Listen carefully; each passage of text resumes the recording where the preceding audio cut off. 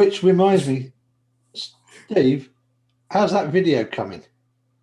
Oh, you're the only one that's given me a video so far. Because I'm half tempted just to make my one live on my channel. Yeah, you should just do that. It'd be great. Yours is good. Okay. All right, lads, I'm jumping out. I'll tell you what. Okay. I'll send Terry the link, and Terry can. Which reminds me, play it later. Steve. Yeah. How's? Sorry, that was me. Yeah, I missed what you said, Alan. In that case, maybe I should send the link to Terry so Terry can play it. Yeah.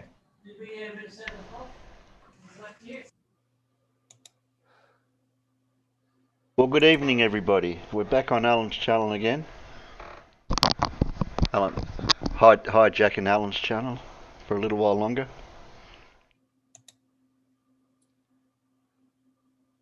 I see you fixed your little dragon thing. What is it? Not a dragon. It's a kangaroo, isn't it? Little kangaroo, yeah. A dragon. Dragon kangaroo. It's an Australian dragon. Yeah, them and drop bears. You got to watch out for them.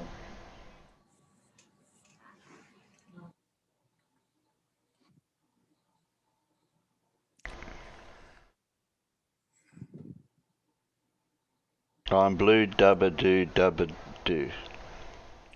Dubba dee, dubba die. Echo.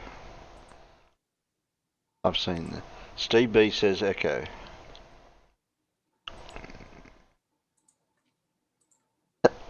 There you go, Terry. There you go, Terry, in the Zoom chat.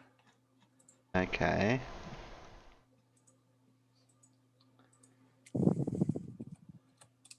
Probably good for after the derp. Okay. My mate, Marmite. Okay, I'll leave it up to the end of me tabs then. We've got to get Lindsay too. You nearly forgot somebody. Can't. Mute, that's solely on you. Yeah, that's my fault. How can you forget Lindsay? Yeah, I know, I forgot. I forgot to have him lined up. Gotta find him now. He's usually laying around. Oh, there he is. I found him. You're probably his main source of views. Well, he likes to have Simon Dan. But we're only a Mickey Mouse channel, so... Yeah. And the other thing is, though, that we've been covering Lindsay on here. I think we were the very first place that Lindsay ever got recognition. Yeah, and his subs are creeping up too. He's up to 674 now. How can Lindsay have more bloody subs than us? Yeah, I know. That's not right. Back in a minute. He's got to thank us for getting extra subs now.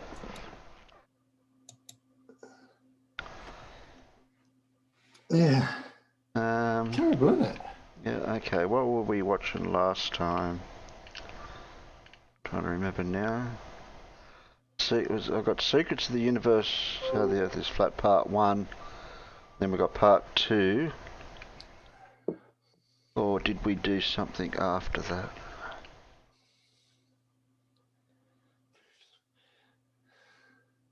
No, that's how far back we were.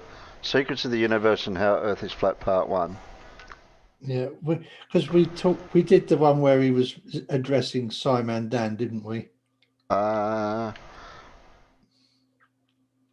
Simon Dan. How far back was Simon Dan? Lindsay first.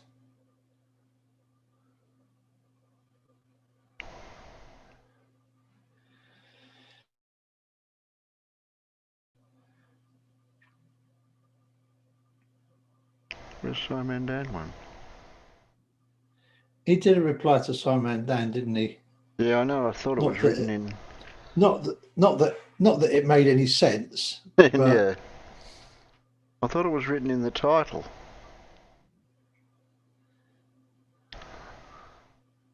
I love what John Stock's written in the side chat.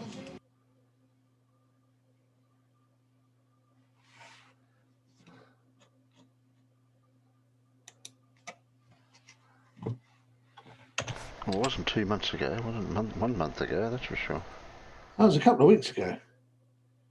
A month ago. That's 2 weeks ago. Well, it's not in the title. He hasn't taken it down, has he? Oh, while you're Okay. looking for that, I need to make an announcement, don't I? Okay. I need to announce that my granddaughter was born on Tuesday morning at 9:14 UTC, and she weighed 6.45 kilos. That's 10 pounds and 4 ounces in old money. And although she was off to a bit of a shaky start, the fact that my daughter was able to have her in a hospital and have all the required intervention to hand has meant she's been making really good progress. So must say congratulations to my daughter and son-in-law, and thank you to all the NHS staff who looked after them at the Norfolk and Norwich Hospital. Yeah, that's really good. No, that's mad. Congratulations, Alan. That's great. Thank you.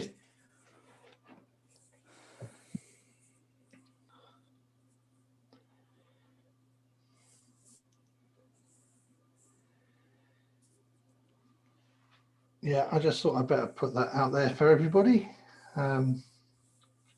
Yeah, keep bragging. Hey, I've gone from no grandkids to 3 grandkids in 13 months. Busy year. Yeah. Oh, let me know when you get to 4, Alan. You can catch up, start catching up to me. Yeah. That's all right. I just brag about it because I'm like so proud of them, and it's it's new. Do you think the feeling's the same for the first one as what the second one is? Yeah. My only regret is, thanks to COVID, I haven't been able to go and visit yet. Yeah. I mean, I was really lucky. I was able to get to the hospital the day that Harry was born and go visit for a little while. But of course, that's not something that can happen at the moment. Yeah.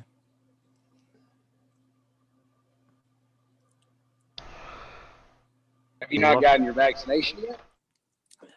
No, because I'm not in one of I'm not in one of the considered urgent groups. Alan's too healthy. Oh, I got you. No, I'm under 60 and I don't go out much anyway. Fair. I don't think we've seen this one. Dora, I had two. I had 2 children from one bio unit and another child from my other bio unit. Clive said, "Did I label my grandkids Kid 1, Kid 2, Kid 3, Kid D?" No. Clive would have started counting at 0. I'm sure. Oh, he's a mathematician. He might have started at 1. I would have definitely started at 0. I'm more for 0 indexed. Well, I did start off with 0. I do like Dora's way of looking at it though. Bio units.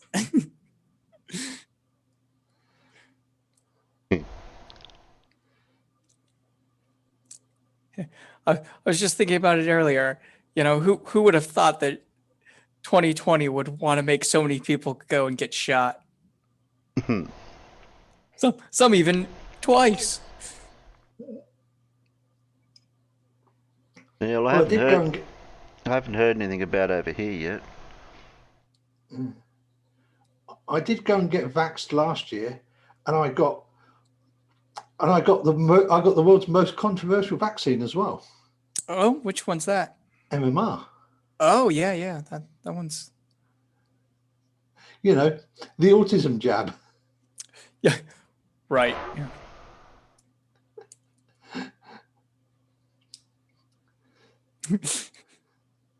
Yeah, thanks. Oh, I forgot his bloody name.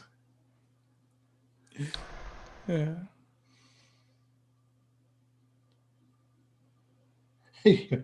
Yeah, hey you and damn it, we're nicknames. We just got called by the other siblings' names a Oh lot. yeah, What my mom affectionately refers to as mom syndrome. yeah, it's dad syndrome as well. Oh, I think we have the same mom. Yeah. Yeah. That's why it's mom syndrome, and it affects all mothers. Yeah. Doesn't matter which name was called out. You knew if it was you, and Well, there's 5 of us, brothers and a sister in my family, and damn it, if you were the 4th kid that my mom was trying to get to in the list, she would just rattle off all the names until she got to you in sequential order. yeah. Oh, go ahead. I can say the number of times I shouted, "Ben, stop it!" at Rosie. You can tell which one I usually used to have to tell to stop doing stuff the most, can't you? Yeah. I was gonna say I just I was glad when it was one of my siblings and not one of our pets' names that got called out before my name. 'Cause that's really bad, and that's happened a few times. You're just like, really, the cat, not even the dog, the cat. Come on, not that bad. Oh. The bit Rosie's going to have to worry about now is when it all goes quiet. Yeah. There's a quiet you like, and then there's the quiet you don't. Although I have to say the best one was I can remember when Rosie was about 3. Her and her brother would be like, they'd disappear and they'd be quiet for a bit, and they would. It turned out Ben was teaching his sister to write her name. Okay. Which, given that Ben at the time was really struggling with reading and stuff, was pretty amazing. Yeah. He also taught her to tie her shoelaces. Oh, okay. What, on the same shoe?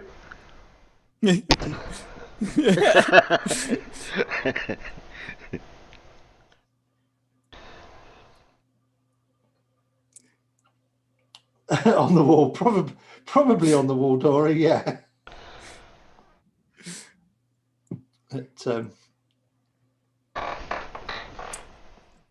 Yeah. If you heard your full name, that's never a good thing.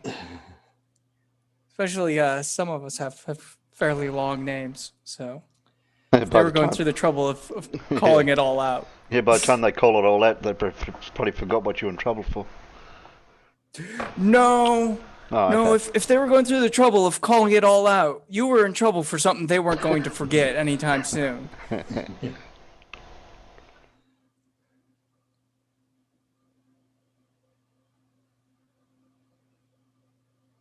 I haven't heard anyone in the peanut gallery type the word that begins with a P yet. Oh, yeah. Please press. You can't type it. You're not in the peanut gallery. Well, I am. I could type it, but It was worth a try.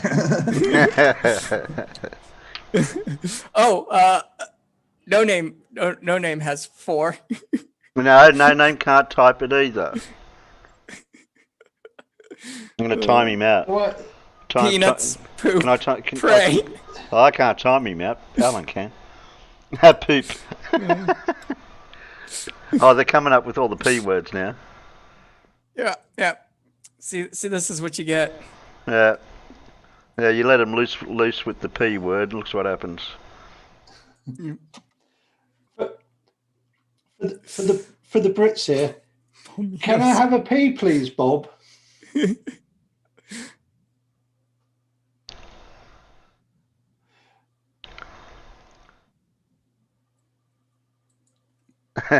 Jinx you. Yeah. What have we got? Oh, Platypus. Ooh, that's a good one. oh, we Oh, went. It's another one where where he filled the video card up. Then yeah, 27 minutes Oh, and it is. 13 seconds. 13 seconds. I love when I see that. It's like my new favorite number. Yes, Clive. Of course, Blockbuster. Brilliant kids TV quiz show. I miss Blockbusters. The last one in the world is in the American Northwest. Oh, you still got one? Wow, ours went years ago. Yeah. Yeah, all of them are out. So there's one that's owned by, like, they own the franchise or whatever, and they just keep it running because now it's a tourist destination because it's the last one. Yeah, it would be, yeah. So even though Blockbuster as a company has gone out, like Hmm. they can still operate it under that name. Yeah. Jeez, I remember the old days going to the video shop and getting the videos and the DVDs. The old days. Yeah, there's something fun about it.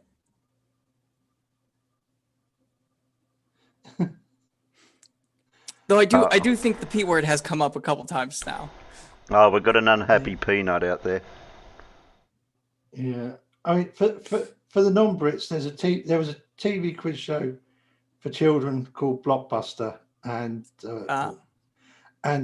the kids had to, like, move across the game board by answering questions beginning with particular letters, and of course, yeah. So, can I have a pee? Can I have a pee, please, Bob? Became the catchphrase. Oh, okay, gotcha. Dave made a good point. Lindsay doesn't start with P.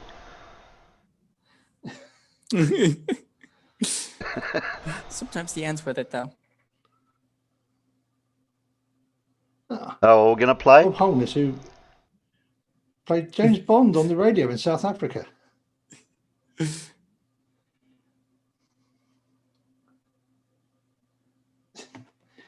Yeah, press play, please, Terry. Okay.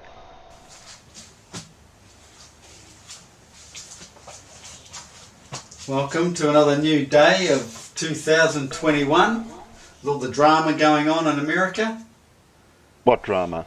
I think something big is coming on the 20th.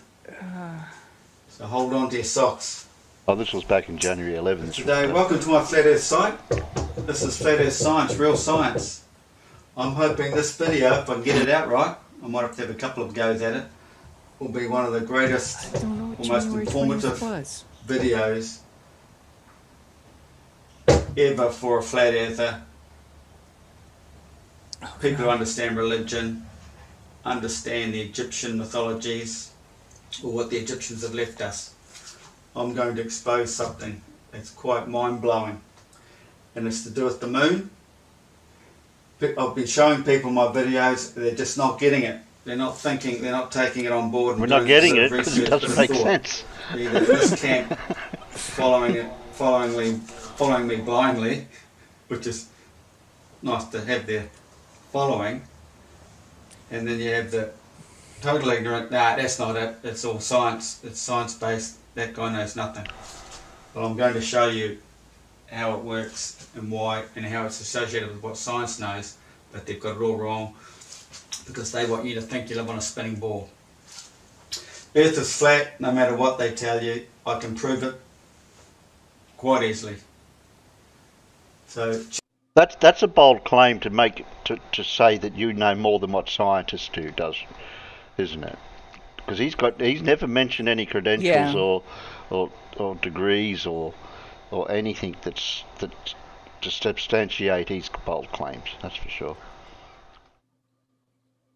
check this out and listen. It's probably going to go into 2 videos. So here we go.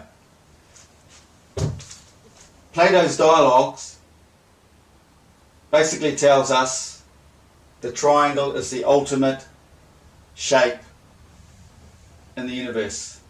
Nah, it's the hexagon. And he's right. There's only a few Hexagon books you is should the read, hexagon. if humans should read and understand thoroughly, and that's Plato's Dialogues and Trismegistus, the Hermes and Trismegistus, and the I can't think of what the book's called now, but the conversations between Hermes and Trismegistus. Understanding that, it's way, I'm not going to say it's better than the Bible. The Bible's a different thing again, and most people don't understand it. But this is in plain English. It just needs thought, deep thinking, philosophical, and all the answers are there. Wait. Those are the two main books that Question. someone He's human should talking read. about Plato. Yeah. I mean, because there might be translations into English, but that would have been written in Greek. Hmm. I mean, it would literally be all Greek to Lindsay. Yeah. That took you a few seconds to figure that one out, didn't it? Before they get their brains completely No, flushed Dora, out and hexagons. filled up with the garbage from school. You can go on to learn English and maths and sciences and that, but one thing you don't believe is you live on a spinning ball. It's just nonsense. You can't live on a spinning ball. Utter garbage. Anyway, back to the triangle. This is the flat earth design. That's not Riley's triangle, is it? Yeah, that is a Riley triangle. That's what it looks like. And Little Wolf figured it out. It's plain as in PLANE. English. Yeah. It's like that, like a donut. Magnetic field, like a donut. Fields from the south. God, I didn't know donuts. I didn't know donuts had a magnetic field. They mean- do to me. Yeah. They just draw me in. Yeah, they do. I was waiting for that one. Field from the north. You go past a donut shop and you seem to be attracted to it. Come to the Right? tropics. Yeah. You gotta go in and got a couple. Colder in the Antarctic, colder box. than the Arctic. More energy, less energy. More energy, you have a bigger field to get to the tropics. Smaller field to get to the tropics. It's all nature, it's all equal. Nature's simple, it's not stupid like modern science. In the centre of our earth, the donut, is where everything happens. This concerns the secret numbers of 3, 6 and 9. 9 is at the centre. We do not see this, we do not see these numbers there. Non-physical numbers. So I'm going to show you what sits in the centre of above the Arctic. Could be like 300,000 feet up, but we don't see it. It comes back to a singularity, a point we do not see. And it's all blown out. And in there, that point of singularity, it's this. I don't think he knows what a singularity all seen this symbol? is, does he? No, Seen this not at symbol all. down here in our physical world, alchemy, Freemason. This represents Though most people don't. It's just a word to him. Khufri, the pyramid Khufri, and there's the sun, the eye of Ra. Ra is the sun. Okay? And the other pyramid I is Khufu, mean, which is sawn off, like that. no. Khufri represents the sun, Khufu represents the moon. It's placed on But earth that's not a triangle now, for is a it? reason. Yeah, it's not a It's a triangle. divine- No. No, Period. it's a trapezoid. In the history of all men. Also, That is a magnetic field. That pause. Yeah. The pyramids don't represent the sun or the moon. None of them. Some of them are possibly aligned with different star positions, but and there would have been Ra represented in a few of them, him being king of the gods in Egyptian mythology, and obviously pharaohs wanting to align themselves with that kind of idea, and the whole god king persona and whatnot. But I don't know of any of them taking on anything with the moon, and none of what he's saying makes any sense. Yeah, that's all I got. You know what your problem is here, don't you? I haven't drank enough whiskey yet. You're watching a Lindsay video and you're trying to use logic and reason. That's what I said. I haven't drank enough whiskey yet. I'm pretty sure logic and reason and a Lindsay video are mutually exclusive. Look, Alan, I'm working on it. I just started drinking, and he started right off the bat with the Lindsay video. I wasn't prepared. Okay. Okay. Try and pregame next time. Yeah. There's an electric field. This is the magnetic field. Are you doing a Ken Hovind? You're not prepared for that. I wasn't prepared for Hang on, that. how it's can he have, electric field. so he's got separate electric and magnetic fields now. Jeez. What's generating them, Lindsay? Alan, you're using logic and reason. Damn. That's carefree. The sun. Inverted. The physical world, non-physical. Opposites. The duality. Why is it inverted? I don't know. You spin that one around and put it upside down. Why? And the sun is in here. Yeah, but don't forget, this is all based off his toroidal vortex, whatever it was that he had in the centre. So somehow this has he correlated that and changed it to. I think he's making it up as he goes on. So we tried LSD one day and Inside both those fields, the magnetic field and electric field, creates the electromagnetic field. So you take this off, you basically got the moon pyramid. Khufu. Magnetic. The moon. What? Well, they both start with M. Does that help? Khufu? Okay? No, moon Khufu and starts magnetic. with a K. Oh, okay. I'm sorry. Just take another sip. Okay. Yeah, little wolf. It doesn't count if it's just the tip. That's... Oh. I don't want the whole neighbourhood hearing what I'm talking about here.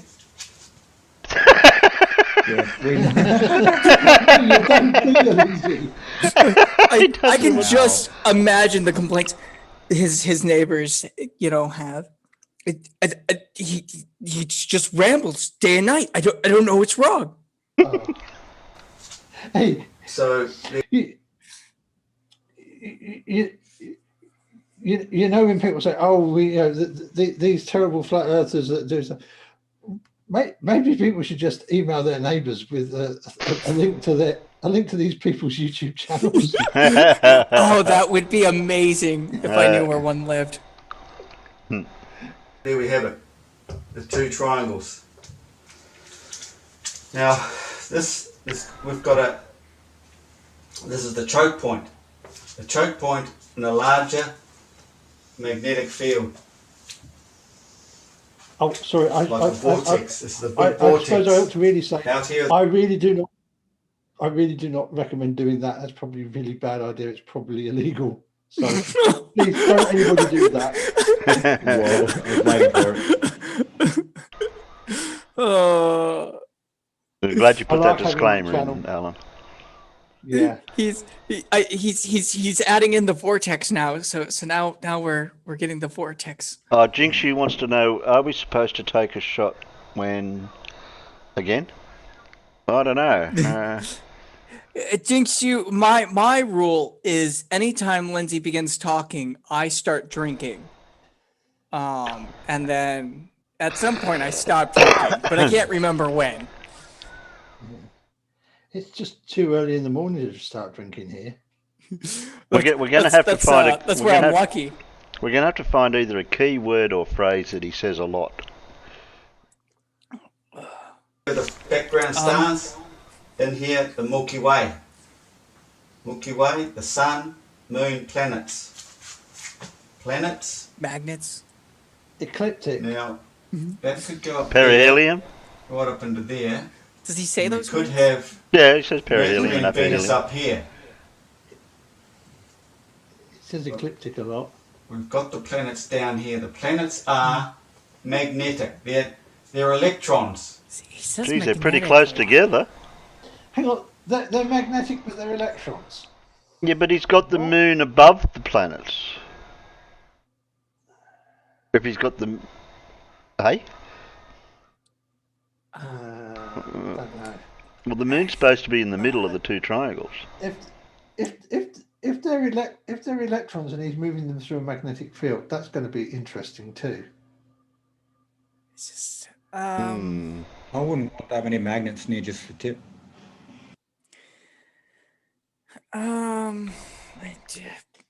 Drink. We could have two up in here, but I'll draw them down here anyway. Oh, there's the He's five. got to count them. Five that we need to be concerned about. Why only 5? Saturn, Jupiter, Mars. Because those are Venus, the Mercury. Galilean. Is it Galilean Now, planets? They're the ones you can Science say- see with the naked eye. Yeah, Right. yeah. Okay. has the sun or the earth, in here on the third, the planet, third from the sun. Third rock from the sun? Oh, yeah. Good name for a TV show. That was a good TV show, that was that a Third great- rock from the sun. Yeah. Yeah, that was a great TV show. Yeah. Oh yeah.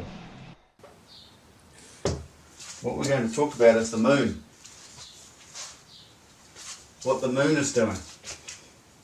The moon sits out here.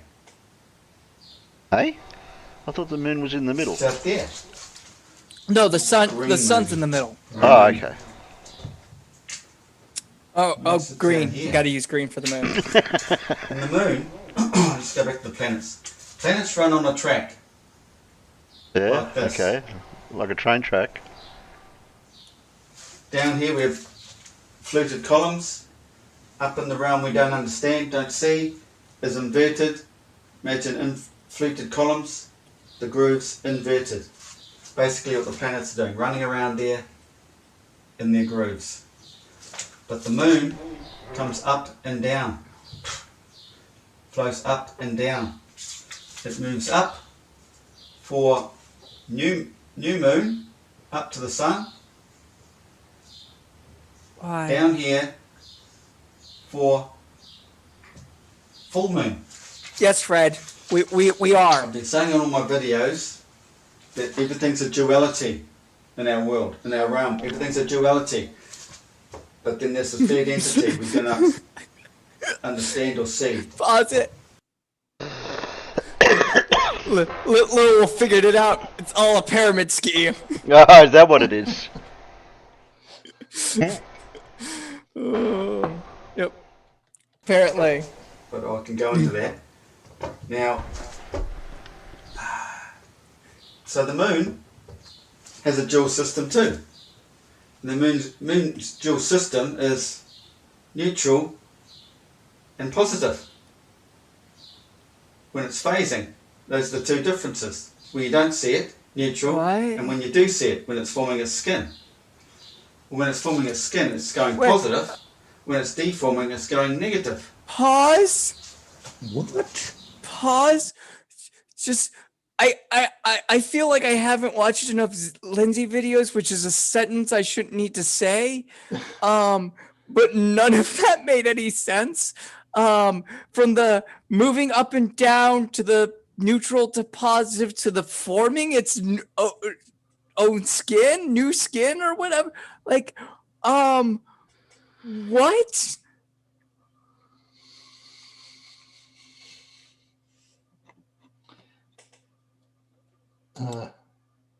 I know Yes. why. I know what the new skin is. It's when it gets sunburnt, see, and it peels, and it has to Oh my god. That makes sense actually. Oh, okay. That actually makes a lot of sense. Okay. Simplest answer, always the way. Okay. Look, if Lindsay can make shit up, I'll make something up. Yeah, I mean, yours makes a lot more sense than his does. Okay. Very scientific. Go back a little bit. I can follow that This logic. is a magnetic field. It's a vortex. Rotating. Slowly spinning up. Like vortex water spins up.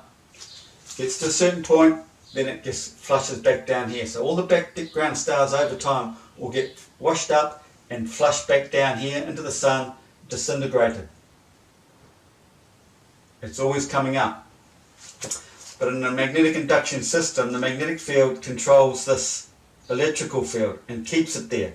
This system here always stays here, does not move, except for this Word salad. except for the rotation. But it's all moving in the one Alec Ranch with my word salad. rotation. The field is in here in the black hole. This is the black hole vacuum. One You know, rotation, actually, I'm a little. spinning, How about some Italian? turning in the center there. This is Polaris. I've got to have something to make it a bit more Because digestible. that turning, it creates the northern I sky think the vinegar Polaris would help with the rotation. Lindsay word salad. Polaris in here. Because Polaris is actually the sun. And out in the southern field, out here, there's another rotation. They nearly meet. And there is Sigma Octantis. Sorry, That Carl. is the sun, offset 2.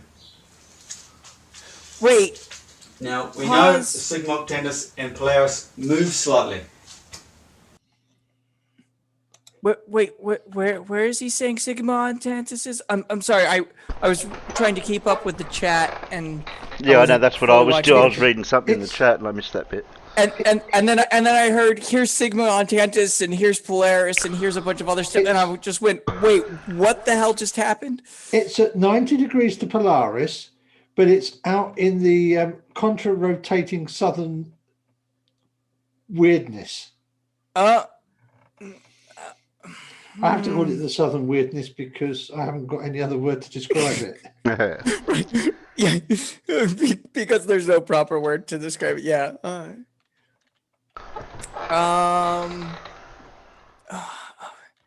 All right, I guess. He skipped over a bit before when he said the stars go up to the top and he pointed into the top of the upside down triangle.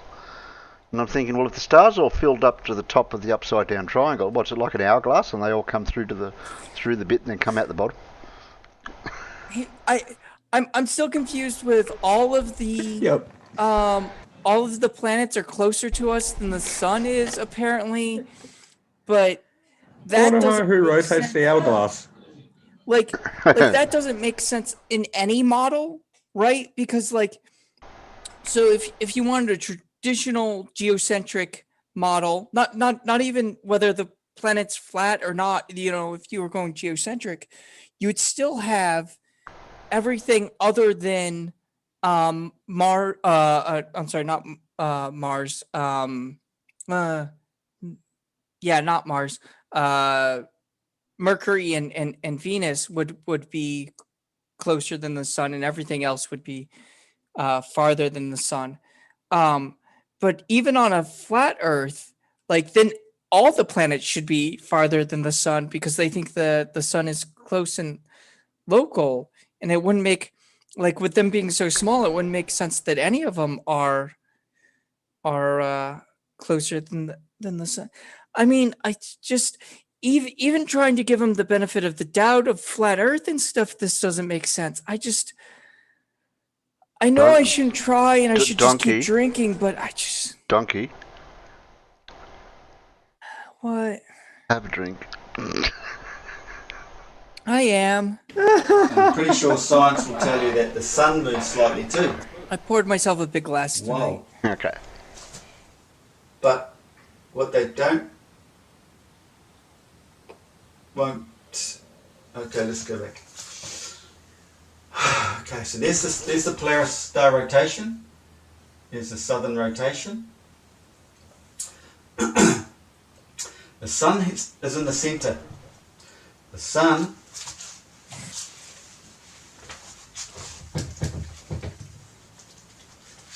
sun sits in like a cosmic egg in here, Of course, the cosmic around egg. here. Physics knows this. This is the black hole. This is the black hole. Right on that. So we've got perimeter Riley's is the sun triangle and we've got created. Riley's There's egg. a black hole down here. Now, Maybe we should Cosmic add egg some with a black salt. hole in it. basically, the sun is stationary. And the sun. And the It planets. seems to be stationary, but it's not. It's actually turning. This egg turns over 24 hours. That's our daytime. That's our 24-hour clock. It turns What? and projects its light out around the realm, out around here. That's how it works. The sun turns. But the moon, Well, we have all the 24-hour sister daylight. bodies are turning too. They just Yeah. go around there. Imagine this is a cone. Oh my God! Wait. They're turning it as well. Did he sun get would never something move. right? I mean, it's not perfectly right, but did he get something right adjacent? What, you mean he screwed up accidentally? I mean, that's kind of what it just sounded like. Is that he understands that everything rotates? I mean, it's Oh, he's always crazy. said it rotates in the middle there because it's the vortex. Yeah, has but to it be sounded like they rotating, were it's a saying vortex. it sounds like the things rotate around. I mean, maybe I No, he's still completely wrong. Okay. he's- Also, everybody in the chat, I guess, who showed up a little late or is just waking up because Colin's saying it, Carl's saying it, is wondering what the hell you're doing, Terry. And I tried to tell him it's a Terry stream, and so we have to play Lindsay. And it's pretty much broken, mute donkey. It always does, that's why they invented whiskey. Carl's got it right. He unscrewed up. Yeah, that's it. He He unscrewed up there. I don't think I'd go that far. He just screwed up in a way that was right adjacent. Well, it's not right, but it's almost right. But they're If not you only moving screwed up a little bit further. faster than He the was sun. not wrong about it. He was just You wrong. have to then realise the planets are in here. They do more of a circle, chasing the sun. That head is always moving around. The egg shape could be here, like this. That is always moving 24 hours a day around. And the planets can't catch it, so they're not going out and around the sun, they're just chasing it. Because it's moving, these planets end up doing a circular motion, more of a circular motion. Then you have to realise the sun, I'm sorry, the moon is outside here, is outside the fence, out here. Now, full moon,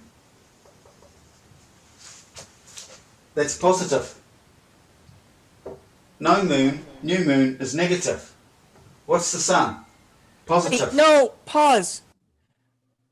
Hmm? He said earlier in this video that the new moon was neutral and the full moon was positive. One of them was neutral and one of them was positive. And I can't be forced to remember which, Although because how the sun remembering anything Lindsay says is still. Someone's got to read out John Stock's comment. I'm behind on the chat. I'm sorry, guys. He's yoking. Is he yoking? No. I get it. That's terrible. The moon moves up and down like a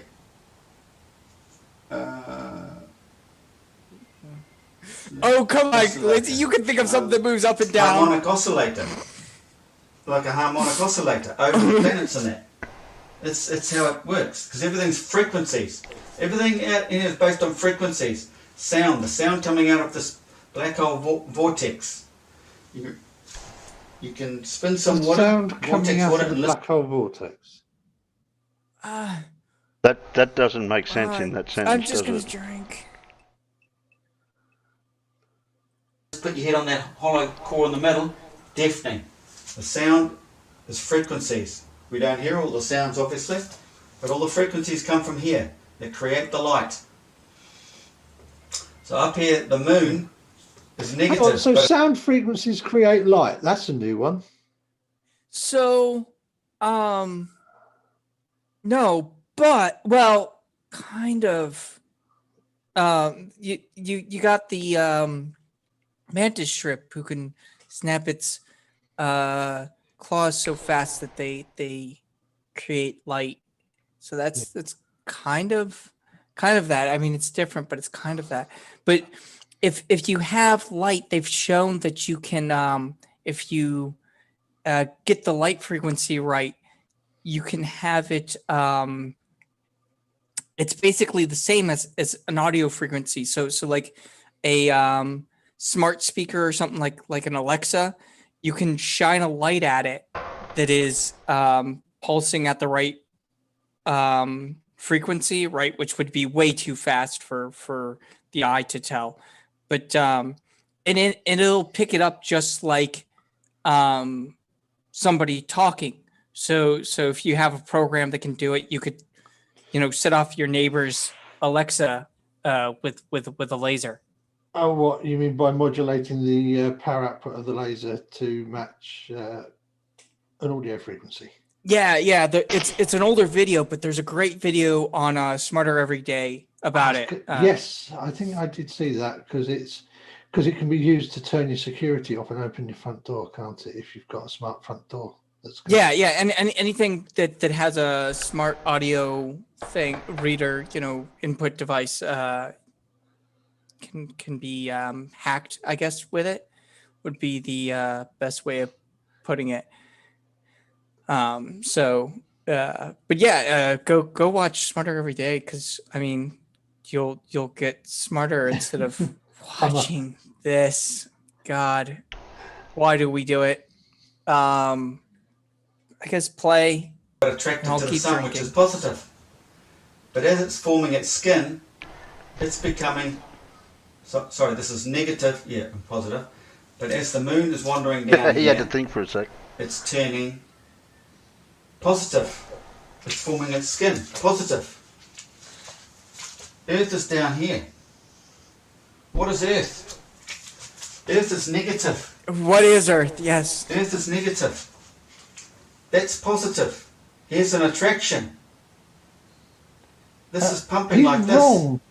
Earth, There's a daily Earth pump. by definition neutral.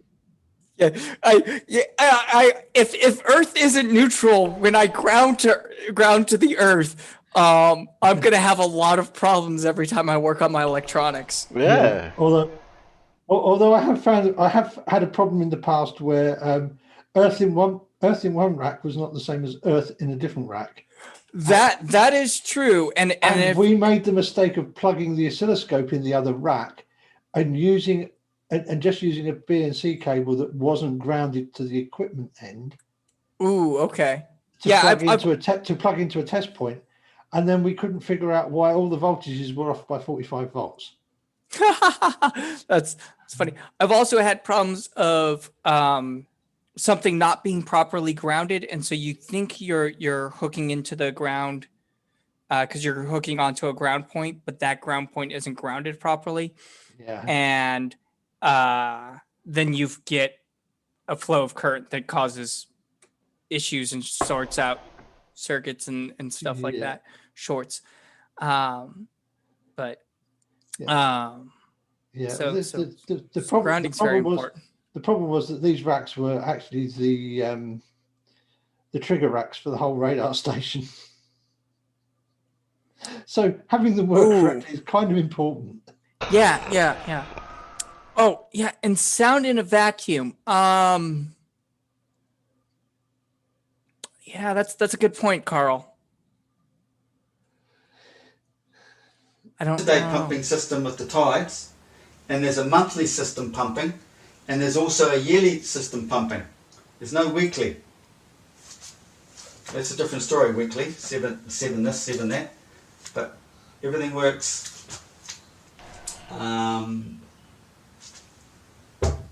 twice a day, once a month, once a year. He nearly lost his train of thought. Again. Basically, this is attracted to the Earth, right? There's a magnetic pull. And this takes you back to the Egyptian story of Nut, the sky goddess, over here. Shu, supporting her, is in there. Ra is the sun. Ra is having a relationship, right? I really think he should just write a fantasy the moon book. was spending time with the Earth because there's the other relationship. So he told her she could not give birth on any day of the year. There's a spiritual birth to the human body, the full moon and the magnetic field of Earth, because Earth is representing Jeb. Jeb is the man and the Earth, the physical world down here. Ra wouldn't let the moon give birth, spiritual birth to the man down here, but Thoth played a game with another god and won. He won 5 days for the moon, which were not of the 360 days of the year. They were the extra 5 days. That's what equinox. What? The sun's not going up or down. Didn't he have some other crazy explanation for those 5 days, like in another video? Yeah, I vaguely remember something about that. Of spiritual birth to the human. That's the strongest magnetic field, and Earth's strongest magnetic field between 30 and 33. 3 in the morning and 3:30. That's Jesus at 30, gone with 33. 33, yeah. Oh God, 33. Okay, Oh so God, there's a no, relationship. no. And we've said it a bunch of That's the times. Egyptian 33 is going to story. show up. Ra was upset she's getting this relationship going on, leaving him and coming to close to the Earth. This is the force, the tidal forces. We go back to my last video. Bigger tides down here, smaller tides up there.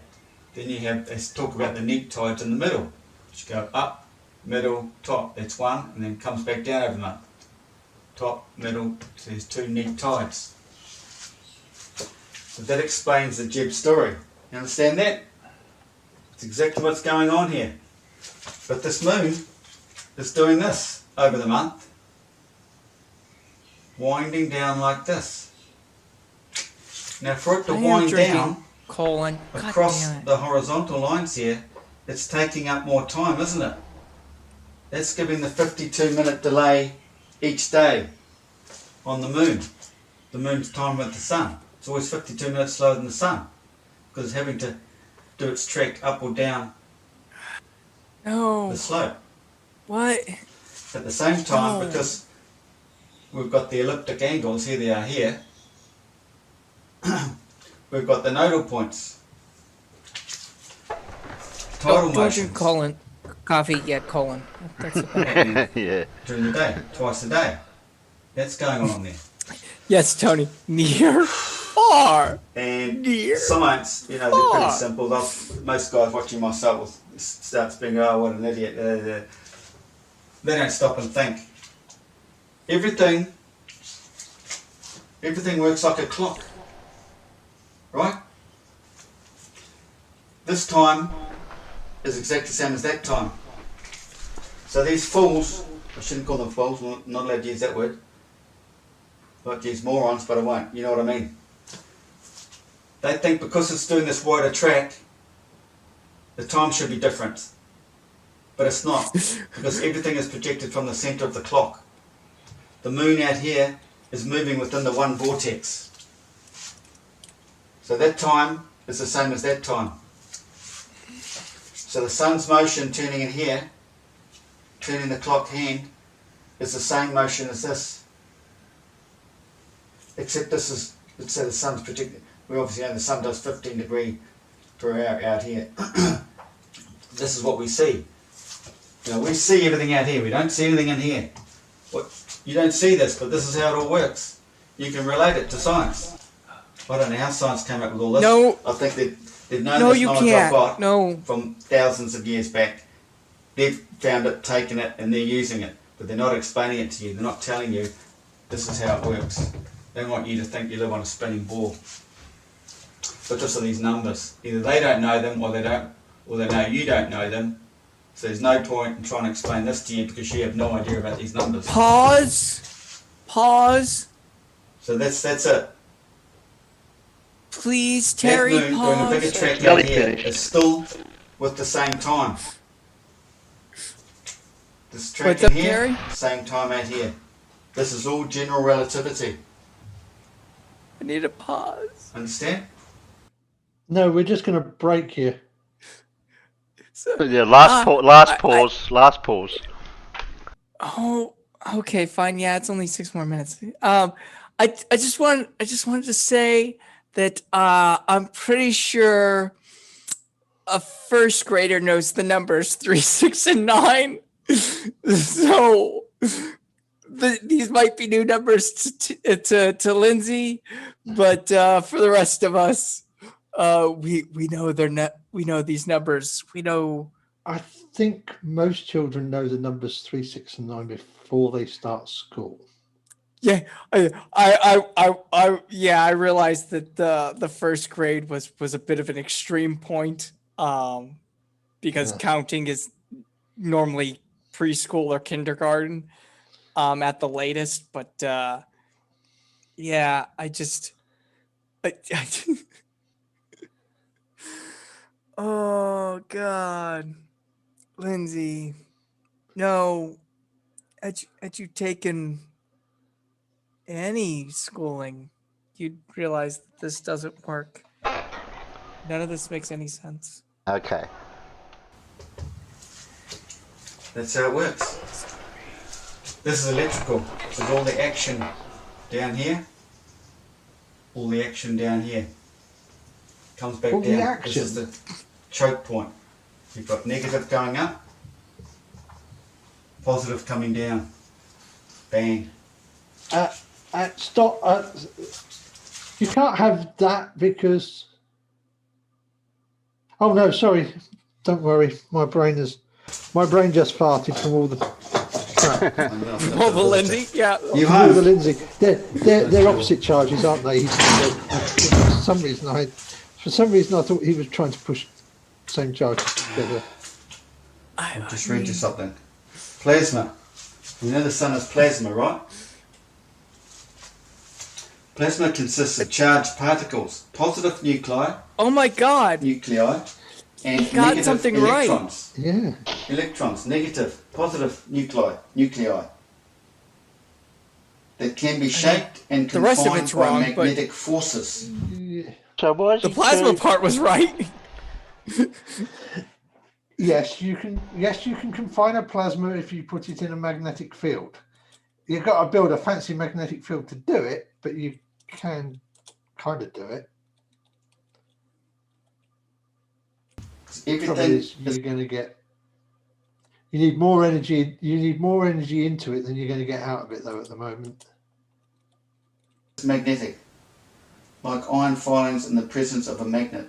Particles in the plasma will follow magnetic fields. These magnetic fields determine the seasons. It's a vortex and it's moving. It's always turning. This is perihelion. The sun's shining out south. It comes up to the equinox. Equal. Then it starts going up aphelion. Pointing up there is the northern sun. Northern summer. And when the sun's pointing down this way, it's the southern summer. The sun follows the magnetic fields. Nothing physical out here. This is why you're all deceived by what the sun does. It's all to do with light and frequencies. Frequencies, basically like this. We see this. If you're looking, we're down here, we're looking that way. Frequencies, layers of frequencies. And it compacted all back down. layers of The frequencies. sun is full of all the frequencies, the seven frequencies or seven colours of the spectrum. Compact that down.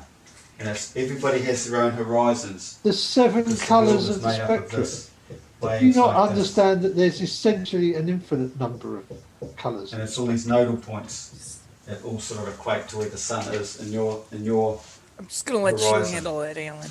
There's a lot more. No, to that. I'm not even getting gonna go into that there. right now. I just want you all to It's all- understand it's how all the on you moon's now. working. That's what it's doing in reality. It's all in there, and it's all hidden in there. You do not live on a spinning ball. I'll just read you some more stuff I've got here. Yes, a little what the sun lies to us. Now this one's a good one. This is science. Temperatures decrease with height in the troposphere. This is true for a Yes. couple of different reasons. First, even though the sun's energy comes down from the sky, it is mostly absorbed by the ground. The ground is constantly releasing this energy as heat and infrared light. So the troposphere is actually heated from the ground up. Causing it to be warmer near the surface and cooler higher up. Though they want you to think the sun is 93 million miles away, but they're telling you the sun is down here. The heat is coming this way because it's in our closed system. Oh my The God! sun is here. He Nope. obviously doesn't know the difference between It's right- radiative heating and conductive heating. does Yeah, he? that's what he completely screwed up then. I'm not even touching it. Okay, just drink. In your face, folks. Yeah, glass isn't empty. Yes, I'm finishing it. They're showing us stuff. See the two triangles? They've just been pushed together a bit more. What? Where? He's holding it in his right hand. His right hand So- raising up. Pause it. Pareidolia So it's the two much? do you think? pyramids that are intersected at the midpoint. But I mean, like one, not triangles, clearly three dimensional. They're upside down. two, The triangles are round They're the the wrong way other way anyway. up from his. Yeah, they're round Yeah, the wrong yeah. way. No, they're not the wrong way.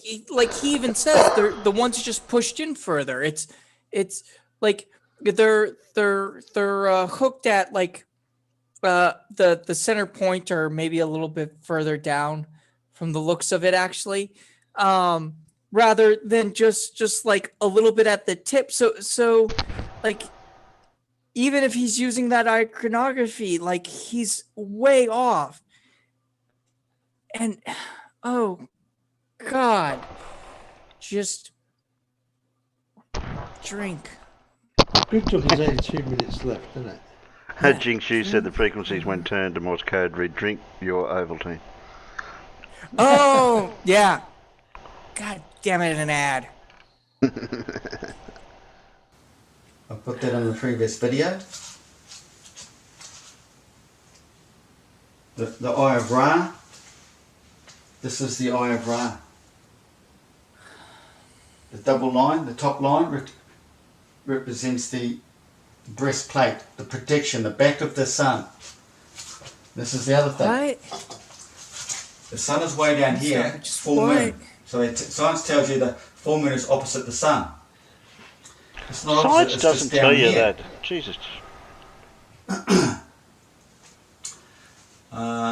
So really it's like this, it's here, there's the sun, there's the moon, but it's way down here. And this is that breastplate, that eyebrow and that Eye of Ra. That's full moon, that's new moon up there. Opposite, the light comes through the black hole, there's the new moon, you do not see it. Light the comes. black hole. Light goes through a black hole, Alan. The guitar, everything gets No, expanded just out no. of here. Amplification. And then it phases. Meanwhile, in phases like this. science, they're But working it's on phasing trying because to it's coming figure down, out it's moving boson away. stars. So it's the light of that on the side where there's no light, no skin. The skin is on the opposite side to where the sun is sitting, which makes it look like our projected image, the sun, we see, it does actually reflect off that. It doesn't form Well, that there's a skin. dark It side to does the reflect sun. Finish. some light off the skin, but the moon is forming its own skin, its own light. Right. But some of this light does. Oh, he got So- cut off. Oh my God, and Yeah, hard he died. too. He got cut off. He got cut off. So, real question here, and Like I say, obviously filled the video card. Obviously filled his memory card up. Yep. And you really don't have to answer it because, I mean, like, it's a Lindsay question, so it's from dumb to begin with, but, Oh, rocket what's all scientist this doesn't shit know. about skin? Rocket scientist does not know Lindsay. He's lucky. He's very lucky. Yeah.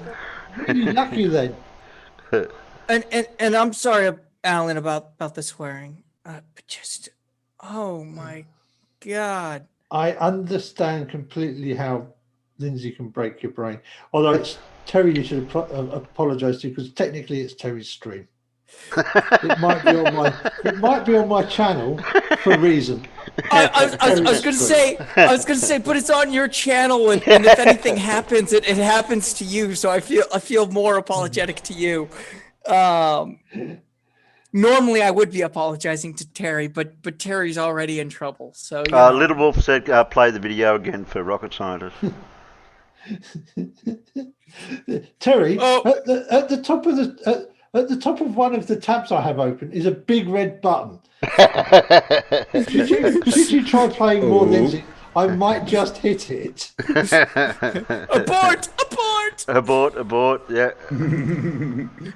No, Dora, do not send him your spare card.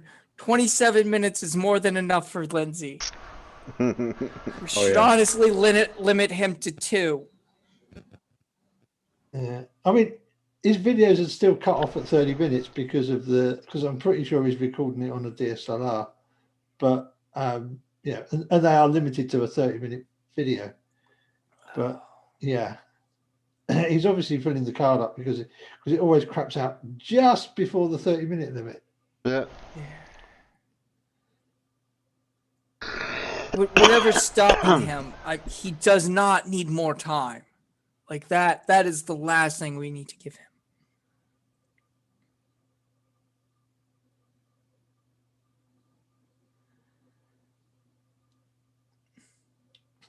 Yeah. But you can play the next one whenever you want, Terry. The next one's really good because I saw a sneak peek of what it was going to be. It might help us all right now. I mean, I think it's what we need. I'm almost tempted to go and make some. Yeah.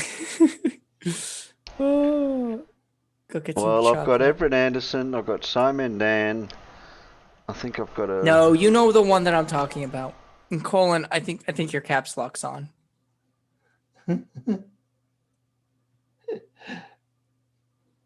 Yeah. But at least unlike Petal, Colon is at least attempting to use punctuation and capitalization. It's just back to front. I know, which makes it all the much more better. It looks like he noticed before we said it because of the delay and his second message. I can tell that would have been before our message came through. Yeah.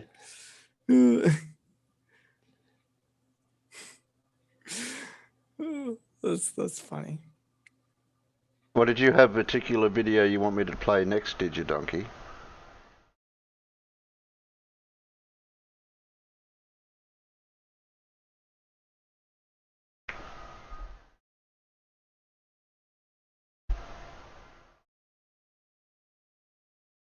Check out Doogie. What?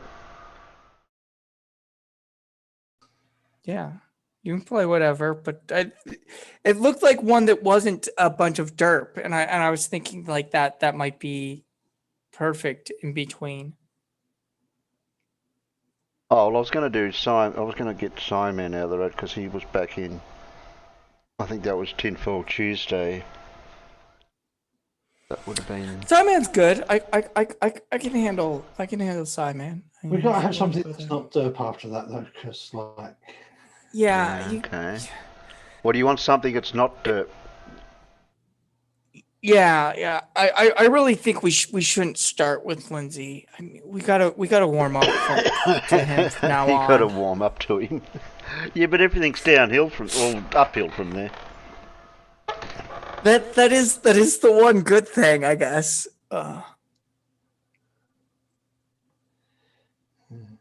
That's always the question. Do you go with the bad news first or the good news first? You know, you're gonna get the bad news no matter what. I do have Scott Manley's the SN10 rocket successfully lands after amazing flight. He's got that replay of that. I can play that. Because you won't get a thing for that because it's all the footage from NASA. Like I say, and guys, no, the non-derp video is not a trap. There is a non-derp video in the queue. I don't know when Terry's going to play it, but there is a non-derp video in the queue. There's probably a couple actually. I think maybe we should limit our Lindsay exposure to 13 minutes and 36.5 seconds of runtime a week. Is that half a Lindsay video? That's half a standard Lindsay. I think Lindsay needs to be a standardized time segment of 27:13. Yeah. We'll just measure things in Lindsay's. Oh man, it's going to take me about a Lindsay. Yeah. What you mean? What you mean? A bit like measuring distances in smoots. Yeah, exactly. Yeah.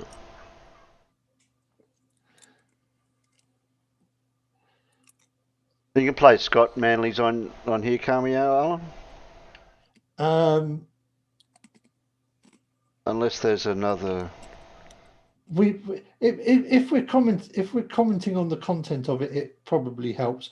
I don't suppose Scott Manley would be a complete dick. I mean, I'll comment on anything. So I know I've played his stuff before on my channel. Yeah, I don't think Scott's the sort that would be too upset. Yeah, it would be a please don't do it again. I would have thought from Scott, as we are looking at it and commenting on that sort of stuff. Well, I can turn his volume down. We don't have to have him talking too much because he's just showing the replay of it. If he's just showing the replay of the rocket launch, I mean, I could grab you the link from the actual rocket launch, which I know is able to be used for fair use. That's probably the best way of doing it, isn't it? Yeah. Because I think stepping on anybody that way. I think either NASA or SpaceX has the video published.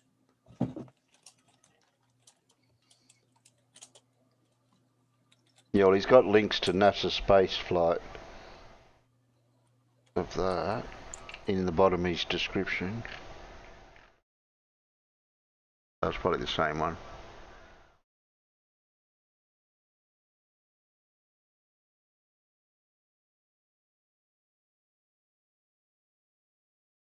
Scale. Lindsay is a 33 on the JISM scale. I think this is it. Oh, Colton DM'd me at Doogie Waffle something. BibleScience.com. Earth is inside out. Earth is inside out. Okay. Oh, that sounds like a concave earther. Yeah. Sorry, starting to move a little slower because of alcohol. There's one from them, but it doesn't have the boom. And it's a little bit before that.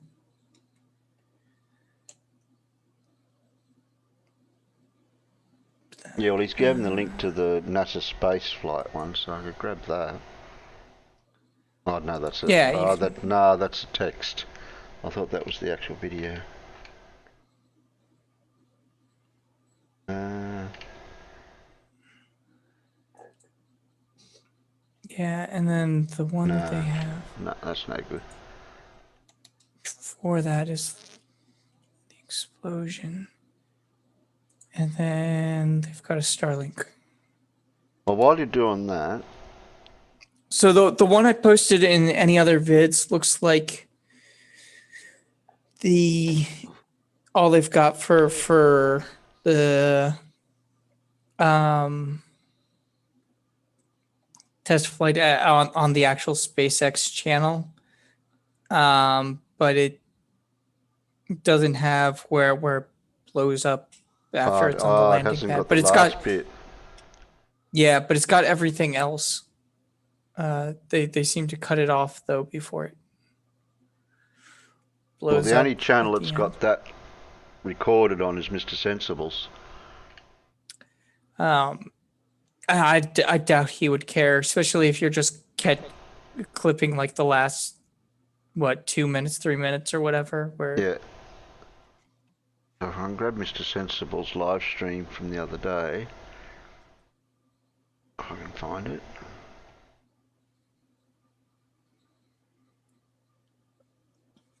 because there's other people, but a lot of them are commenting on it, so I don't want to grab that kind of stuff. Mr. Sensible's cool anyway, isn't he?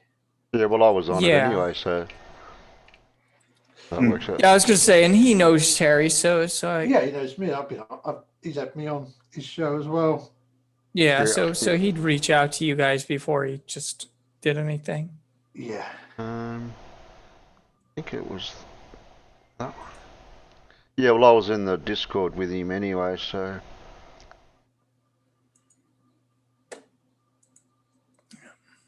Have to find the spot where. Well, if you should charge your phone. Oh, okay. It's not show. It's only showing Mr. Sensible. It's not showing the. I got the right one.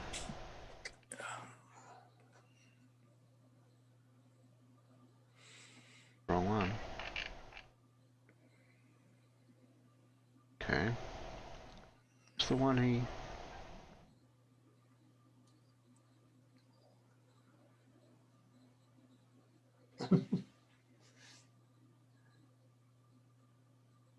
Might have been that one. All right, my body says that I gotta go use the bathroom, which means I won't be drunk when I get back. No, it's not that one either. He's not showing it on the live stream he done through Discord, and he had the rocket launch going. Yeah, I can't find it straight away. I've got no idea where it is then.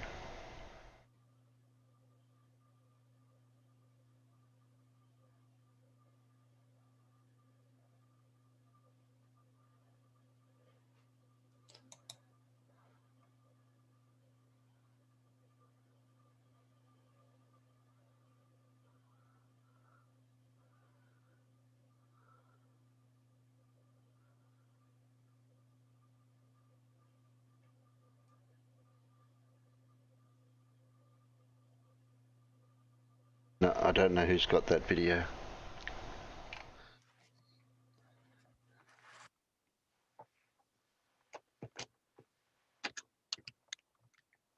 Well, while we're looking for that video, which I can't actually do it while I'm playing, play something else. We'll play Simon Dan for now. Until we can find that video with the bit at the end anyway. That's the most important part of it as well. Okay.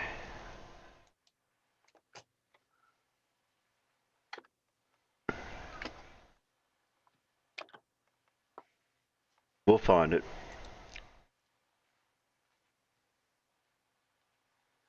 Conspiracy theory, which on the surface of it makes a small amount of sense. Throughout human history, this was once, for a fleeting moment, a scientific possibility, and it certainly has more positives than the flat earth theory.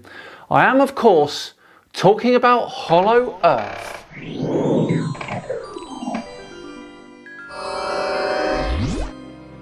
Hello all and welcome along to another episode of Tinfoil Tuesday with me, Simon Dan. Thank you very much for joining me. Before we begin today, a quick shout out and thank you to the sponsors of today's video, Opinion Outpost. Opinion Outpost is a lovely way to earn a little bit of extra money. Is the tree of life that is talked about in many religions.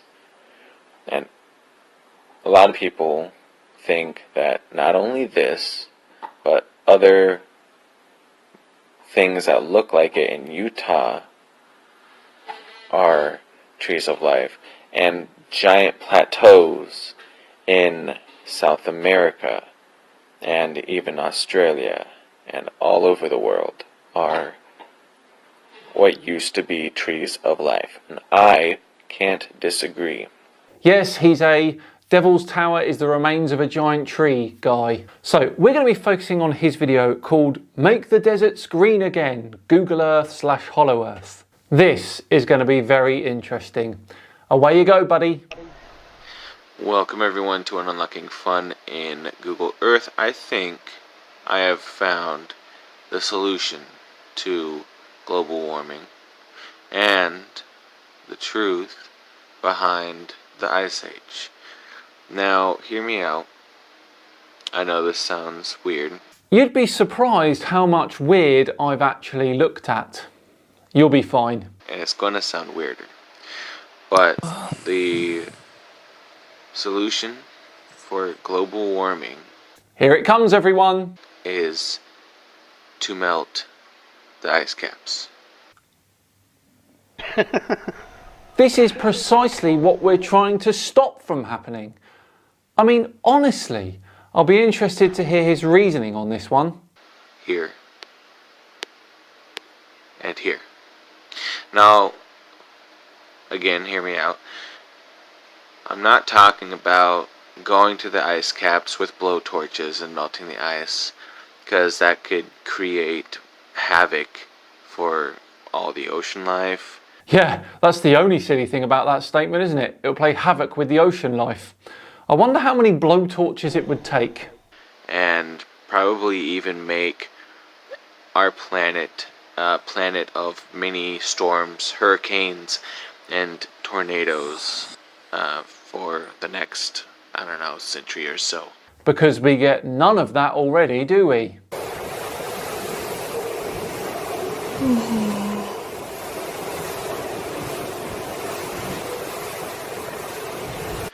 So, we don't want to melt the ice caps right away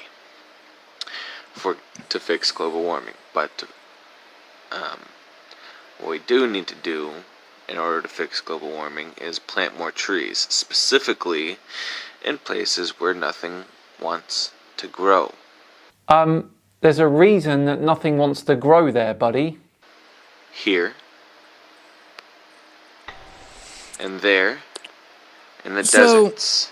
We need I know Simon Dan makes the point, these but deserts back. Pause real quick. I just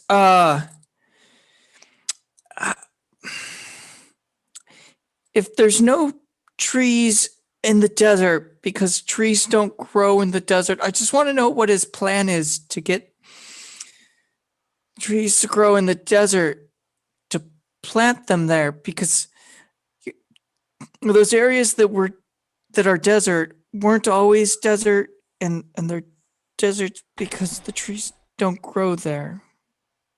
It's a circular problem, isn't it? I know. Terraforming. Oh. Yeah, terraforming, okay, yeah. Okay. Yeah.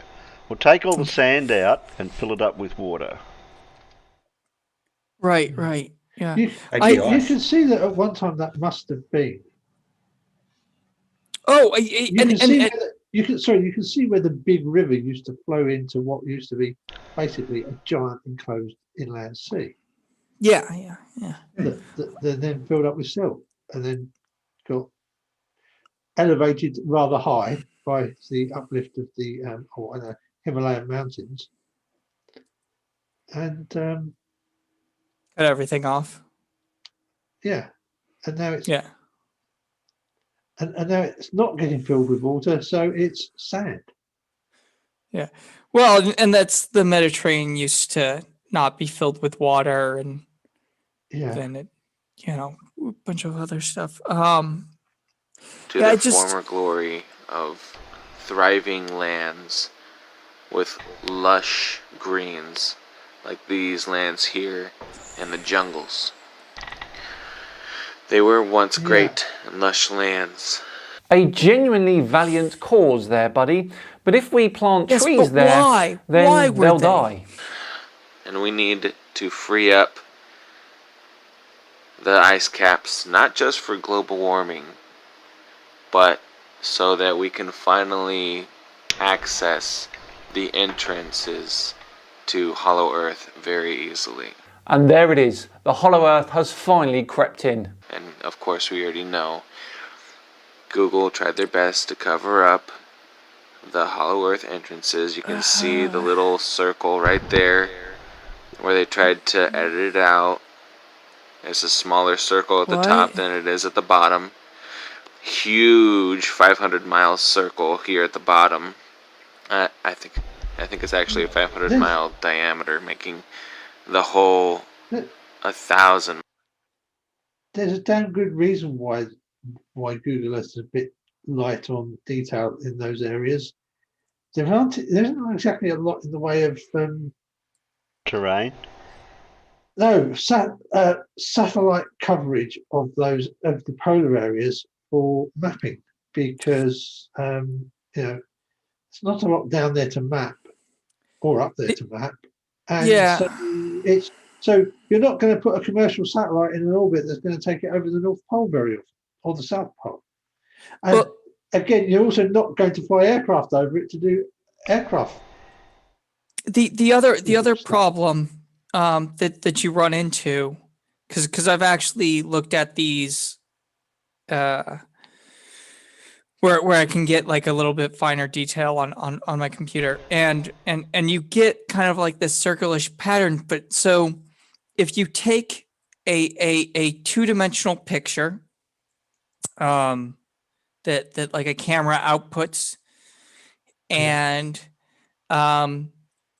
you get near to the polar point, right, where it wraps around, and you apply that over a sphere model, right, as the texture, you're going to get a area where there is kind of stretching and different artifacts on it, that's kind of going to give you like a ring-ish shape in that area of less detail, as you were calling it.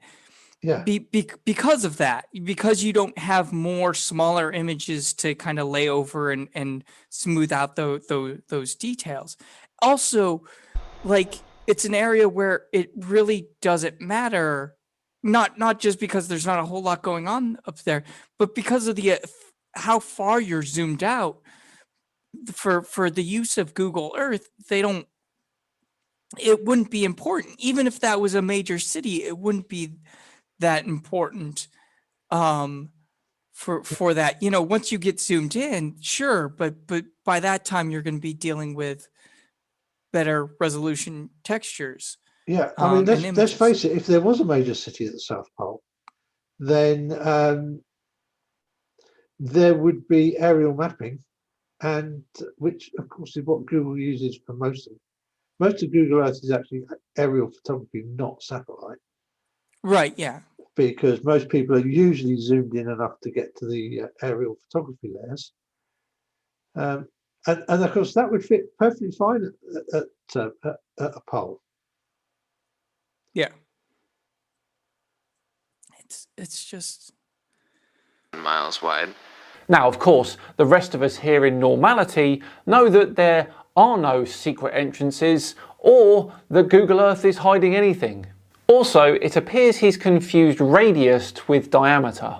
But they did a lot of editing errors. You can see the mountains. Yeah, you did. But with all this ice and snow gone, this whole continent could be as green as the rainforest? Our survey said. Pretty sure it won't. In fact, it would be ice and snow again very quickly. South America. And this isn't going to heat the entire planet up like you think it would. Like, you think... Our survey says. Okay, so we have this ice here. In order to heat it up, we need this much temperature. And you're thinking, so this much temperature is going to be applied here, 2 here, and degrees everywhere, centigrade right? over the entire Not Earth. so, yes. because Although, just one thing. what my plan is... Back at the end of the Jurassic period, sort of 65 million odd years ago, the average temperature was that much higher that, if I remember rightly, Antarctica was not covered in an ice sheet. That might be true. I mean, it's gone up and down a few times, obviously, over and the... Of course, it keeps moving around a bit as well, doesn't it? Yeah, so yeah. It was at a higher latitude as well. Sorry, a lower latitude. Get back to front there. Right. Yeah. I'm yeah. Jurassic, it would have definitely been at a lower latitude. I think. Yeah, I'm talking 65 million years ago. Right. Because from what I remember from some reliable documentaries that I've seen, i.e., not on the History Channel, there was there were reasonable sized yeah, during Terry's childhood. Oh, thank you. Dinosaur stuff down there. Yeah, and most of the dinosaurs that we think about are actually Jurassic period, which is even further back.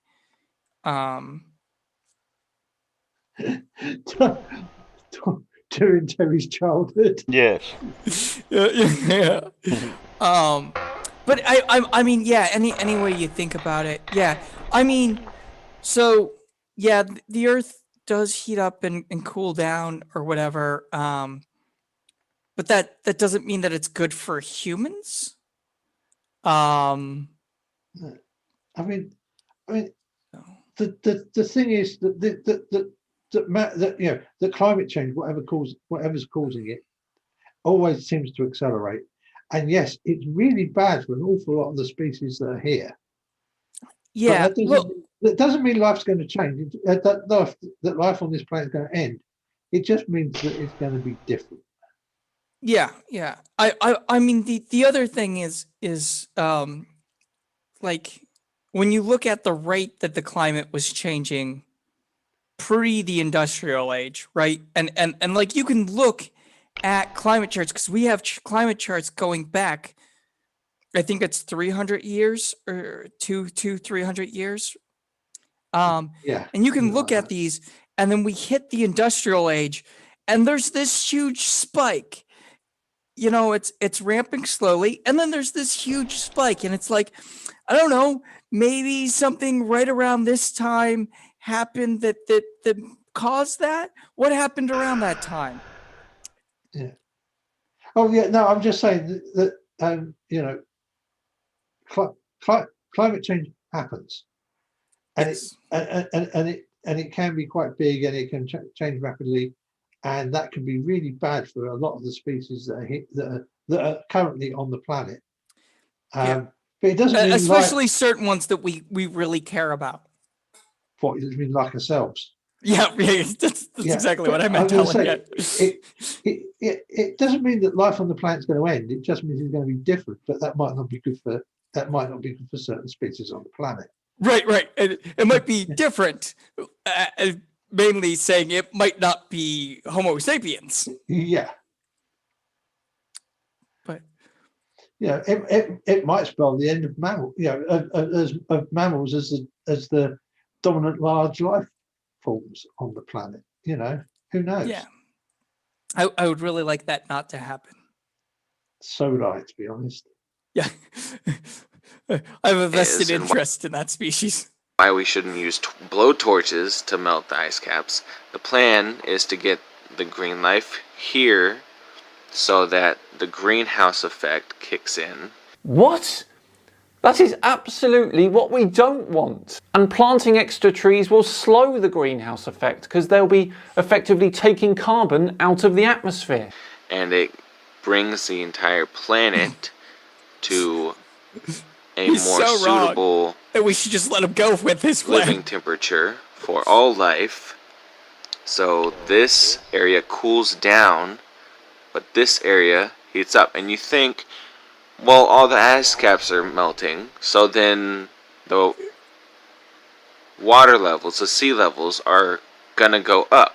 People are gonna drown, cities are gonna go underwater. Bingo. Can't wait to hear his response to that. But water, when it is frozen, expands.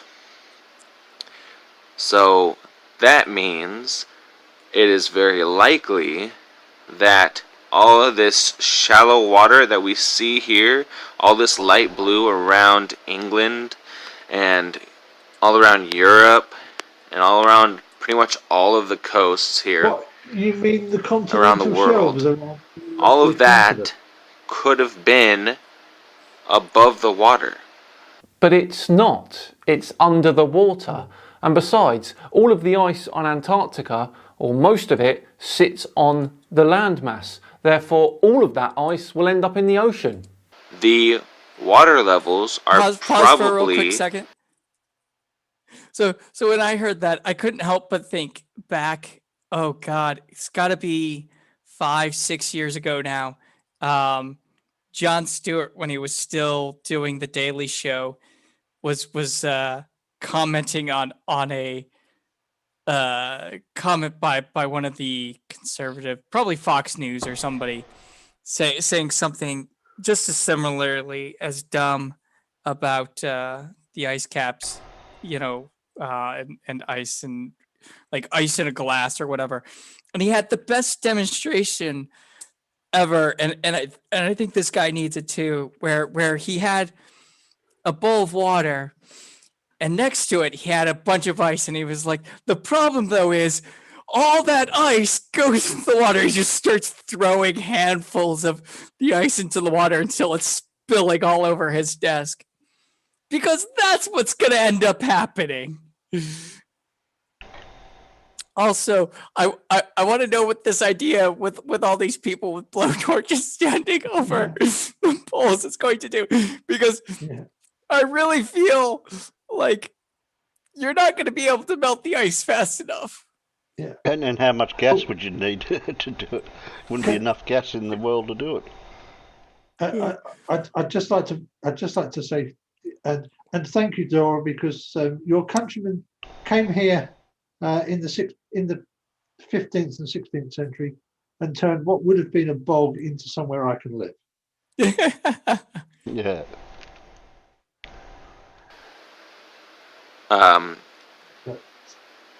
High right now. And we already know that there are some cities that have been sunk due to the rising water levels over here in Africa. They've been finding cities all over Africa, all over the coasts of Africa. So we need to take all the deserts. How does that find a way prove to that get water water to levels them? aren't We could rising? even maybe take chunks of ice from the caps and spray them let's on the face it, deserts. yeah, sea levels have risen quite a bit in the last 10,000 years, because all that ice that was most of the way down to bloody England and the polar caps has disappeared. Or do something. Yeah, I mean, if the water level wasn't rising, wouldn't we see more land appearing, or at least land mass not changing? Just You missed the bit what he just said then. He said, get all the ice and melt it and spray it all over the desert. no, I heard it. I was ignoring it. Somehow we need to. Sorry, I was just going to reply to Fred. Fred Bailey. I wouldn't mind buying a house near the beach in northwest Scotland or on the Isles, because that's on the bit that's springing back up. So that's heading upwards, and it's coming up out of the water faster than it's being eroded. You wouldn't want to buy. You wouldn't want to buy a house in the village of Haysborough, though, on the Norfolk coast, because no compensation and no insurance payout when it falls over the edge of the cliff, and they've been doing that at an increasing rate in the last couple of years. Get these deserts green again, so that we can free up the ice caps and make not only a huge continent here and a nice continent here and a great area for boating here, because look at this, it's just huge. A great area for boating. Yeah. Wouldn't catch me out in those swell. No. Positively balmy. And that's a big But boat. we could also Like, get you more can't land. necessarily tell from that video, but that is not a small boat. No. All through here. Look at all this shallow water between Russia and Alaska. The sea level is going to rise, not sink. Here is a map of what my fair isle would look like if all of the polar ice caps melted. I would be underwater right now. Yeah, so would I. So would Dora. All that could be land. And not to mention all of that possible land that'll be free to us on this side of our world, but on the inside of our world, it'll be more accessible. Oh, will it now? There is, of course, no evidence to suggest that the Earth is hollow. Whether or not there are the several magma. civilizations in inner Earth that we've been separated from Jon Snow. for thousands of years, I don't know. I do. There are none.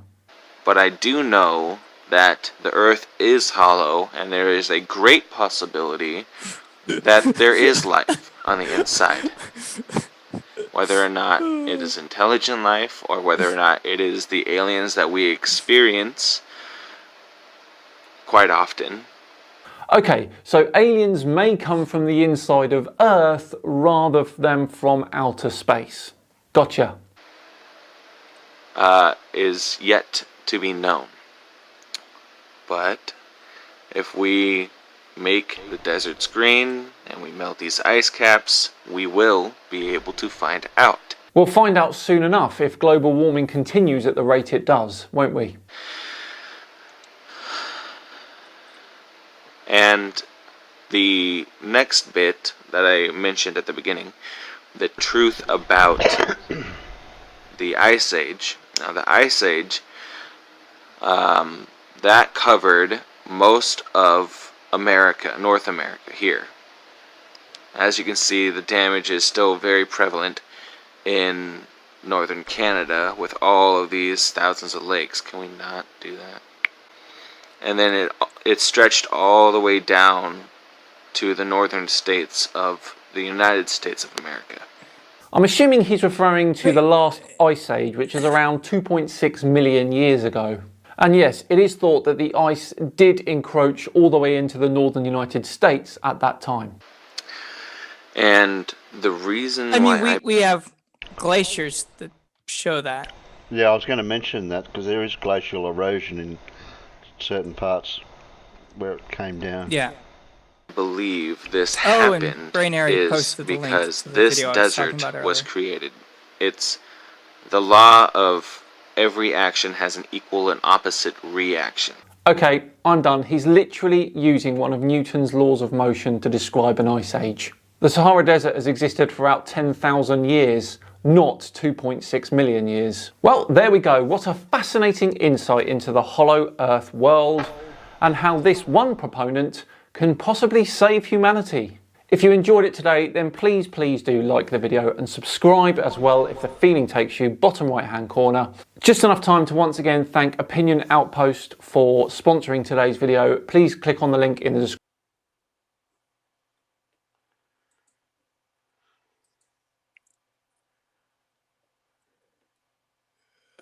Yeah, that was the bit that confused me. Yeah, ice caps melting makes more land.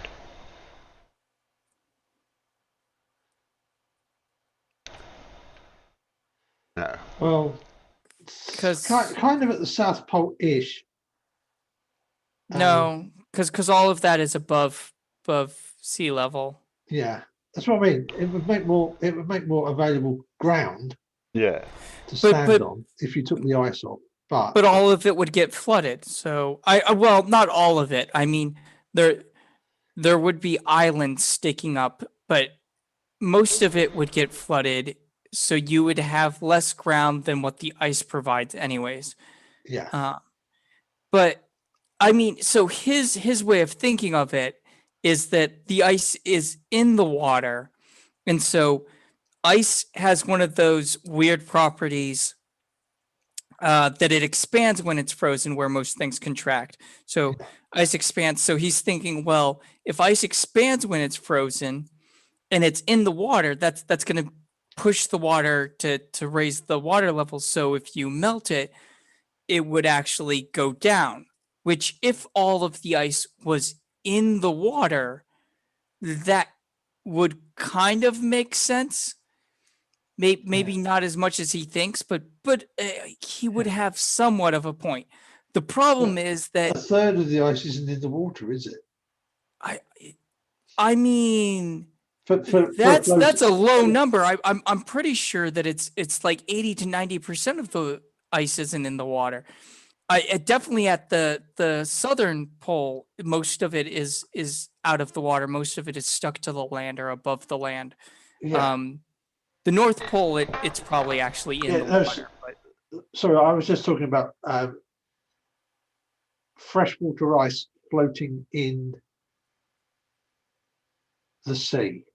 Right. Okay. I believe is about 2/3, 1/3.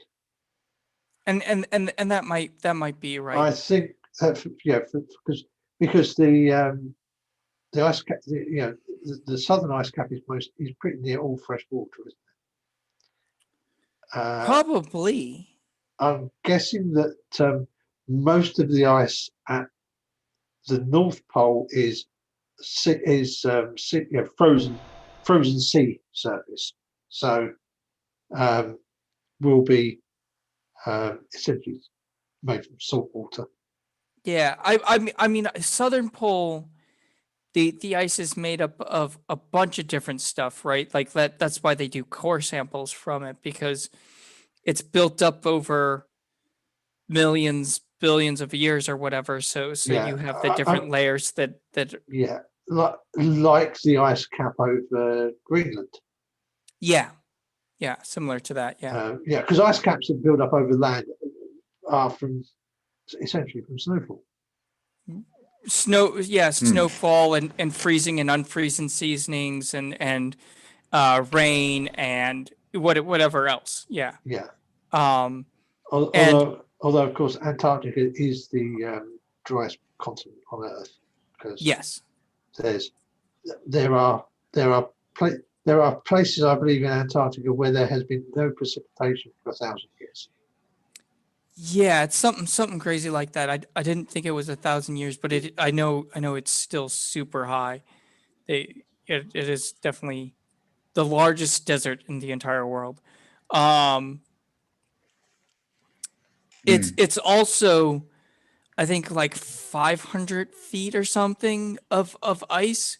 So like you've got a huge time scale. Now, obviously, not all those layers are the exact same thickness, but you have a huge time scale that you can look back when you take a core sample, because actually it's got to be more than that, because it's miles. I thought we were talking in at least like 4-digit values of meters. Yeah, maybe that's what I'm thinking. Maybe I'm thinking like kilometers. Well, in the thousands of meters. Yeah. It's whatever it is. And I'm sure somebody could look it up in like 2 seconds with a Google search. But I don't feel like doing it right this, but it's super thick is the point. We're not talking about a little bit of ice. No. And all that freshwater ice dropping into the sea is going to be bad because the freshwater is essentially just going to sit on top of the salt water, isn't it? Well, so you get some of that, but it does tend to get mixed in, and so it's going to over time it's going to mix and it's going to reduce the salinity of the water, which is going to be really bad for the marine life, because the marine life needs a certain amount of salinity for their gills to work, for them to breathe. Yeah, and what about all the the fact that an awful lot of the plant matter that is making oxygen for these idiots to waste is in the sea. Yeah, algae is actually one of our biggest contributors to oxygen. And a big change in the salinity of the sea is not going to be good. No.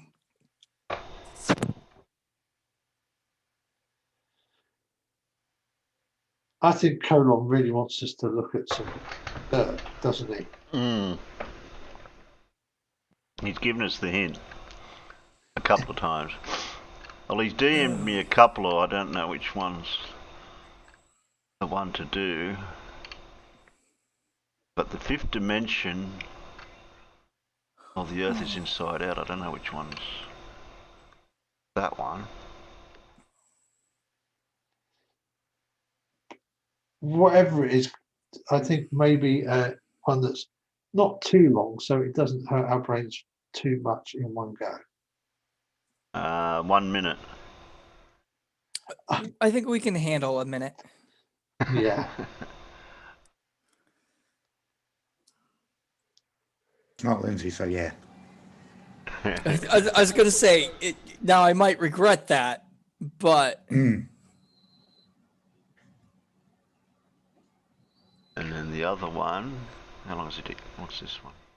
No, normally it takes me at least a minute for it to sink in and my brain to start going, oh God, no, make it stop. I think I remember watching a Sci-Strike movie night, and I think they got like 2 seconds into a Hovind video before somebody shouted drink. Well, I think with Hovind there's a drinking game, so if he says certain things, you got to drink. So that might be. Yeah, maybe not. It is, yeah. Yeah, but the thing is, a Hovind video always opens with, "Hello, my name is Kent Hovind," and that takes like long. I can't see that he's actually said anything other than "Hello, my name is." Oh, fair.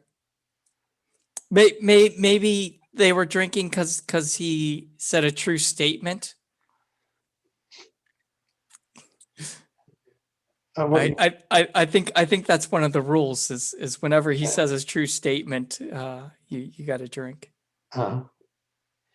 Yeah, well, no, if you did that, you'd never drink anything with that Hovind video. Well, that's only one of the things, like that's part of the joke is it happens so rarely. Yeah. My God.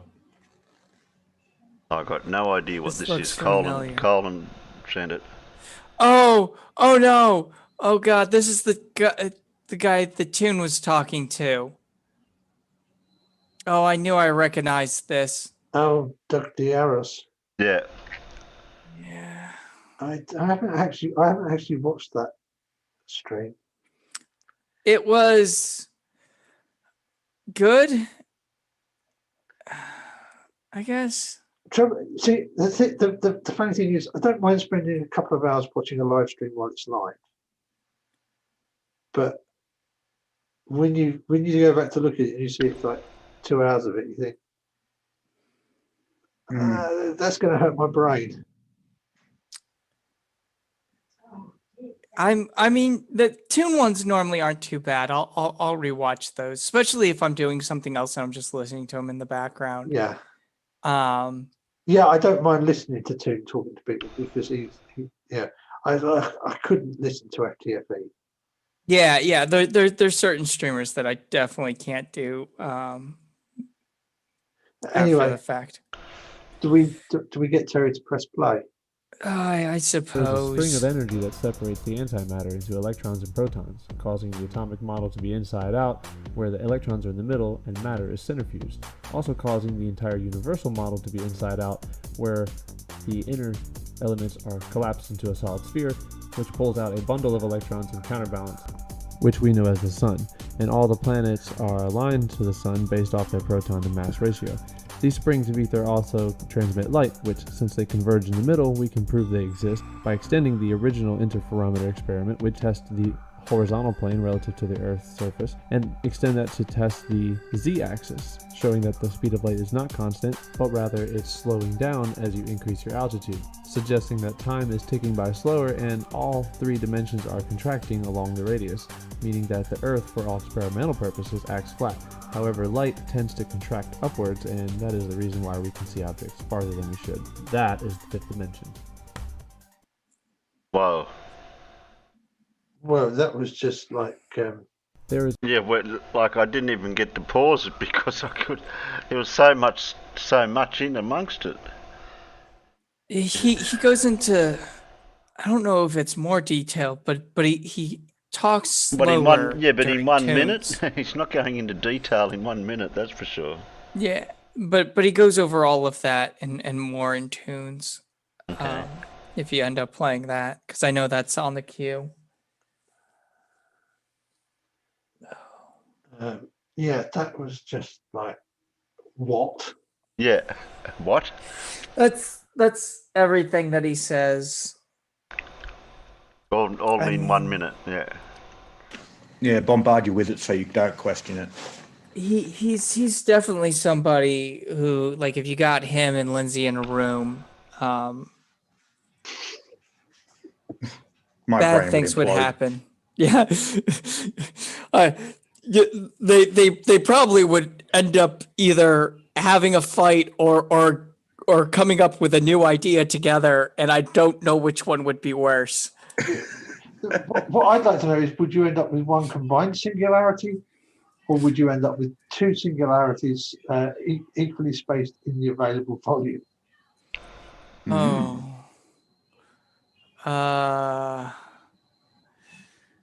Two oppositely sized singularities. Right. No, available volume. I got where you're going, but I don't know. It says it's with Fight the Flat Earth as well.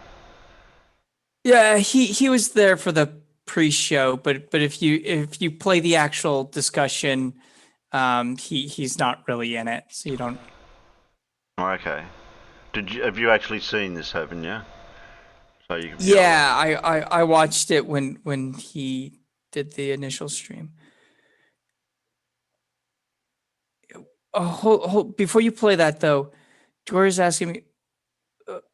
Dora asked me. Opens the question: what streamers would Donkey do? What? Right. What? It's is that phrased wrong or is that no? Oh God. Yeah, I could. Bad Dora. I can think of the obvious answer to that one, and I'm worried that he's our producer. And it's the same color as the expired part of a YouTube progress bar. Yeah. and a person with no parents. Conjunctive. There we go. Little Wolf's got it.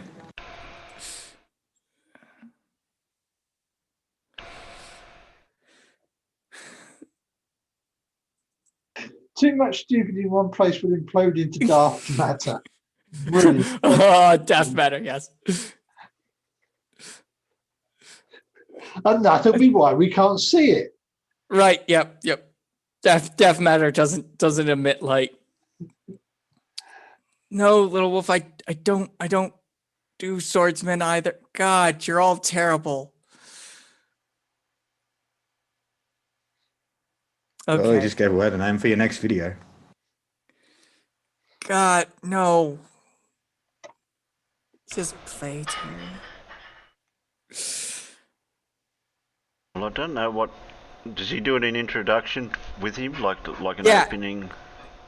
Yeah, it's right near the beginning.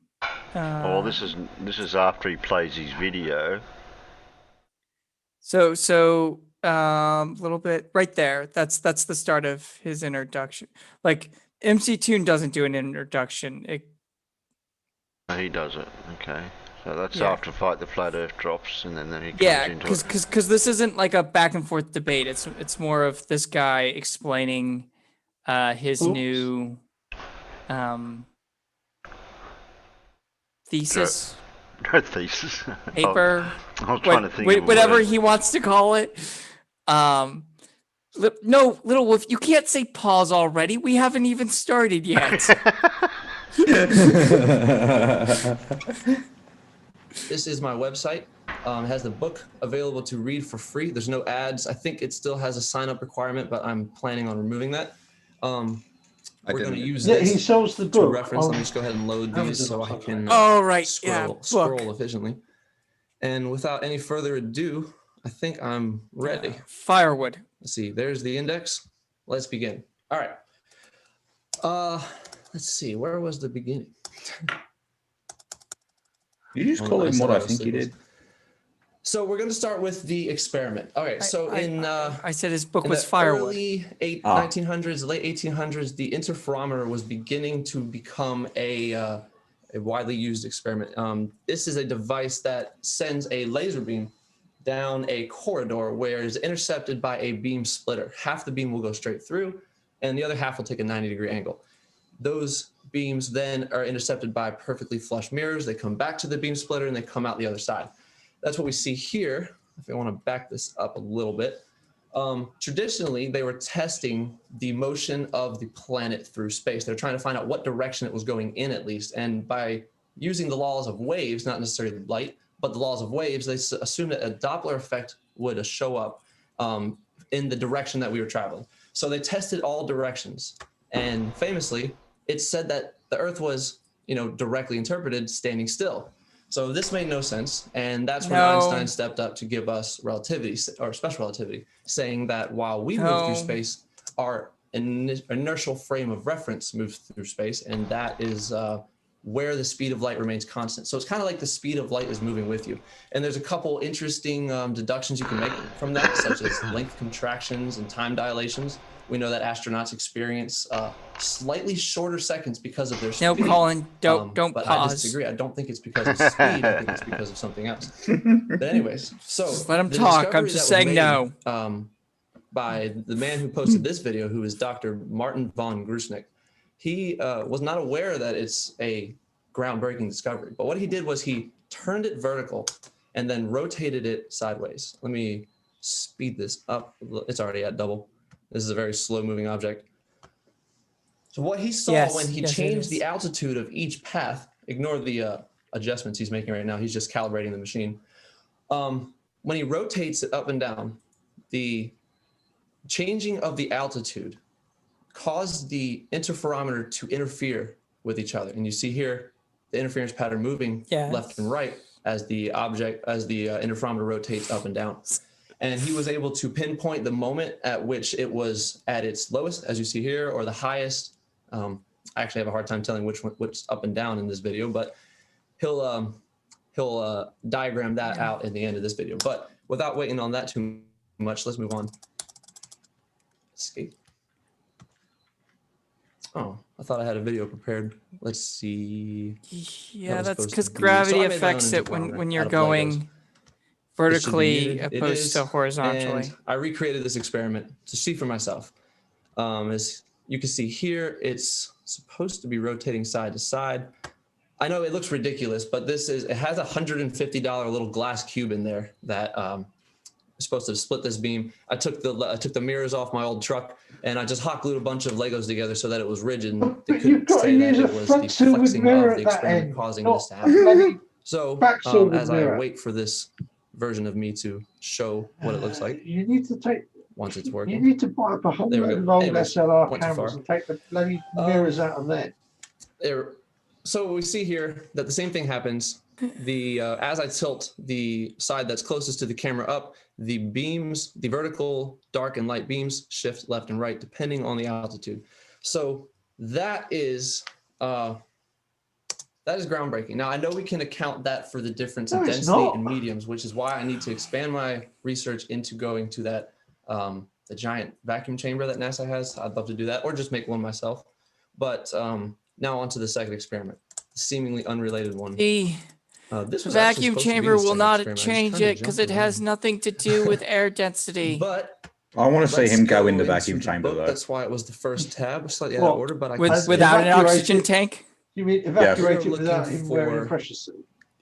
Yes. Why I travel out to the salt flats of Utah, and the reason is Legos, little wolf, because of this straight line. This, if you don't know if you could see, let me try to increase the definition here just by clicking on this. There's a little dude here. I think he looks like William Penn.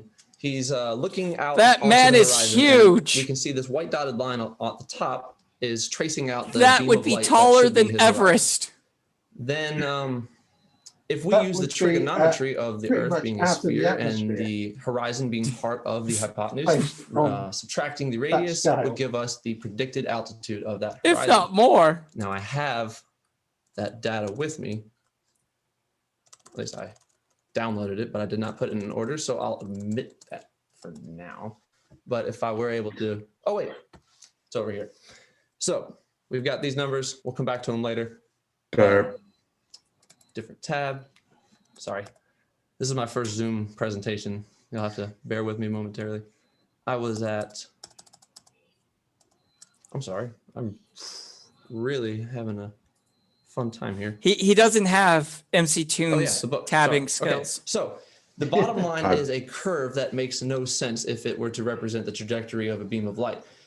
What I'm predicting is that based off of this one piece of data that I have, in lieu of the he doesn't have it lined up right here, but later on he will, and I'll say something when he does. Equipment to go on with the salt flats when it was soft. There is a 75% discrepancy at 50 miles of Earth's surface. What I mean is the math here tells us that you should be able to see 0% of these buildings based off of that math. But we can see 75% of it. Now, I know you're thinking it's due to superior mirage or it's due to just regular mirage. I'm not sure what the difference is because I know it doesn't work. Mirages are currently explained based off of atmospheric changes, the difference in density in different temperatures of air. So it makes sense that the beam of light would curve towards the normal when going into more dense mediums. However, this is a perfect translation and it is very, very predictable. It has nothing to do with the temperature or the weather. It is a fundamental curve that light is subject to. And I will expand on that after I let my friend here interject because it seems like he wants to say something. No, I'm good. Okay. Well then, let me see where I'm at. I'll mute myself. I'll keep my noises. No. I like the time off the monologue. It's relaxing.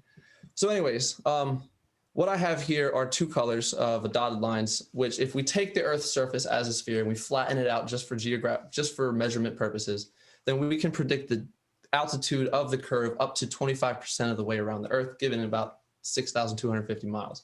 That is because we know that a beam of light shot horizontally will eventually be perpendicular to someone 25% of the way around the Earth looking straight up. Oh, sorry, I didn't, let me push these out of the way.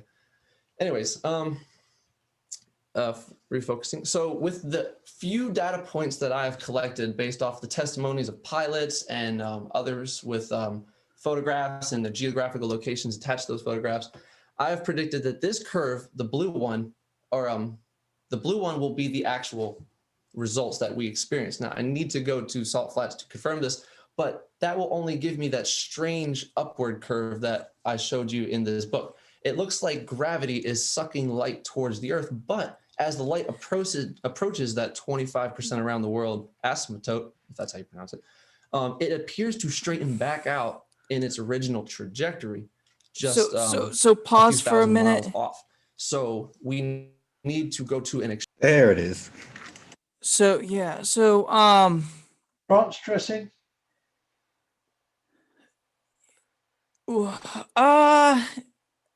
No, cause it's not word salad. It's just wrong. It's just so wrong. So is it approaching not even wrong?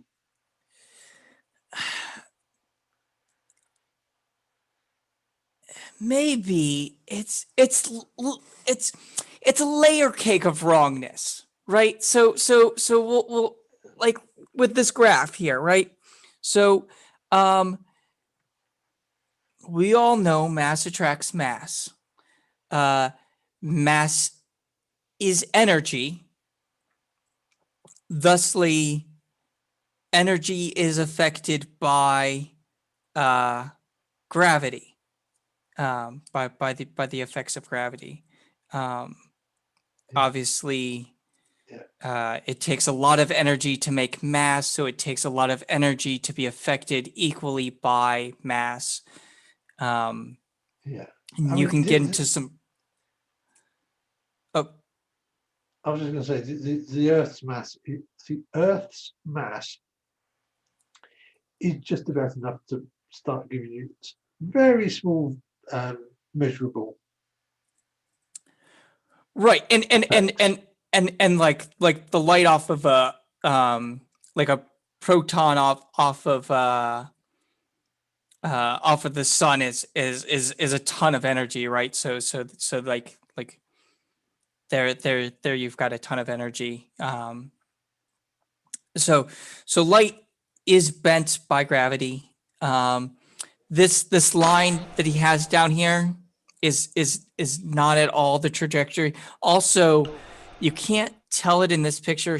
When we play further, you'll see that he has it starting for some odd reason at the halfway point, and it just like bends down where like that would start bending towards and around the Earth a lot sooner. Also, it's not why he just believes that it curves back all of a sudden. His problem is that he doesn't understand that visible light is of a wavelength that is very easily refracted by our atmosphere. Yeah, well, I mean, yeah, like there's a ton of stuff going on with refraction, but this diagram, the light here is way outside, like what's even being refracted. Like we're dealing with, like this line is purely a gravitational effect, right? So that's light that's not, it's not going to be refracted by the Earth. It's just going to graze past the Earth, and it's going to hit maybe the moon or Mars or maybe nothing. Yeah. And it's gonna keep going. But so that light's gonna get bent towards the Earth, and then because it's traveling at the speed of light, which maybe you're bad at physics, but I can guarantee you the speed of light is faster than the escape velocity. Yeah.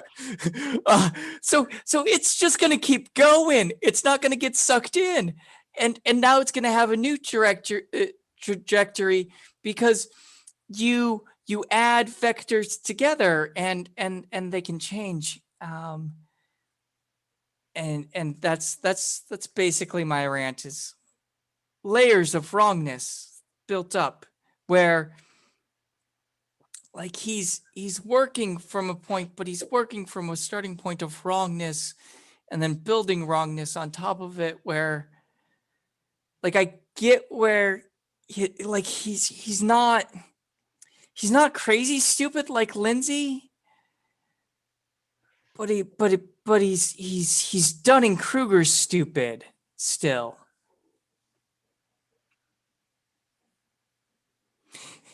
And I still don't think his equations are correct anyway.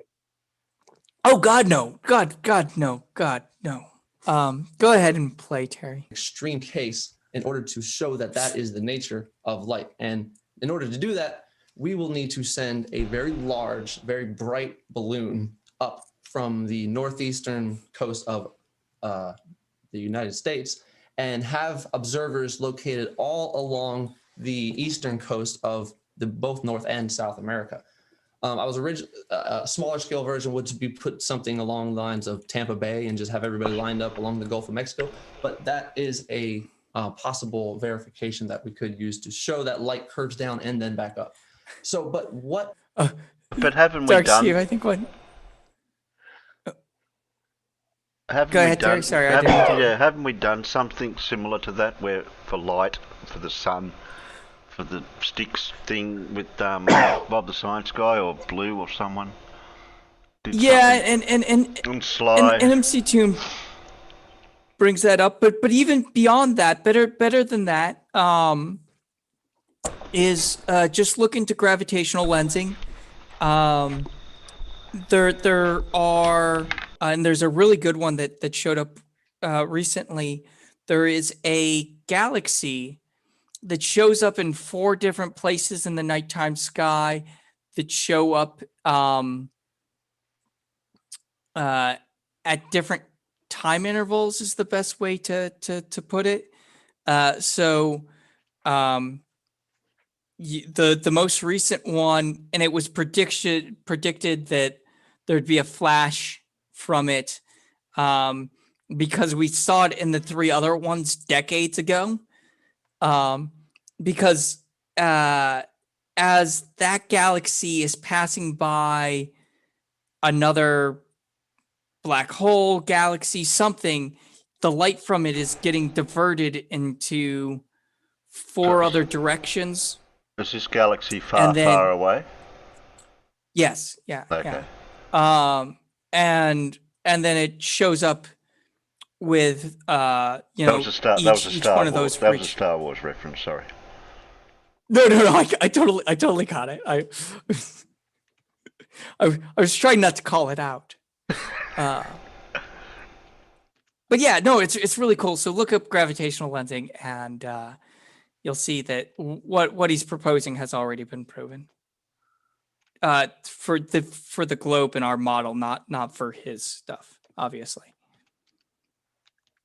Model explains these experimental results, and I'm going to get into that. Experimental results? Where's the experimental results? Just got what? They're just they're conclusions to something. Right now. So my entire theory is pinned on this assumption that there is a spring of ether between the electron and the proton, which separates what I sometimes refer to as the anti-neutron, as you see in this diagram here. Is that too far zoomed in? Let me. That's a little, yeah. Let me back that up. What? I'll get the theater mode going on here. That should work, shouldn't it? Let's give it a second. So, how does it look? Doesn't know how to zoom in on a Google page? All right, so this diagram is my entire theory in a nutshell. If we assume that protons and electrons are attracted to each other, it can be described, and here's one of my first statements. The attraction between protons and electrons can be described using Coulomb's law. I say that that is true. That is debatable, so I'm going to say that's an assumption, but I'm going to say that I believe it is true. And we can debate that for probably the next 12 months and have a lot of fun with it. But getting back to the presentation at hand, if this assumption were true, which we'll try to verify later, then the nature of the atom would be much like this. It's consider a tiny universe with only 4 sets of particles. That is 4 springs of ether acting on 4 antineutrons, separating them into 4 sets of siblings, I call them. The siblings being those attached. Now we know that the protons are attracted to the electrons, but this spring prevents these 2 from being attracted to each other directly. So keeping that in mind, there are probably about 3 major parts to explaining gravity here, but we're going to focus, we're going to neglect the... Just to be clear, we have What are the yellow things? The yellow things are springs of ether. They're really poorly drawn out here, so I should probably go back to the book. And what were the red things? Protons. And so then you had a red and a yellow dot there connected by a yellow spring. The red were the protons, the yellow dots were the electrons, and the spring was the aether spring connecting the two. Yes. Right? And here's a much better image that shows that. Wow. Okay. So the electron and the proton are connected by the aether spring? Yes, but only a single unique pair. Not all electrons are connected to all protons. So there are a seemingly infinite number of these springs that create a sea of these ether. And I'll let you in on a hint. They all converge somewhere, but they're very orderly, and it causes the atom to be inside out if we're taking this one step further. So we are going to start with a tiny Big Bang, and then we're going to see how it would play out. So, all right. And just to also be clear, in the middle are these, what color are those things in the middle of the four? Gray. Gray. Those are electrons. Neutrons. They have no charge. Where's the electron? Where's the electrons in the this? yellow dots are the electrons. These are the electrons. On the outside, okay. Right. I can go to a better image if you want a good visual. Ben D says his whole screen is not showing for us. No, it is. It is. I'm just he's just kind of I'll adjust a little more, but he's showing, like, zooming in sometimes a little too much and stuff. So yeah, I'm gonna try to make this screen a little smaller so it doesn't have that issue in the future. Okay. So I'll try to center it right here. That should be that. So anyways, let's get back to this video. Or actually, I have a small slide-by-slide presentation that we can jump into to focus on this more intricately. So we have these 4 bits of energy that become the ether, and they separate the 4 anti-neutrons, the black holes that you see here, into these pairs, these 2 imaginary particles. Imagine it's like nothingness of the universe before the Big Bang is represented by a smooth beach made out of sand. If we were to dig a hole, we would create a pile. That's like the matter and the antimatter, or the neutron and the antineutron. Now, if you wanted to dig up the whole planet, you would eventually cancel out the old holes with the new piles, and that's what the state of the universe Has he got any was. understanding at all of how neutrons and protons and all that work? Or how any of the antiparticles work? No. So because we'll end up jumping around, he at some point mentions that he I think he says over a decade dropped out of college 6 times. Wow. So I don't know how far he got in any of those, but I'm surprised. I'd be surprised if he had any college level physics classes. And if he did, I don't think he learned anything from them.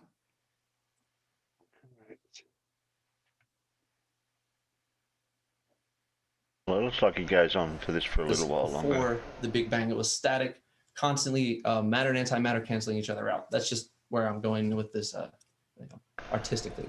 But if you were to somehow fill in that hole with an imaginary substance by creating an imaginary anti-substance and separating the two, then that's like putting imaginary sand in the hole and having an imaginary anti-sand somewhere else. And that is basically the fundamental idea of 1 and -1 being the neutron and the antineutron, and the 2 imaginary numbers, that is the square root of -1, being the imaginary particles. So it's very parallel to the mathematical logic of the imaginary number being the imaginary. Just stop. How can you have a neutron and an antineutron? They're both they're both not charged. They've both not got a charge. Well, we just discussed that he doesn't understand any of that. Also, he's equating imaginary numbers in there, and I don't think he understands how the complex number line works. So I'm not even going to go into that. But I think that's algebra, which would be 8th or 9th grade, depending on your school here in America. So, not too difficult, but definitely, no. I mean, I think you kind of just touch on the imaginary number line for the what we used to call O levels, which is like the exams you do at 16 in the UK. When you at the point where you can opt to leave school and go into the workplace, what you used to be able to. Yeah, see, we hit it earlier because you definitely deal with it a little bit in algebra, and then I think a little bit in algebra too. I mean, it's not a huge thing, but you understand like the square root of -2 and that kind of stuff pretty early on. Even the square root and minus the square root of -1. Or -1, I'm sorry. Yeah. Well, -2 would work. Well, negative but anything. Yeah, yeah, but -1's the one that's normally used. Yeah. Yeah. But it's pi time here, so I might be a little off on things. I'm sorry. But I mean, yeah, you don't go deep into it, and a lot of people have misunderstanding, especially with them being called imaginary numbers. But my point is, you hit it by high school. You hit it well enough that just know. And then in college level math, you definitely are. I mean, unless you're taking like a statistics class and not like an actual like mathematics course or physics or something course. Yeah, I mean, obviously we were heavily into complex numbers for the electronics I did, especially because of course I did a fair number of analog courses, so analog signal processing. So building actual analog audio filters. Or actual analog, filters for any range of frequencies, really.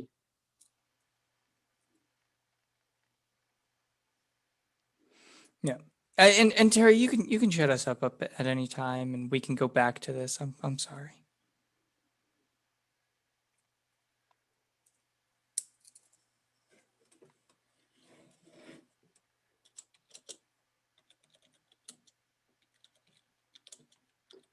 Particles, but that allows the universe to exist. So from nothing plus energy, you can essentially get this all three forms of matter existing at once, plus this spring of energy, allowing it all to exist that way. So I know you're eager to get into the testable vector formulas of gravity. So without further ado, again, I use that word. These are the dotted lines that you're interested in. The dotted lines are repulsive forces between protons and protons and between electrons and electrons. The arrows that you see between, say, these two guys are the ether, and the solid lines are the attraction forces. So, So to be clear, you have replaced electromagnetism with ether. Well, not necessarily. Ether is have an additional force that was previously overlooked in a way, and I'm trying to introduce it. And but by figuring out the rest of the forces, I can deduce what the ether actually causes. Yeah, I'm trying to get some clarification here because due to Coulomb's law, electrons and protons are attracted to each other outside of whatever additional thing you might be presenting, right? Am I understanding that right?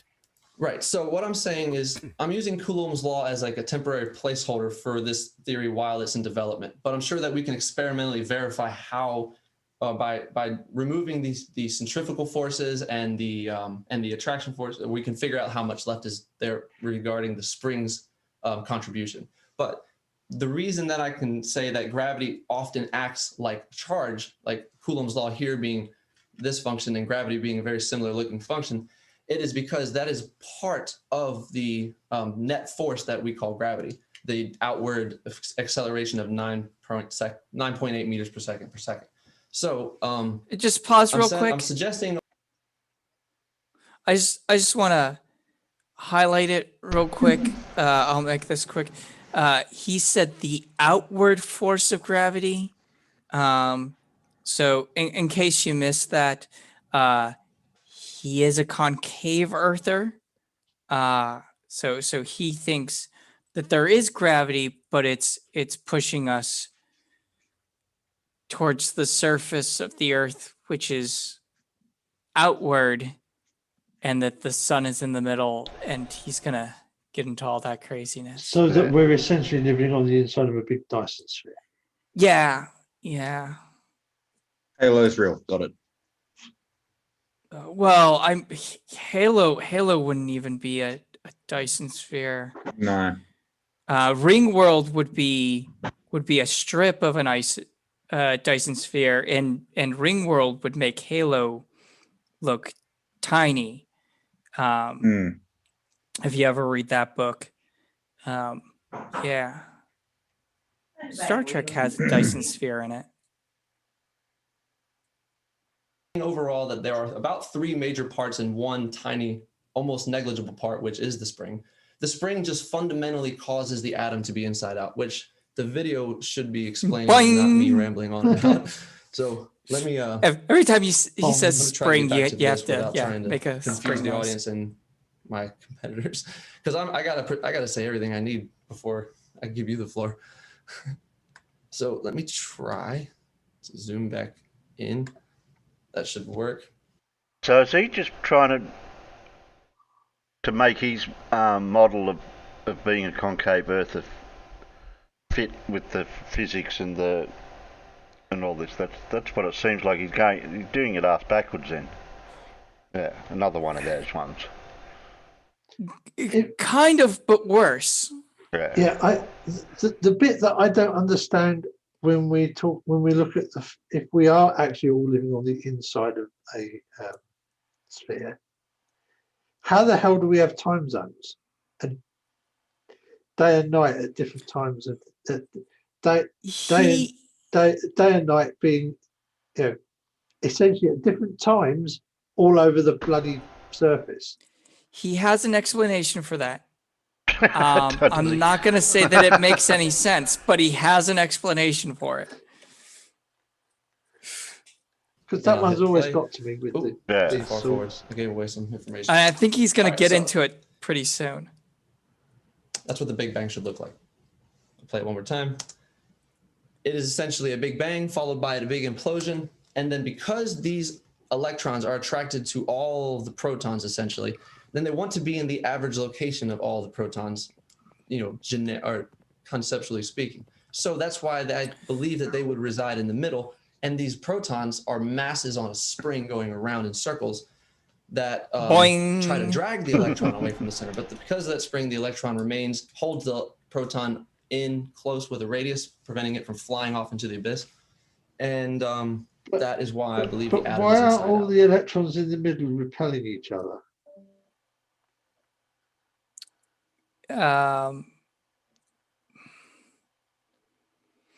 Because they're forced there because all of the protons and neutrons are on the outside,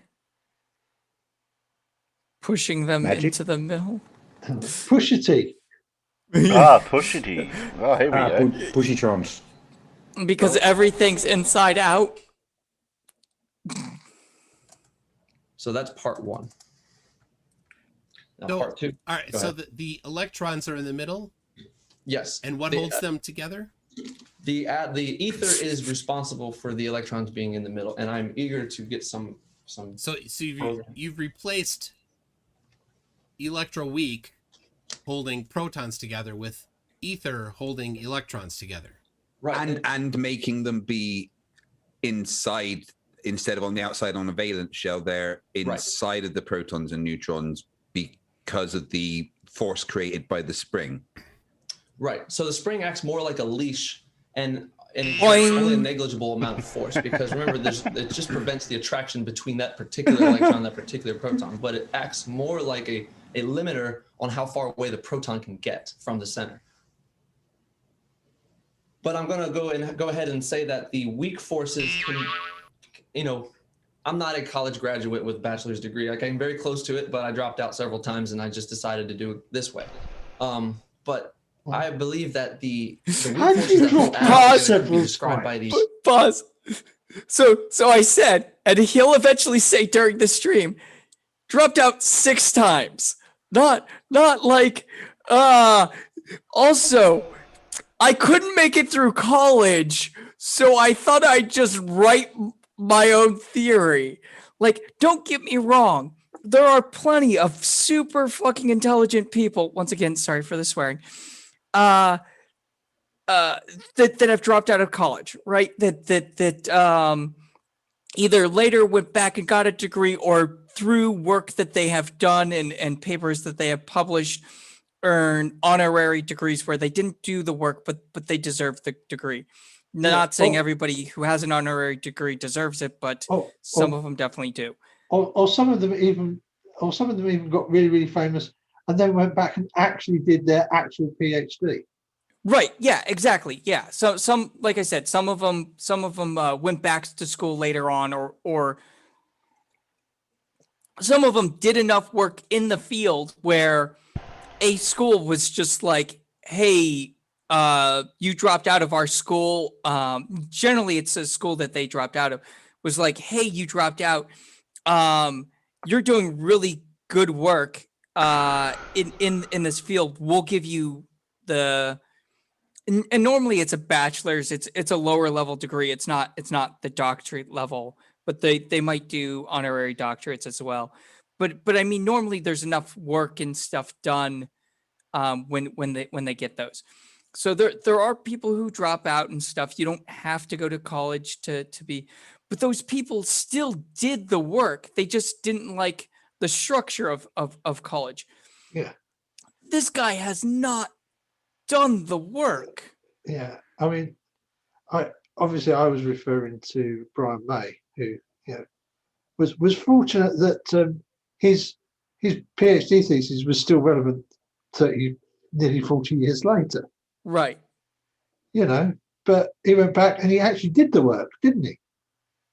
Yeah, yeah. Well, and you have people like Bill Gates who dropped out of college. Super intelligent man. Don't care what you think of him otherwise, but he is a super intelligent man, constantly reading, constantly learning. Yeah. Who has gotten honorary degrees in several different fields. But he knows those fields. Like, he might not be an expert in it, but he can go and talk to experts at their level. Yeah. He's a really smart businessman with a really good technical background. Yeah. And one of those people who has a brain, like, got lucky birth genetics wise and has a brain that just can absorb information at a level that most of us can't. Any of your high up scientists probably are similar, in that way. He just happens to be kind of famous for it. But I mean, most people go through the schooling because that's the quickest way to go about it, or the way that works best for them. But you dropping out 6 times because it didn't work out, like, just does not mean that you've got it. I mean, I don't know. And yes, Surf, I put into the swear jar. Alan, you got a swear jar? I thought you were going to stick it in your swear jar. Okay. I figured it's Terry's stream. Terry should get the money. And Just stick it somewhere. A later debate, I would consider it pseudoscience or speculation on my part, because I can take this thing so far, but honestly, I need a bit of an army of grad students to get the next book solid. Hey, Toon, I do see PhD Tony in the chat, and I'm slightly concerned for him. An army of grad students, you know, people who actually did the work. PhD Tony, Yeah. Be careful. Maybe pause it. Breathe deep. I know. Sorry. All right. But all I'm saying is I'm making claims here. I took the concept of this assumption and now I'm making claims along the way. And at some point in the next 10, 15 minutes, it's going to make a lot of sense. Because it's going to... spoiler alert, it doesn't. That big assumption that you're making, also, made you come to that assumption? I want to say that he's gone a lot farther than flat earthers. He's actually admitting that he's making claims. This is going to sound ridiculous, but I'm just going to read the back of this book here. It says, in second or third grade, how old is he? I don't know. Class skimming through the diagrams on the new textbooks. I came across this one of the eyeball and how the lens flips the image that you see. I would say 30s so probably. I always just kind of thought the ground and the ceiling were actually flipped. So I entertained that idea, and then wait, can you wind that back a bit? I'm sorry, Terry. He was going on about looking at diagrams in his textbook and thinking they were flipped, and I should only be about 30 seconds. What made you come to that assumption? Was there an observation or? Yes. And this is going to sound ridiculous, but I'm just going to read the back of this book here. It says, in second or third grade, I spent the whole first day of class skimming through the diagrams on the new textbooks. I came across this one of the eyeball and how the lens flips the image that you see upside down. So I always just kind of thought the ground and the ceiling were actually flipped. So I entertained that idea, pause. and then Yeah, eventually, that's what he said. I came to this bizarre.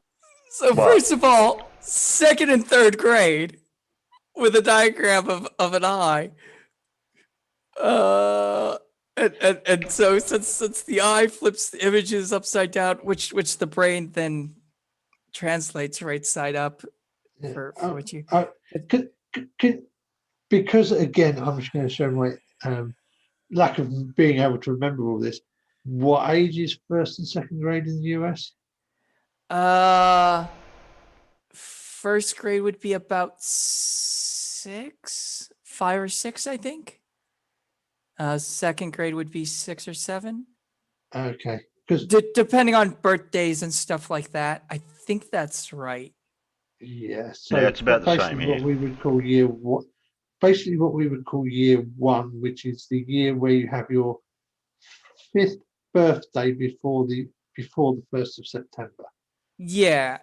So because I think kindergarten you can be 5 in kindergarten, but typically I think you're 5 starting first grade. Yeah. See, I was always one of the very youngest in my year because my birthday being sort of towards the end of August. Okay. So, but I might be off on that. My birthday falls in a weird point for schooling. So, but I think that's right. Our conclusion, See, but I couldn't. I'm just going to say, if your birthday falls on the 1st of September, you will be 5 when you start school. If your birthday falls on the 31st of August, you will have only just turned 4 when you start school. Disprove it. So I had to find an assumption that supported that conclusion. So I really did this backwards, but I've always had this answer in my head and I've just kind of had to dig it out. And after learning about the interferometer and the laws of light in modern physics, I decided that this is all the information I need and ready to go. So that's where we're here, but we're all on the bridge. It's not going to make sense until I get closer to the end of this book. Let's keep going then. All right. So if we can assume that conceptually this is what follows, then we can consider a universe with more atoms, and we'll see that those with the lowest proton to mass ratio, as you can see, this guy is about 33% protons, 50 and 100. Then the heavier elements, in another sense, are going to be centrifuged. What do you miss? Protons to I'm protons to mass ratio. And then he's showing some atom that is 3 particles and a proton's a single particle. I think he misspoke. Like I'm gonna give him the benefit of the doubt and think that he meant. I thought on this diagram, yellow was electrons, red was protons, and grey was neutrons. Yeah. Maybe. Because then that way you've got atomic number and atomic mass, which of course are always different. Yeah, maybe. Okay. Sorry, can be different. Yeah. We'll try and go that way. Out towards the edge. So we'll find a lot of hydrogen floating around the center, but we'll find the heaviest, most nuclear radioactive ones as the shell. And I say shell because once you have enough of them, the inner bubbles radioactivity does not get collapsed. Have anything to do with mass. Magnetic pressure. I'm using the terms very loosely, so if anyone wants to rewrite this, feel free. Kidding, yeah. So again, so for clarification, the Ozzie said it perfectly. The red and gray blob in the middle is protons and neutrons. It is all of the free hydrogen and other elements that were compressed due to the surrounding sphere of proton-based material. And they're held together by what? Well, they're being forced together by this magnetic, what I would say, pressure, because I don't know the terminology too well. And then the other blob, the force, avocado shaped thing there. Yeah, right. So that is the core, which I would say for now, but it is the center. It is where all the electrons would reside. And it's held together by leashes of springs, essentially. Boing. If you got to do it. He says spring a lot. It's the spring charge that attracts the electrons out away. It's coming from MC Tune, I think. Right. Okay. Yeah, I think it's either MC Tune or FTFE. Yeah, one of the two. It's nobody in here. No. It's on the original stream. The birth of the sun due to the existence of the moon. Now, doesn't make a lot of sense, but I did just claim that the sun is composed of electrons, not hydrogen. Sorry, I just need to clarify what you said there. The sun's existence is due to the moon. Yes. Now I'm claiming this is the moon due to a couple of reasons. One is that it has a heavier side on the outward post, and it is a more proton-based, higher ratio side facing inward, and that would answer why the moon always faces one way on Earth. Now I know we can say tidal locking, but I'm just gonna make the arguing point, and I'm gonna get back to it later. But I am claiming that the moon is inside this thing and the sun is in a counterbalance with it. So without further digressions, we are going to consider the existence of a pure hydrogen planet. Since the center is made out of electrons and the sun is made out of electrons, I believe that this planet would most likely reside could be pure hydrogen. Whereas the planet with all that dead mass, the chargeless neutron, that would have a larger radius and it would stay away on the outside of the sun's circumnavigation. So we would see these two rotate around the center like so. This large shell around the outside edge is getting bigger and bigger. And remember, the heaviest elements are on the outside. So the last slide. But the heaviest elements aren't on the outside. The logical path is to assume that all the solid planets would align based off their proton to mass ratio, which I went ahead and looked up the spectrograph results, and I saw that the Mercury was about 60% due to its excessive amount of hydrogen, and the what about other the gas planets, giants? Mars and Venus, were about 50% exactly. The gaseous planets are made almost entirely out of hydrogen with a lot of helium, and that is why I believe they are closer to the center. And the moon is out here. But where is the Earth? The Earth is the edge, and we're not standing on it, we're standing in it. So my book is illustrated with this diagram that we saw in the thumbnail, which shows you the path that. But all the planets are inside the Earth. Yes. Yeah, because he's a hollow earther. So everything, the entire universe is inside the Earth. Well, the Earth's a lot bigger than what I thought it was. Through this ether. Earlier I said that the ether converges where the electrons are. So because the ether converges, the time it takes for light to get from one spring of ether to the other, transmitted through electromagnetic waves or however it is defined properly, that must remain. I'm sorry, I was rambling a little bit trying to figure out where I was going with this thought. Basically, the speed of light slows down as the ether converges. So I can prove that with atomic clocks at multiple altitudes showing that one ticks by slower. We already know that astronauts age slower at high altitudes. We think Einstein said it's due to speed. I'd say it's due to altitude.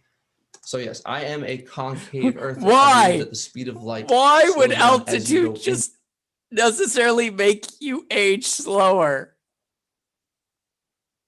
Well, if it's altitude and it's a concave Earth, wouldn't you age faster? No, he's saying slower. It's the more altitude, the slower you age. So just go up in altitude. Okay. That's all you need. Into the universe. And because of that, I also believe that you shrink as you go into the universe. This is that experiment we saw earlier with the interferometer. Oh, you also shrink. Oh God! So that I can put it in this video. And I'm going to have to take a break here and ask if there's any questions, because I know I just kind of said something ridiculous. Oh, so many. So many questions. Yeah, where do you start? Let me, if I could, Craig. I know. I need to organize my thoughts. Yeah, I tried to make notes, but we've got some super chat questions. Maybe we could go there. I need to take a break. Yeah, it might be a good point to skip a little. Well, the assumptions at CERN are that the electrons are there. But then again, we also have no idea, no way to prove where an electron is, because every time we zoom in too much, it vanishes into a possibility. So Schrodinger's cat. Pause. That's not how the uncertainty principle works. The uncertainty principle. You can either know right. So if we don't know the position or the velocity, not both. You can know the position of it. Electromagnetic trade-off. Like I said, we're in a very conceptual stage, but all right, we can redefine a lot of things here. It probably will be necessary. Stringer News 1 says it's not April Fool's Day yet. I was a month off. I wonder how long these go. And then Hugh Jars. Do you know Hugh? A little bit. Okay, so I mean, even this if you skip too far, that's fires a beam of light, and it's split into two paths. You know, the path the blue bit's going and the path the right bit's going. Now, if the instrument itself, the whole thing isn't moving, what will happen is that when the light recombines at the other side, it won't show an interference pattern. There'd be no interference between, because it's taken the same amount of time. But if the entire instrument is moving, like when you were moving the entire interferometer that you were using, that will literally change the distance that the light has to travel around one of the paths and create an interference pattern when it goes back. And that's the prediction that we have. That should happen. If you're, whether it's vertical or it's horizontal, if you're moving an interferometer about, because it changes the path that the light has to travel, you are always going to expect an interference pattern. And like Toon said, horizontally, you have to take into account the energy lost by the photons trying to escape the gravitational pull, and that's what you would see in the Pound-Repka experiment. So what you were showing there is within the predictions of the model that we have already. However, the current model guarantees that the Earth is moving, and if that were true, then what you said would show that the Earth is moving through space with the interference on the horizontal plane. It absolutely does. Thanks, Bob. So why then do we have special relativity? Wasn't that what special relativity is for? It appearing that there, no matter what direction we pointed it, and no matter what rotational point around the sun we were at, or we around the galaxy. We need to clarify a little bit. The Michelson-Morley experiment was not what Craig just showed. He showed more the Michelson-Gale Michelson-Gale experiment where there's a ring. Yeah.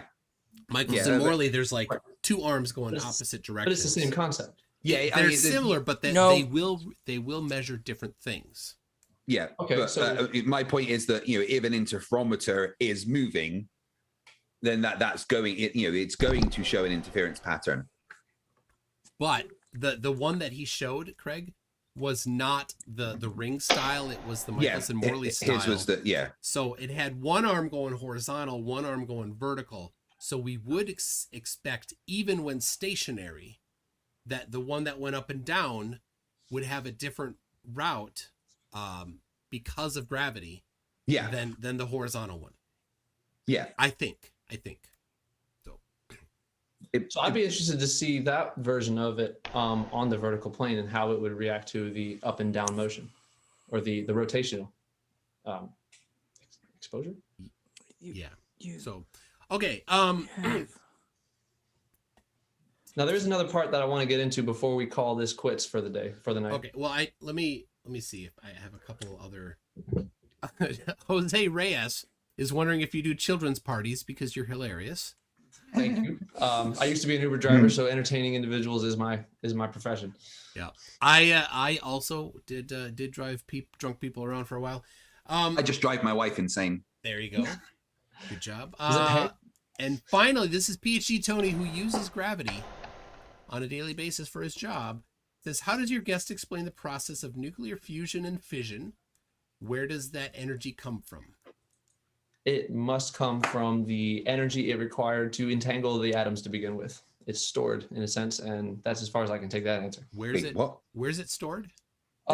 Remember when I said during that tiny Big Bang that there was an explosion? Energy doesn't come from a giant mosh pit of all these atoms mashing together and getting entangled. Once it's energy doesn't come from combining atoms. It comes from splitting. So for nuclear fusion, for instance, the sun.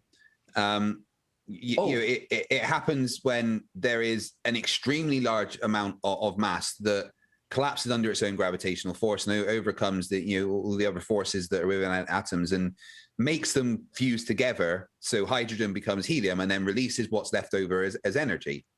Okay, that entire process of that energy being released because of the reaction, that entire thing doesn't work with your model. Where does that extra energy come from? We can use spectroscopy and measure the different types of energies and radiation coming from the sun, and we know that they are specific byproducts of nuclear fusion. So how does that fusion process work in your model?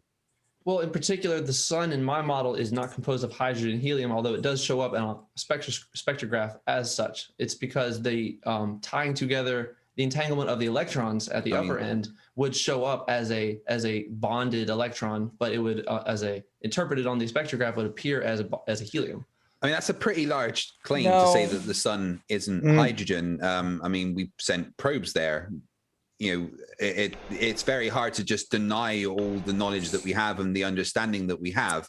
We can literally it's not hard. Byproducts that come from the sun, and we know that these are the byproducts that are expected under it's really nuclear easy fusion. to just deny things. You would have to explain where Doesn't all those make you byproducts right. come from if that's not coming from a hydrogen turning to helium nuclear fusion reaction. Well, in a sense, we're determining our interpretations by observing the experimental results. So when we send a probe out, look at the sun, and we see what happens, we're matching that to what we think it is. And basically, all I'm doing is just conceptually assuming that it can't be made of hydrogen in order for this model to work, and we'll have to verify that in other indirect ways. So I can't claim that I can't prove that the sun is made out of electrons until I can get to experimental results that are indirect. Well, is he going to do it himself? Is he? Is he going to send his own probe to the sun? So no, he's gonna hire a bunch of grad students. Oh, that's right, an army of grad students. Yeah, an army of grad students. Sorry, just off the top of my head. So if the sun is just a big collection of electrons, where does the energy come from that we receive from the sun every day? Photons. Right. They are ripples in the ether that travel as energy. Packets, photons, if you will. What's the energy? In the old model, but in this one, it's essentially just an electromagnetic wave traveling through the ether. And the energy originated during the Big Bang. Energy. Yeah. Oh, yeah. But the ether ripples.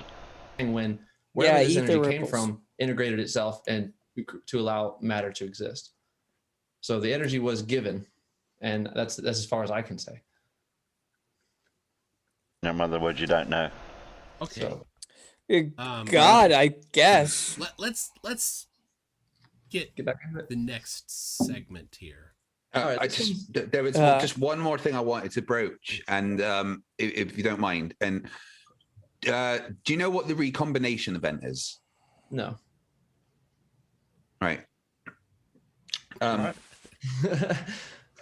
Simple enough. It kind of explains how a lot of the matter in the universe came to be at the point where the universe became cool enough for electrons to bond to protons and stuff. Right. And we can see that happening, or we can see when that happened. Right. We look out into the universe and we can see the cosmic microwave background radiation, and that is literally an echo of the recombination event, the point when protons and electrons and started to combine to be able to form primordial elements. And I was just thinking that in your model, there's no explanation for the cosmic microwave background radiation and how we know that formed. Well, I'm excited to tell you that there is. So the micro background, sorry, what you said, the cosmic microwave background radiation. Can we come up with an acronym real fast? So I don't have to. CMBW. Thank you. Well, the CMBW was originally discovered. Quick pause, real quick. Quick pause. Can we all make fun of FTFE real quick for saying CMBW instead of R?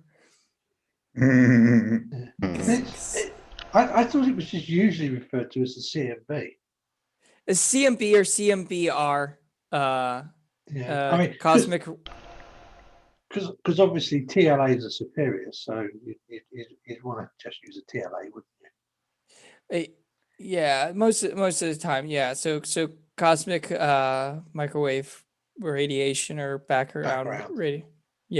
Radiation. It was coming at us evenly in all directions, and that doesn't make a lot of sense except for the explanation that the Big Bang happened and we were constantly traveling back from all points at all times. Hang on, the CMB isn't constant. Well, it is from all directions, but it's actually a bit lumpy.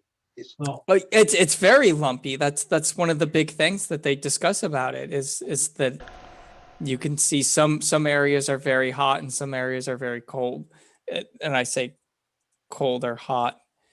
Yeah, because we're talking about a radiation that's effectively 3 Kelvin, aren't we? Yeah. Or thereabouts. Yeah.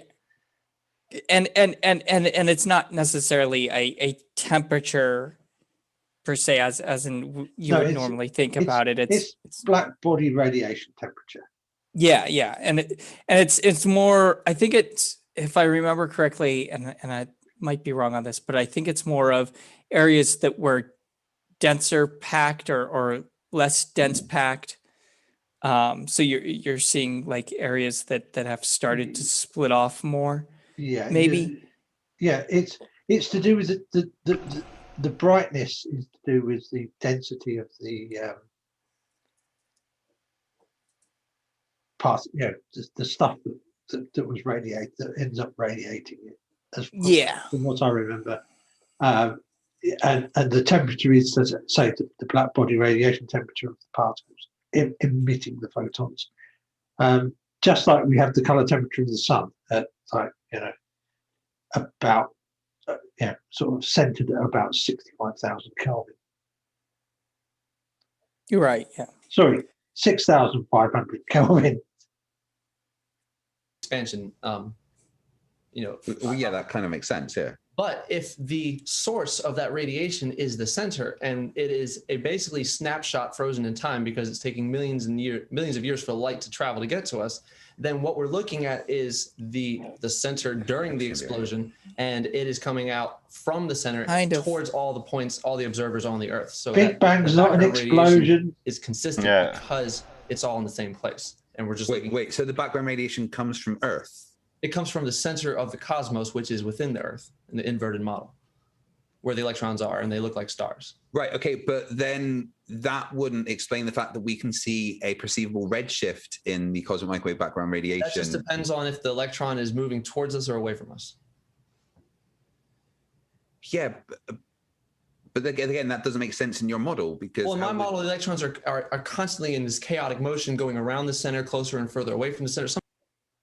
Yeah, but isn't the background radiation also the way the stars are moving in certain directions?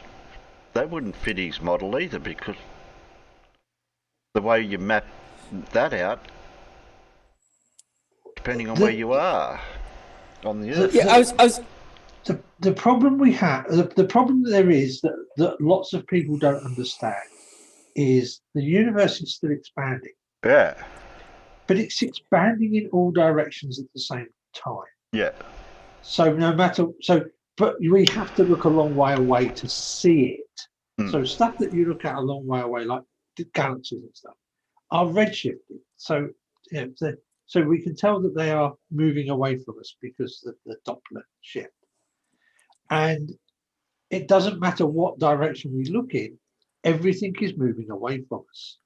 Yeah. So it looks like it's expanding away from where we are. But that's only because it's, it doesn't matter where you are in the universe, everything will be expanding away from you. It's a bit like being in the middle of a cake mix as you cook it, and the whole cake then expands. Yeah. So, and the stars or the galaxies are like the raisins in the cake. And of course, as the cake rises, they all get further away from each other because it expands in all three dimensions. So cake now. Slight correction. And I mean, it's just a nominal one. It's not so much the universe expanding; it's the expansion of space-time. I know, really picky correction there. Yeah, okay. You've got to keep it to layman. You've got to keep it to layman's terms, Donkey. The entirety of space. So the and the only reason why I make that is, the universe itself isn't getting bigger. The space between things, it gets really wonky. It's basically going over to it'd be like having an image, right? Like you're working with an image in like paint or something. It's not like making the canvas bigger. It's like taking the scale tool and expanding a section of it. So everything in there is being expanded. Yeah, but I mean, so we're obviously not being expanded, but that gets into a bunch of physics on why that's a little different. But and things are moving through the universe. So you do have like Andromeda that's blue shifted because it's actually moving towards us. But that's like, it's still being affected by the expansion of the space-time. It's just also happens to be moving in a direction towards us. And from any point, because of that expansion, as Alan was saying, from any point, you would see everything moving away from you for the most part. We just happen to have only one single point to look at everything from, and that's here on Earth. Just quickly, Dora, I don't think the BBC would be too happy if any of us tried singing that song on air. Yeah.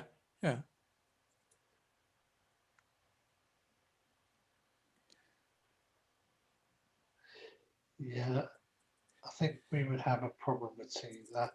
Well, I don't think that's the BBC. Oh, it's not? No. No, because I'm pretty sure that's from one of the movies. It is one of the movies. Yeah, so the copyright would be with Python or with the movie production company rather than the BBC.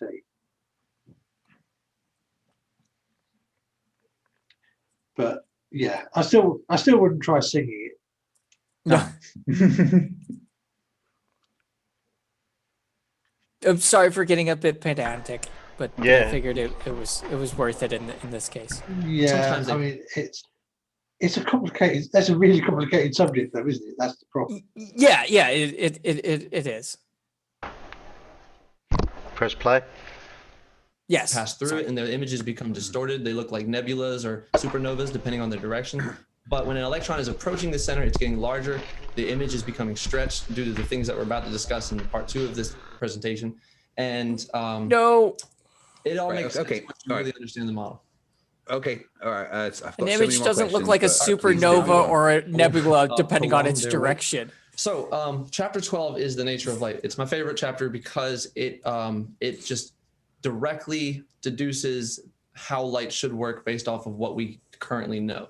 So you want to present your screen? Oh, sorry. At least I got it back I here. bet this is only going to 1 second. look at Zoom in, share screen. All right. the bit in the visible light spectrum is going to ignore So all here the rest is of the beginning the. of chapter 12. What we're doing is taking the old Yes. model's angle of the beam of maybe. light that it makes with the surface of the Earth based on the simple geometry of the straight lines and the circular surface. Then we take that angle and we just flip it into the inside, and we just notch the edge of this circle to see where the light should be pointing. If it's coming from the sun. Oh, this part. So what we see in step 1 here is all these Why angles can't we pointing see the towards other sun side in of some the kind inside of the Earth then? fanning motion. Now we But go to the he'll next get to that. Don't page worry. And do the same thing with how- the opposite how- side of the Earth. If we take these How does he account lines of for, altitude that we discussed earlier, then we can Oh, look at the flip butt. them and match the angle that they make with the shadow created by this. It Earth farts out within the night. sun's light. Now, do you not have a problem that I looks like a think I prefer boobs. I know it looks like a butt, and I've often seen. But does he not know we've Well, measured you the see distance butts, I to the see sun with boobs. flipping I mean, radar? it just says a little bit about us, MT2, you know. Yes, I mean, There are each his own, I guess. In the chat, I guess. Butter boobs, chat. Butter boobs. Yeah, which one? I guess. Well, the question is, where's that? Never mind. looks All right, more so like a here's butt, how- but you know but what? I yeah. see I- that. Lindsay's boobs, that is. Okay, butt. that's a little Yeah. bit more PG. So Waka waka waka. Somebody said they sees a peach. But I see the butt is farting night.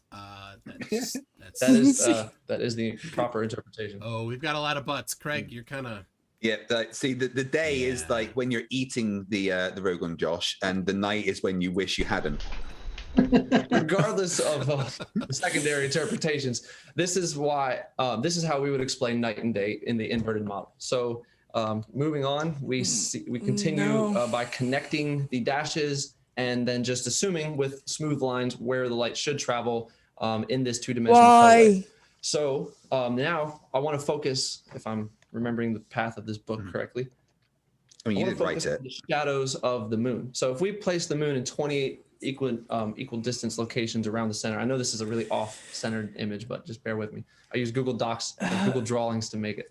Anyways, we can use the location of the moon with respect to these lines to determine what side of them will be shadowed, and then place individuals, observers around the inside of this globe to see what they would observe. So imagine that you're standing at the bottom of this diagram. If you look into the moon, I assume would be why is the lighted side of the moon not always facing the sun?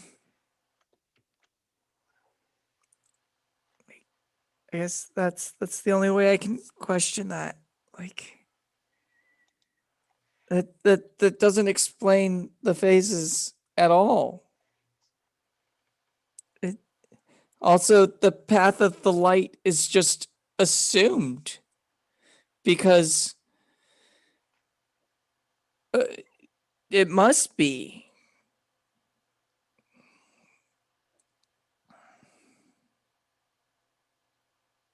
I have nothing else. the west, you would see the sun on the horizon, even though it's above you. And if you looked in the opposite direction, you would see the full moon rising. And we know that when the moon is setting at the same time, or the moon is rising at the same time the sun sets, that's a full moon event.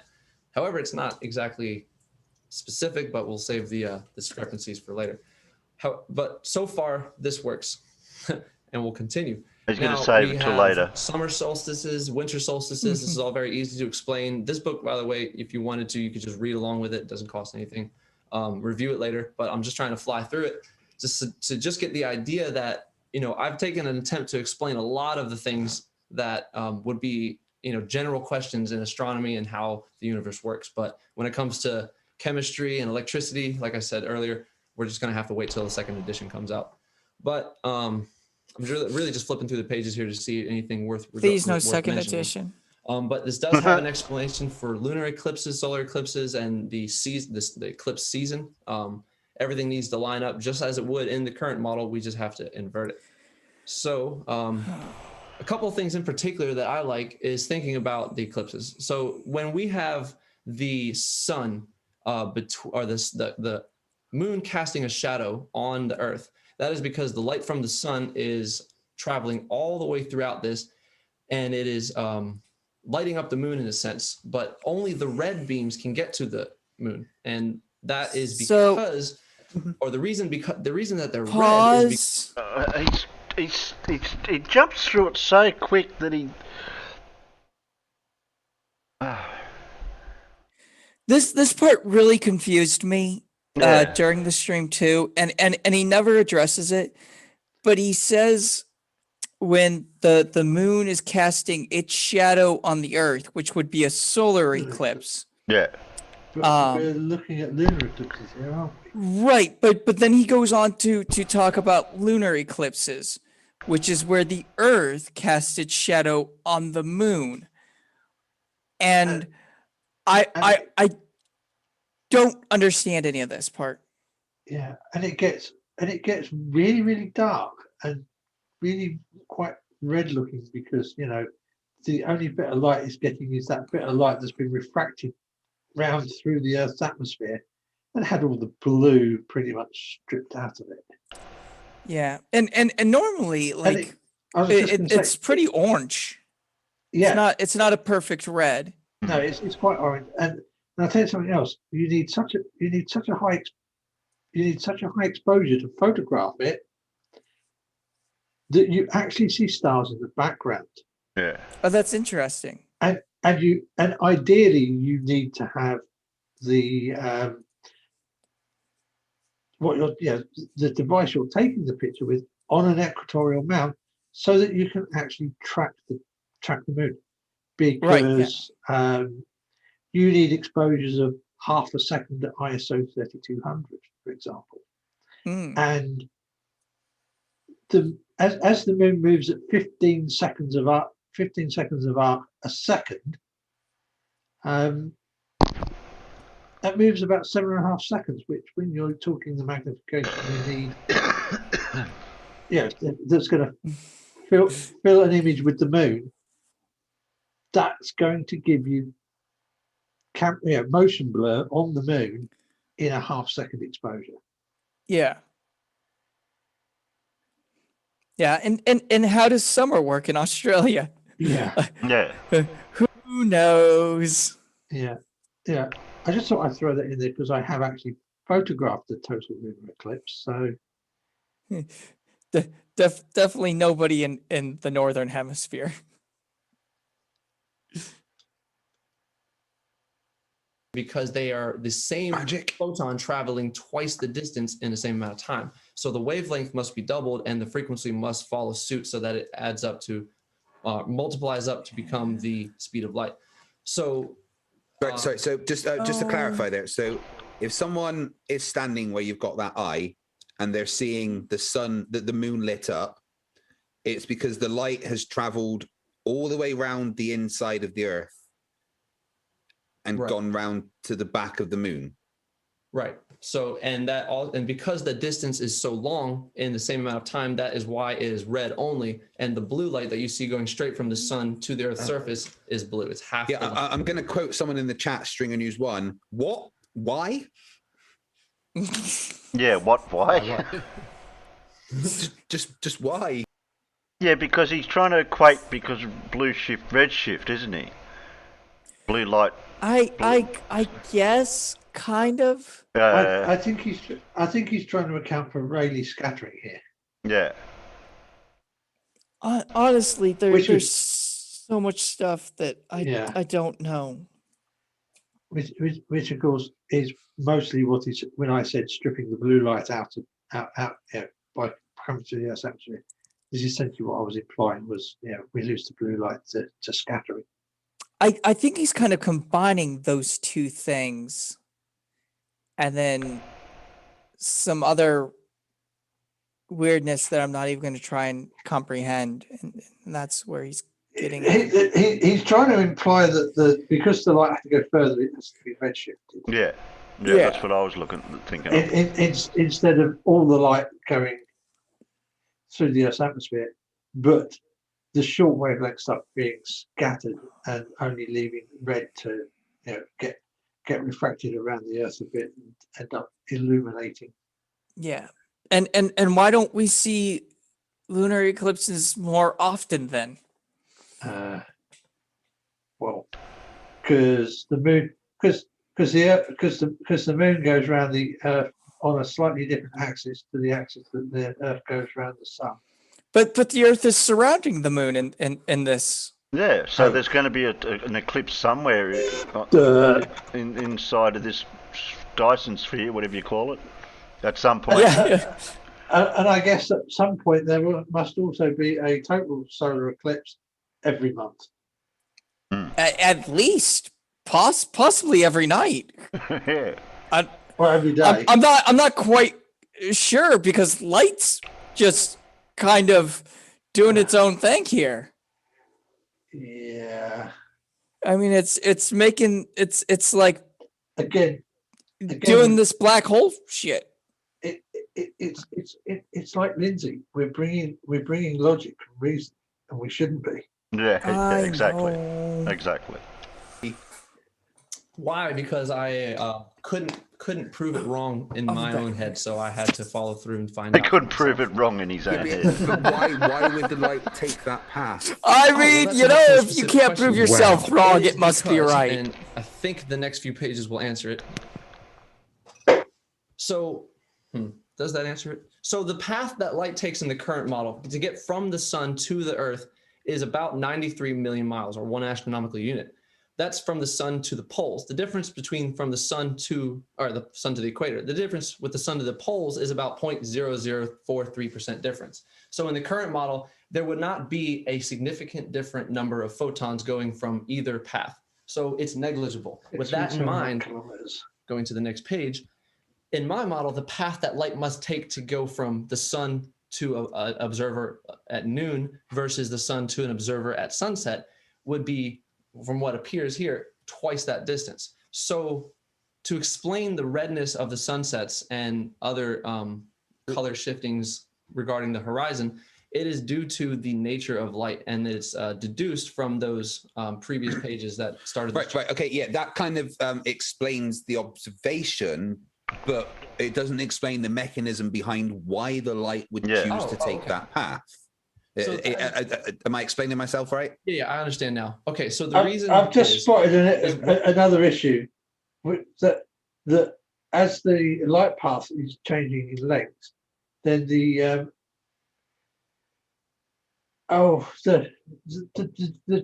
apparent diameter should change during the day as well, just like on a bloody flat Earth when you go around a flat Earth. Because light shorter and longer distances, that's going to happen. Angular size changes, doesn't it? Yeah. Got to. When we are observing light in reality, we notice it goes constantly in the same speed in all directions. But if we are looking at it conceptually, we know that it should change in order to maintain sort of a functionality of time. Light has to slow down in order to maintain the identity between wavelength and frequency. So as you get closer to the center, the speed of light is slowing. So if you were to send a beam of light horizontal, When you get closer to the light source, the speed of light changes. Did I miss something important when I had to go and step away for a moment? I don't know. When did you step away? A little while ago. Or maybe I'm just like really, really, really stupid, as Kent would say. I'm sure he said the speed of light changes when you're closer to it. And actually, it is ridiculous when you can come out with an idea that Ken Hovind thinks is daft, like flat Earth. In order to maintain sort of a functionality of time, light has to slow down in order to maintain the identity between wavelength and frequency. So as you get closer to the center, the speed of light is slowing. So if you were to send a beam of light horizontally, the half that goes up is slowing down, and the half that expands downward is speeding up. So when they... What? There's no up or down. Why does he put an up and down in it for? No idea. Which way's up? When it leaves the sun, that way, that one beam of light Oh, that is that way. directed Oh, sorry. straight down goes straight down, but the beams that are fanning out, which is shown in the covers and all these curvy lines that, one second, these ones here, those are the path that light takes within the earth. And it's because that it's like a why? Well, it's just deductions. Exactly why is going to have Light's to be just answered omnidirectional. more individually, the Earth but like I an- think I did the best I could to explain it so far. If I haven't, please refine the So question a is little bit more. I'd like is he to- firing these photons through an incredibly strong gravitational field? I think that's supposed to be a black hole where Because they're all going at, but somehow because that's the only thing that can curve the light around Yeah. like that, isn't it? yeah. A really well, that looks like probably more than one really big gravitational attractor in there to get So those shapes. I mean, so you could get something similar to that with a black hole, and so I think that's supposed to be a black hole where all the light is heading to. Now, obviously, you would have problems with a star being that close. Like, not saying that you couldn't do that and that couldn't be in balance if you had the right masses between the two and depending on the scale and stuff like that. But the distances the Earth would have to, it's just all sorts of other problems. Also, like there's problems with the moon doing what he's showing because Problems with it. Yeah, I mean, it's basically There's problems with the whole thing, not just the moon. yeah, but what's the, I think we need to call on. I think we need to call on some cool hard logic here. It is absolutely bollocks. yeah. So, but I mean, so there's the obvious things of like, well, how is the moon being lit up that way? When obviously the light shining on it would produce a different phasing system or whatever. But I mean, how does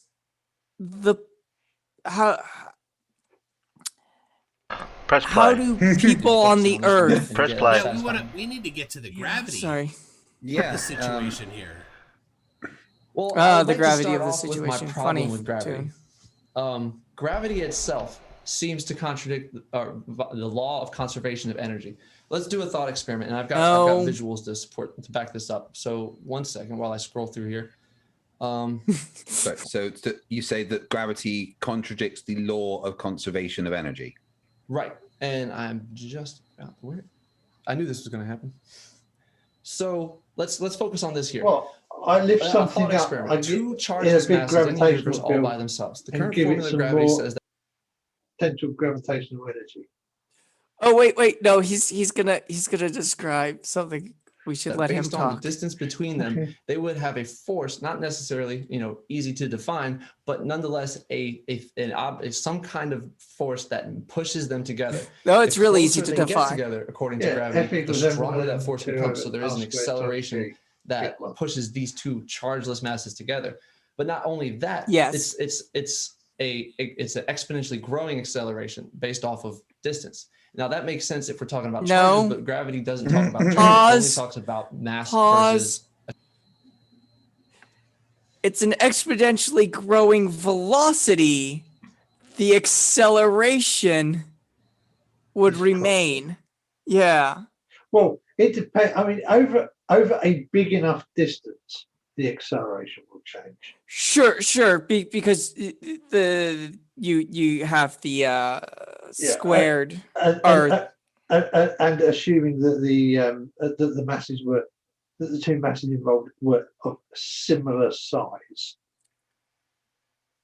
Well, so the idea is that if we took two masses, right, in vacuum space, right, so there's no other bodies affecting them, no matter it, and we put them within gravitational effect of each other, so that there's enough, they're close enough where they could pull on each other to where where they're gonna start heading towards each other. Yeah, I can't say one pulls the other one because they pull each other equally. Yeah, where they pull each other together. Yeah. That pull will stay constant. Now the gravitational force will increase F will increase, so the acceleration will increase. Yeah, okay, so the acceleration does increase, but it doesn't. I don't think it increases exponentially. Either way, it's just the way that he explains it is really goofy. Attraction. So this attraction, this law that suggests that these things come together, also kind of suggests that there's this infinite fuel on these, like, metaphorical rockets that push all mass together. No. And the question about where does that fuel come from? Nothing's pushing. They're being where pulled dark by matter each and dark other. Energy seem to take over. But my issue is when we pull up my slideshow. No dark energy or dark matter involved chart in this here. in this when scenario. we test gravity on Earth, Bending it of works because we space-time. verified it. We determined it experimentally on Earth. We determined the constant of gravitation. The constant of gravitation. Am I saying that right? We figured these things out on our Earth's surface, or at least on the moon, somewhere very close to us. But the further we get into space, the less and less those equations describe what we see. So when we're talking about spinning of a galaxy, gravity says that this galaxy should be spinning. The only it should have a place lot where they more mass break there in down order is to when hold we it get together because it's small, spinning so fast. really These small galaxies things. 100,000 light years away are fast. spinning at 500,000 Really miles sure, per hour. yeah. Whereas gravity suggests based off of what we can see, the number of stars and whatnot, they should be spinning much, much slower. So gravity fails when we try to explain the motion of a star, something we can't verify experimentally. We have to deduce it versus observation alone. Well, I mean, it doesn't fail for Newton's gravity, for instance, doesn't even try to explain anything outside of a local system. Einstein's explanations are more about explaining what happens under relativistic effects. What we see in galaxy rotational speeds, and that can be explained by the theory of dark matter, and that there is an obvious mass in the universe that we're yet to identify. It's dark matter's not a there's theory. no problem with gravity. If I could hypothesize a source to that mass, it would be the density of flat earthers' brains. Definitely. Well, if it depended on mass, then that would be a good argument. Yeah. Okay. Well, no, that'd be density, Well, not anyways, necessarily mass. So that is the issue. But if we try to explain gravity using only the notions that I've laid out so far, we see that we have one part rotational, centrifugal force. One part is this attraction to the center that counteracts the centrifugal force to give us this homogeneous 9.8 all throughout the Earth's surface. And it's not homogeneous. That's I was going to point out. MC Tune you hammers actually that weigh point. 0.04% less at the equator than you do at the poles. There's a difference in gravitational acceleration at several different points around the Earth, mainly the difference between the poles and the equator. However, depending on the mass of certain elements. Peanuts, I'm going to go watch that movie after this. Noticeably different gravitational acceleration at the one that they keep points quoting all around the Earth. Want to apply some this is meaning of life? What one of our subscribers, PhD Tony, kind of uses in his job is the gravitational acceleration at different points on Earth to determine where certain minerals and things are. So although it is close to 9.8, there is a difference in gravitational acceleration, most noticeably a difference between the poles and the equator. Well, here's the thing about the force of gravity throughout the surface of the Earth. It is not arguable. It is an experimentally verified result that we have to apply to whatever we're trying to conceptualize. So what I'm saying is, based off of these three variables that I have on my screen, we know what the force of gravity is at various points in the Earth. Apparently, it's not homogeneous, but I'm interested in exactly how that works. We know the rotational velocity of the Earth Pause. stars because they are essentially fixed in space, and we are definitely rotating around. 9.81 is a. I don't think average is the right. I think it's the mean value.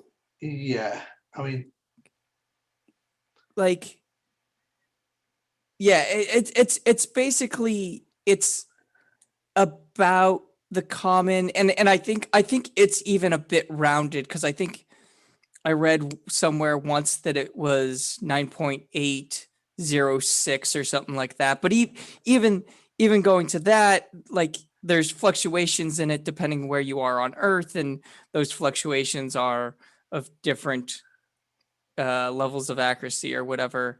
I think it's all, and I wish PhD Tony was around for your streams, Terry, because I think it's all 9.8 something, but it might not even, that might even be true. It could be 9.79 in some areas. Yeah, I mean, there's because there's a lot of local geography that will also affect the measured result in your particular location. Right. Or depending on minerals and the makeup of that geography. Yeah. Yeah, that was what I was. Yeah. Exactly. Oh, okay. I was thinking you were thinking topography. No, I was thinking geography rather than topography. Right, which both will affect it. Both will affect it. I mean, that stupid bloody mountain in Scotland that nobody can pronounce. Shanelli? Yeah, that's the one. Yeah. Schehallien. Yeah, Schehallien. There we go. The Ozzie got it. Big lump of granite sticking up out of the ground. Who said I can't? Who said no, I can pronounce it? Well done, Terry. I mean, think about like Everest, right? Like I can't pronounce that one. That's too hard. Oh, okay. Dora, please, no, do not say that 3 times. We do not need that appearing. Yes, definitely. God. There will be swear words thrown around a lot then. Yeah, I can only think of one thing as bad as that. Having petal turn up. Oh, press play. Yeah. What we don't know is the actual radius of the universe regarding a one-dimensional measurement. We know that the Earth has a 25,000 mile circumference, therefore there should be a 4,000 mile radius.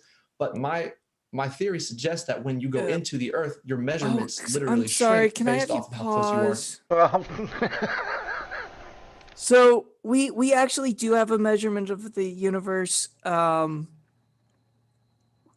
I think, oh God, and I always get these mixed up. I think the visible universe is 93 million light years, and then the actual universe we believe, because we know we're only seeing X percentage of it, and I forget what it is off the top of my head, but I think it's like 100 and some.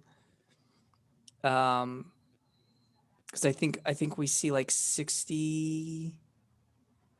So I think it's a little more than half. And I'm gonna be way off on these numbers off the top of my head. Shouldn't you be talking billions of light years rather than millions? It might be billions, like I said, and that's where I always forget if it's.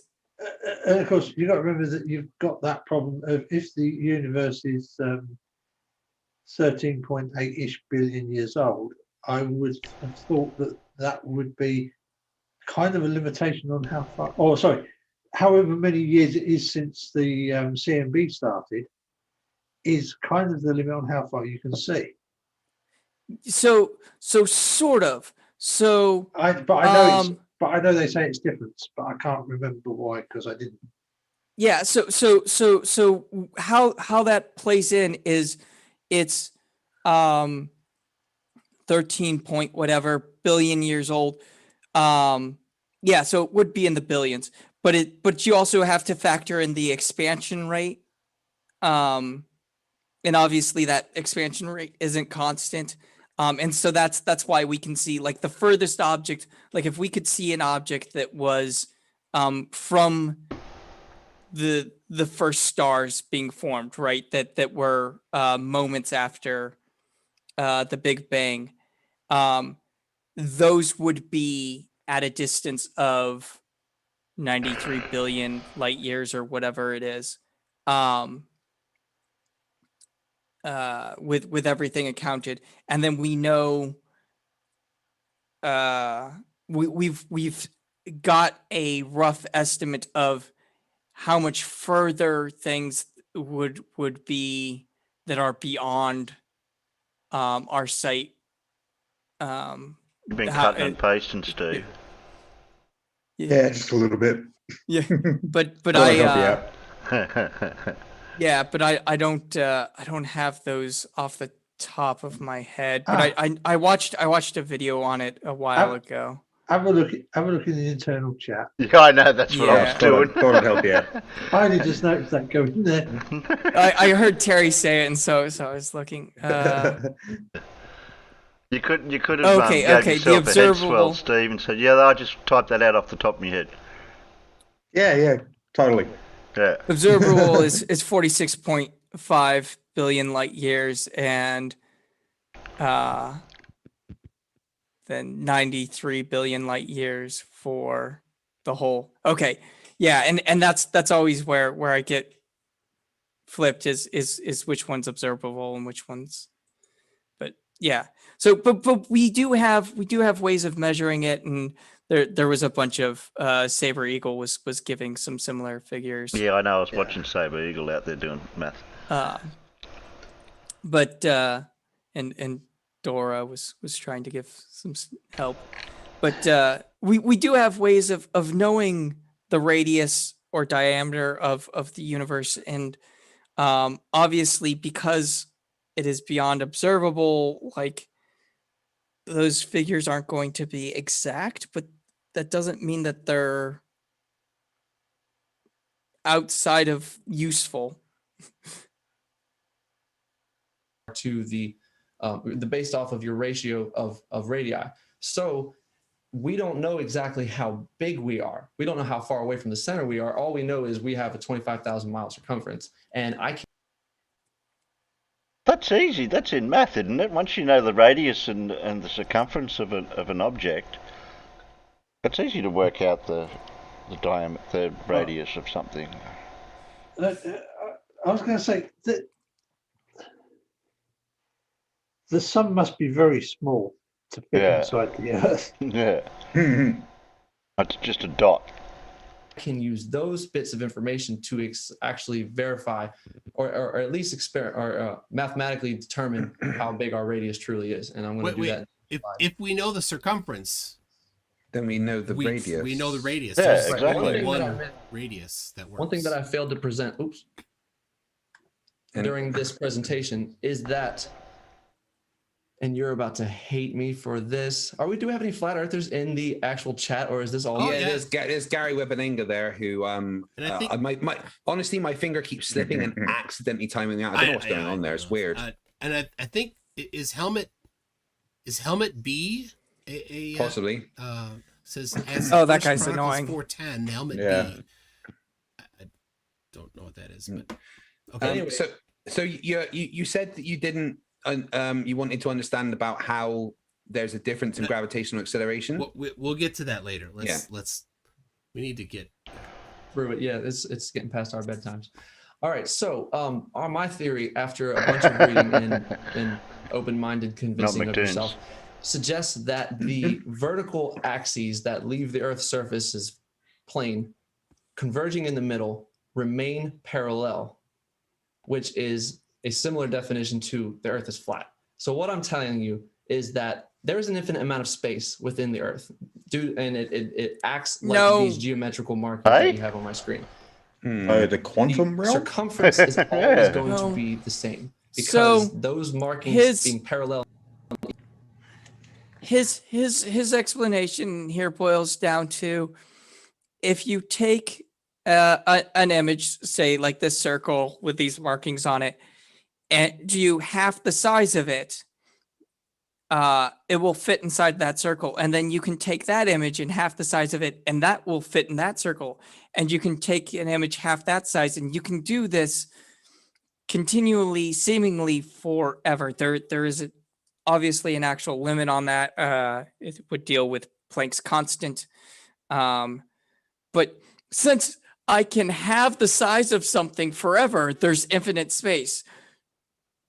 No, this is the whole, oh God, I forget whose riddle it is, but with the guy racing the turtle, and so you have a turtle traveling at a constant speed, and you can only move half the distance. So the first jump, you move a lot faster, but the first jump to the finish line, you move half the speed, halfway, and then you move half of that, and then halfway of that, and again. half again. Yeah.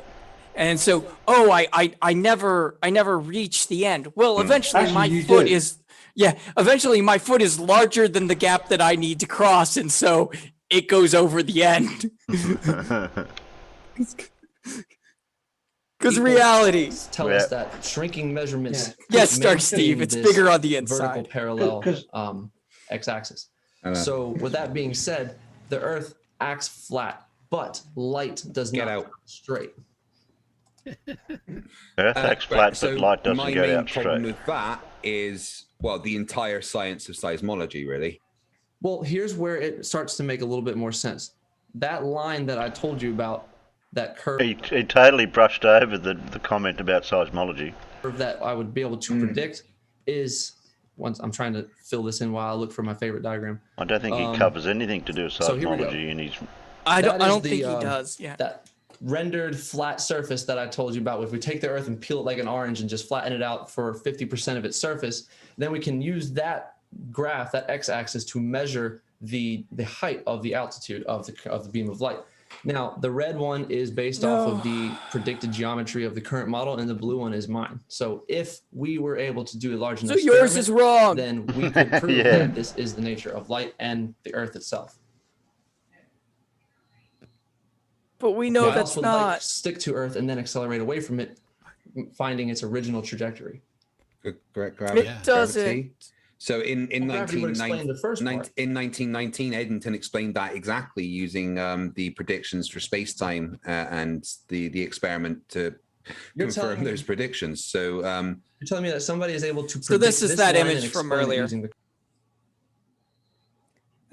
As you can see, like he just miraculously starts it at the halfway point. the predictions for space-time and the experiment to confirm those predictions. So you're telling me that somebody is able to predict this line and explain it using the current model, this curved line of light. Yeah, I would love to read this. I mean, they did the experiment in 1919. So it's common knowledge now that light bundles up at the horizon. Is that what you're saying? No, it curves due to mass. Yeah. Right, due to mass. So if mass is present, obviously the first half of this prediction makes sense. But why then does light accelerate and then find its original trajectory just off put by a few thousand miles? Do you mean diverge instead of accelerate? Yeah. Right. So we have a downward facing curve here and then an upward facing curve here. So what they I've found got a in really, 1919 really good was book that explains that. Yeah. Maybe you should read it to him. It's called General Relativity by Chris Ferry. Yeah. And I've posted it in the side chat already. And the ISBN number is 978-1-4926-5626-5. You know, I think even for a college, I might have just cherry picked the full title there a little bit because we don't want to put anybody off with some complicated words. No. Yeah. I was going to say even for a college dropout, I think it'll be understandable. Yeah, I actually read it to one of the Discord people's 6-year-old daughter, and she thought it was brilliant. Yeah. Fred Bailey said he should have gone with the free lobotomy. Yeah. Too late now, Fred. Using the fact that there was an eclipse, they were able to look at the stars behind the sun and see that they diverged the predicted amount based on what they said the curvature of space should be. And I have an explanation. So what happens is that the mass puts a pressure on space-time, causes it to light does travel in a straight path, but it travels in a straight path on a curved space-time, which makes the position of the stars appear to diverge from Earth. And that's what's happening there. And obviously gravity falls off with distance. That's why it's Fg equals gm1 m2 over r squared. The distance squared, it increases as the force increases based on that ratio and falls off based on that ratio. So the amount that light diverges based on the distance towards it is going to drop off the further away it gets. Right, that makes sense. But that it doesn't explain why light would then accelerate, not just lose its attraction towards the surface. Light doesn't accelerate. Light never actually changes speed. It changes direction. Yeah. It doesn't accelerate. It doesn't change speed. Well, if we look at the top of this diagram, we're assuming that light is not affected by the gravitational pull of the Earth whatsoever. If we look at the bottom half of this diagram, in other what I can mediums, show and there's you some cut off finger by my quotes toolbar going on there because suggests that's that, not yes, necessarily gravity exactly does true. suck the light down. But if we cut off the bottom again, why does light accelerate upwards away from it? And that's what I'm going to have to prove happens before I can continue to claim that this is the way it works. But it doesn't. With the single data point of Chicago across Lake Michigan at 50 miles, we know that there is definitely some kind of attraction towards the center, and it's consistent. Okay, so what you're seeing over Lake Chicago isn't gravity bending light. That's simple Lake Michigan, sorry. That's simple refraction of light. Yeah, that's nothing to do with gravity bending light down towards the other side. That is simply to do with the refraction. It's like you were saying, a superior mirage. It's a mirage. It's nothing more. Well, a mirage would explain the waviness of that image and the change position as well. The image. Yeah, the fact that because light, as it travels through a denser or a change in temperature, well, you can see it on as land, it gets towards the same more effect. dense You don't medium, have to see it at the bends horizon. down towards that medium, allowing you to see further around the curve. That is what refraction is. That's what happens. That's the prediction of our model. Right. Seeing that is exactly what we expect to see with kind of standard refraction. And I think it was like 54 miles, so it's less than 1 degree that light has to bend for that to happen. So it's not even that far off of standard refraction. But it is a 75% discrepancy of what is predicted. No, it's not. There's no it's discrepancy as to what predicted. The predictions of refraction says that would happen under the conditions that were there. The conditions of refractions rely on entropy within the atmosphere. If you were going to say that hot air and cold air can bend light, then it would have to depend on a absolutely perfully translated image going through random pockets of air that are hot and cold. No. There's a gradient. Wait, there's pause. The gradient. Pause right there. Yeah. So, they're going to deal with most of what he said was wrong, and that's all good. But a perfectly translated image through random pockets. I mean, light doesn't travel as a picture. Like the image of what you see does not travel together as a whole. It's a bunch of random photons all traveling on their own, and a bunch of times, like from certain areas you're going to get hundreds of photons, and from other areas you're going to get thousands of photons, and from this area you're only going to get like 5 photons. So it's not even evenly dispersed or whatever when you don't have refraction and other things that are going to cause distortion. The pocket, the pocket is fine to explain the wibbly wobbliness of the black swan. Yeah. Yeah. I mean, yeah. Let's face it. That photo is always going to be no from the Black Swan, isn't it? Yeah. But the wibbly wobbliness is down to pockets and air currents and the I was going to say it's not just even the pockets. It's the air currents moving through those pockets. Yeah, it's air currents moving, and that's kind of good, and it's kind of really handy because if you actually watch the air current, if you actually watch the wibbly wobbliness as it moves, it can give you a really good idea of the total direction and magnitude of the movement of the air between you and the subject. Potentially, yeah. It takes a while to learn it and understand it, but it's actually the really best indication of wind flow you will find. Yeah. At the bottom, it's colder. But there's no way on a clear day you can see a perfect image, which cannot rely. So you cannot program this to be recreated by a computer. Yeah, you can. It's actually done. I can get that up right now from Midwest. We can bring that up. Like. Yeah, it's not that hard. Not understanding it, I think, is probably just your problem. You can program an explanation for the experimental results, but you can't explain them convincingly when the concept itself is depending on randomness. It's not random. It's not depending on randomness. What you're telling me has to do with the different densities of air. It would explain it marginally over a very short period, but over 50 miles, you cannot take an image, 100 million trillion billion beams of light and translate them all perfectly. And I would prove it. I would prove that experimentally. I can't do it right now. All I can do is conceptualize and claim. It's been done. I'm telling you, it's been missed. So what is he saying, that you can't take a photograph of the horizon at a distance without any atmospheric conditions affecting the image? Or is that what he's trying to say? The big problem is that when it comes to the EM spectrum, the bit we can sense as visible light has pretty small wavelengths. And in fact, it's got to the point where we are going to talk about wavelengths and frequency. Yeah.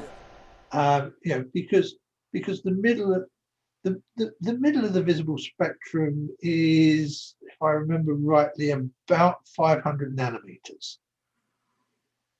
That sounds about right. Yeah, I think some places use 480 something for like when you're working out, because you have to remember that when you talk about standard refraction, that's standard refraction at one particular wavelength, because the calculation actually includes wavelengths as part of the calculation to get to see how much refraction you're going to get through the medium. So if we move from a wavelength of 500 nanometers up to a wavelength of, say, 10 centimeters, you're going to get very different levels of standard refraction. In fact, if you move to about 10 centimeters, the standard refraction is so small that I can't actually find any figures for it. Yeah.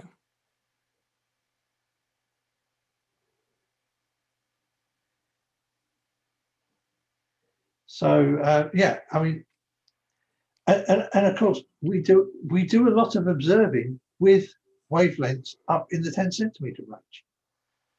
In fact, we do a lot of stuff with wavelengths in the 10 centimeter range. I mean, he's wrong on so many different levels about all this stuff. Yeah. Well, yeah, because they forget it's electromagnetic spectrum, and it's only the visible bit is only a tiny little bit, and he's not accounting for all of the rest of it. Yeah. Well, I mean, even if you don't account for the rest of it, it still doesn't help his argument at all. because he's saying that it does something that it just doesn't do, and that he doesn't have any evidence for it yet because he hasn't been able to run his experiments. But like, there is no evidence for it because that's just not what it does.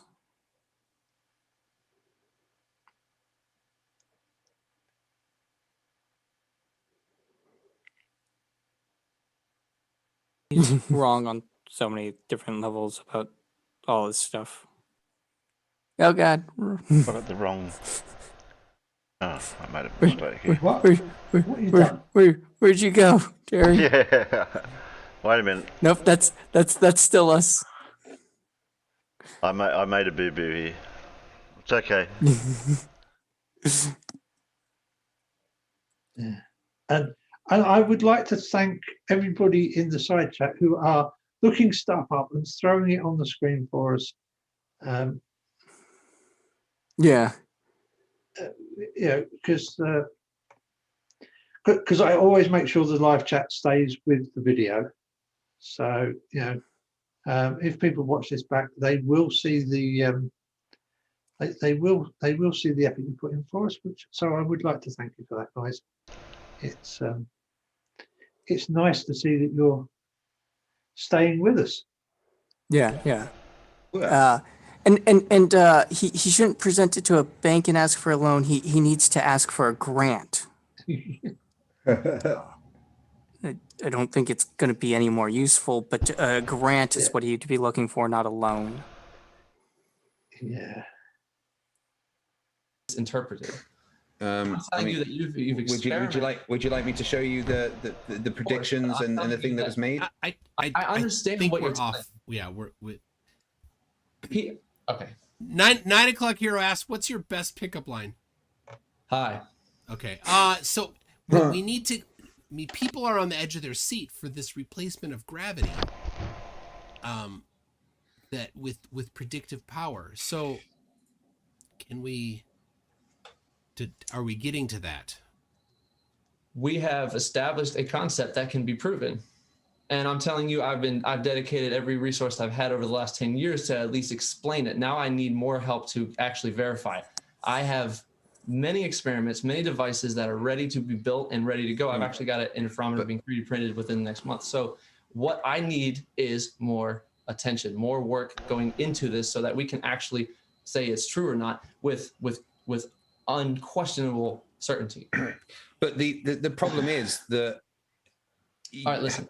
I know what your problem is, and if you keep repeating it, it's not going to get anywhere in the conversation. No. In general, the problem is that all your premise is going off of that. There's a problem here, and we need to fix it. Where there is no problems. Like there's no problem with refraction. There's no problem with gravity explaining the observations we have.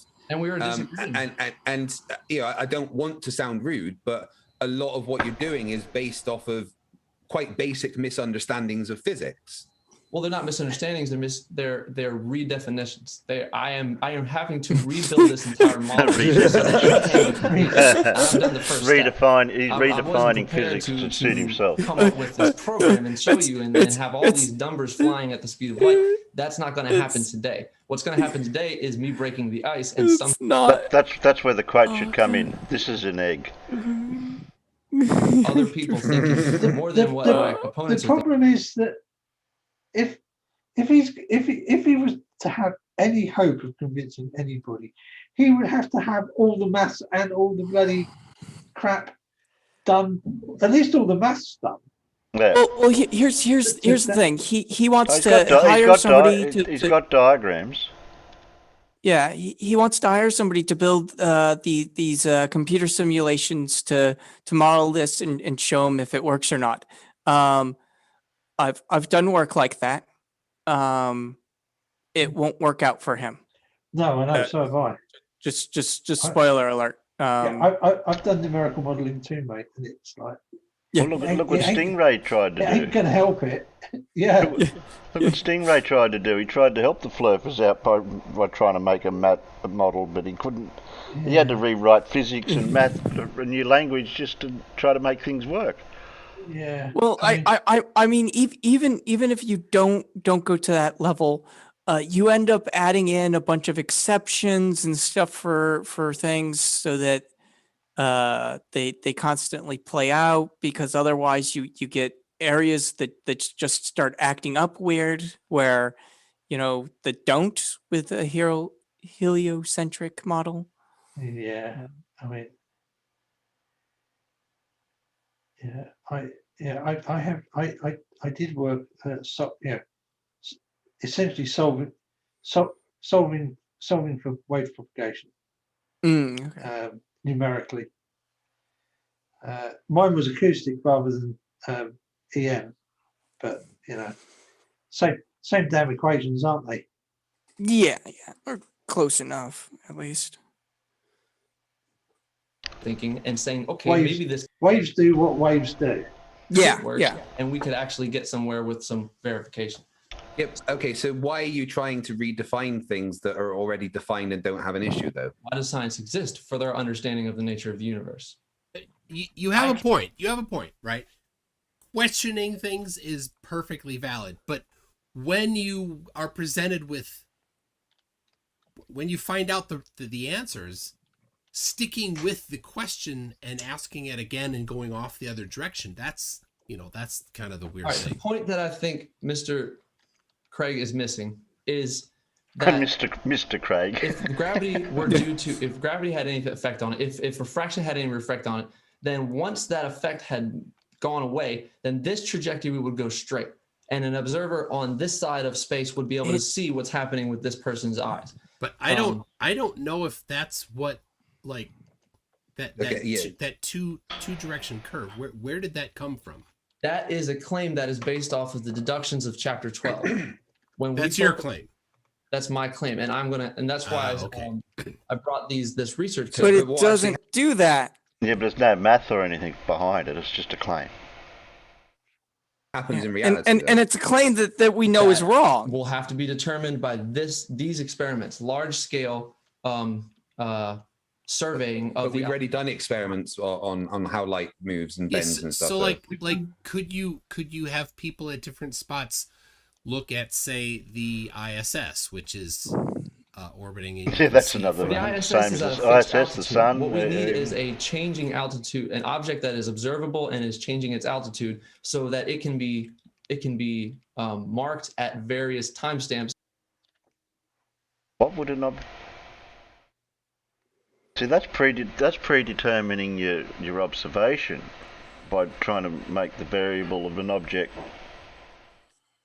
You just observe an object like the sun, or do you observe the ISS or the moon? Yeah, doesn't matter. I get what he's trying to do here, but it's not gonna help in any sort of way, one way or the other, for what he's trying to show. Because basically he wants to send, say, like a hot air balloon, like what Mr. Sensible set up with a light on it, and people at different places, different distances away from it, will say when they can see it, right? So, I'm 5 miles away, I can see it at this altitude, at this time, I'm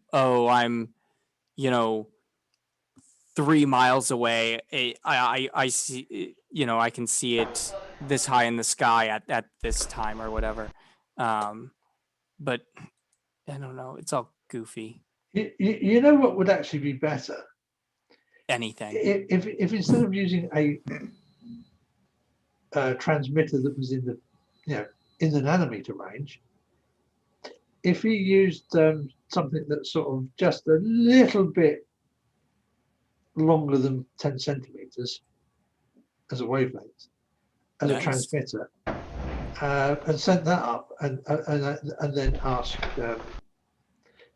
people to have a receiver with a narrowband aerial, which is not that difficult to do, and ask them when they can then detect the signal coming from it. Yeah. Because that would actually be something that would actually work a lot better, because we know that the as long as the weather conditions are not extreme, everything is pretty much going to be definitely going in a straight line with minimal with minimal standard refraction. And also if you make the transmitter, if you pick the right frequency there and get, you can make the transmitter 5 or 6 watts, so you should be able to detect it from most of the way from where you're going to be able to observe it from on the planet Earth. Yeah. Based on horizon and how high it's going to get, with a good sense, with a nice sensitive receiver. Seeing as how you don't need that many watts to do an EME. Yeah. And we're not going nearly as far as that. So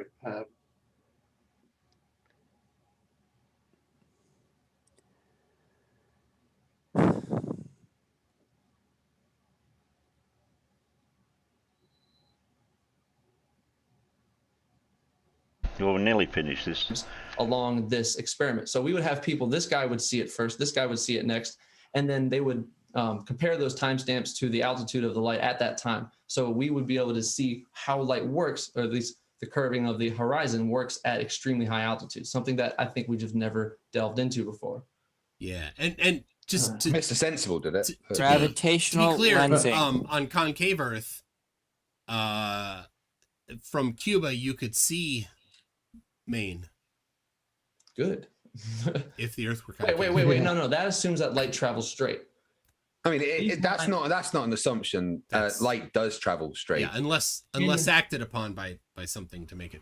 And I can prove that it doesn't. Okay. I mean, the LIGO installations show that it does. They're not.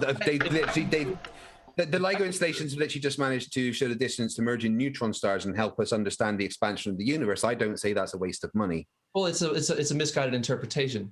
If I had a few $1,000s for a balloon and a couple buddies and some telescopes, then I could prove that we need equipment wasting billions of dollars on this giant interferometer because I just have a little one on its side that shows that we're wasting our time. Do you not think that a giant one might be slightly more accurate than the little one? Looking for ripples in the space-time fabric when there is no space-time fabric, then yes, I think it's a waste people of time. with doctorates might understand their subject a little bit more than a 6-time dropout. Their determination of experimental results. If you test something on Earth and then you try to verify it on Earth, of course it's going to work. Well, no, that's not how science works. No. They've had an observation, they made a hypothesis, made a prediction, then designed an experiment to test that prediction, and the experiment validated their prediction from the hypothesis. That's it. That's all that happened. Right, but it's still a hypothesis or theory. Now, my theory is going to. I'm gonna go to the store, get myself a little dinger. That's not how it works. They being like verified Team their Skeptic hypothesis using experimental methods. Right. And shedding light in a new direction that hasn't been studied yet will unverify that information and will continue the scientific process with a more refined understanding. You're asking me to halt my quest. No, but you're like trying to read. Else already figured something out that was. We've already. It's like if we said to everyone, 1 add 1 is 2, and someone went, well, actually, that might be true, but I'm going to retest it and do other things because I think if we interpret it differently, that could be something else. 1 add 1 is never going to stop being 2. Nobody is denying that. Okay, I'm not denying that the effect of gravity. And in the same way, the experimental evidence for the warping of space-time, affecting the path of light, is never going to stop being experimental evidence. How about this? You made a wager for me earlier over the messages that told me that you would wager channel if I could prove you wrong.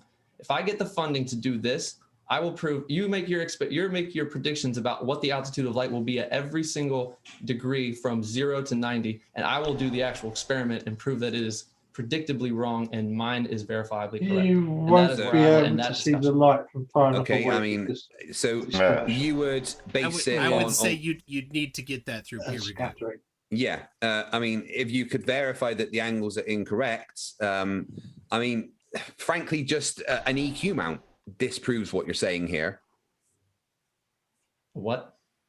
an equatorial telescope mount kind of An disproves EQ your mount. whole, He didn't know what an EQ mount is. thing here, but he's you know. he's What? claiming that light What? doesn't travel as it's been confirmed to travel. So Yeah. so an EQ mount, I guess, can have whatever Oh yeah, still just receiving light, isn't it? explanation he wants to put in, I guess. So here's the thing I really want to get to, Doug.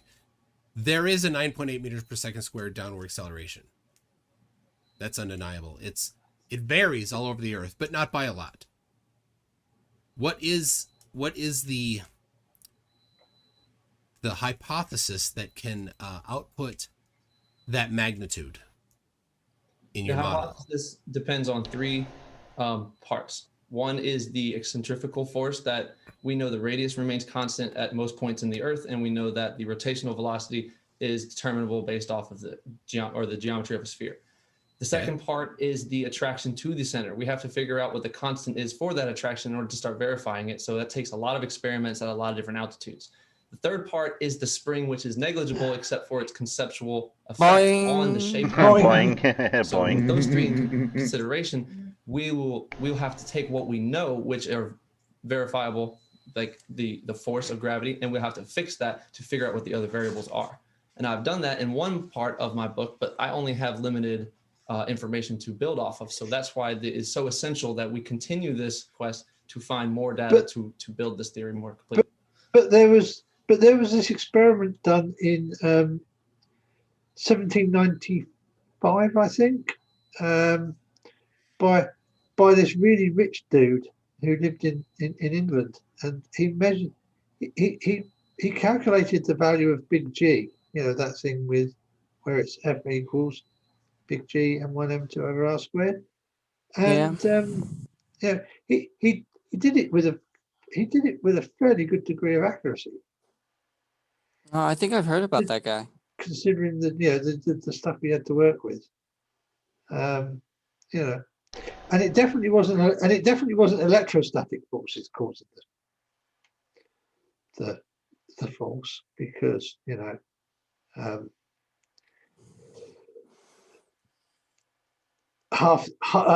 torsion balance is enclosed in a nice wooden case.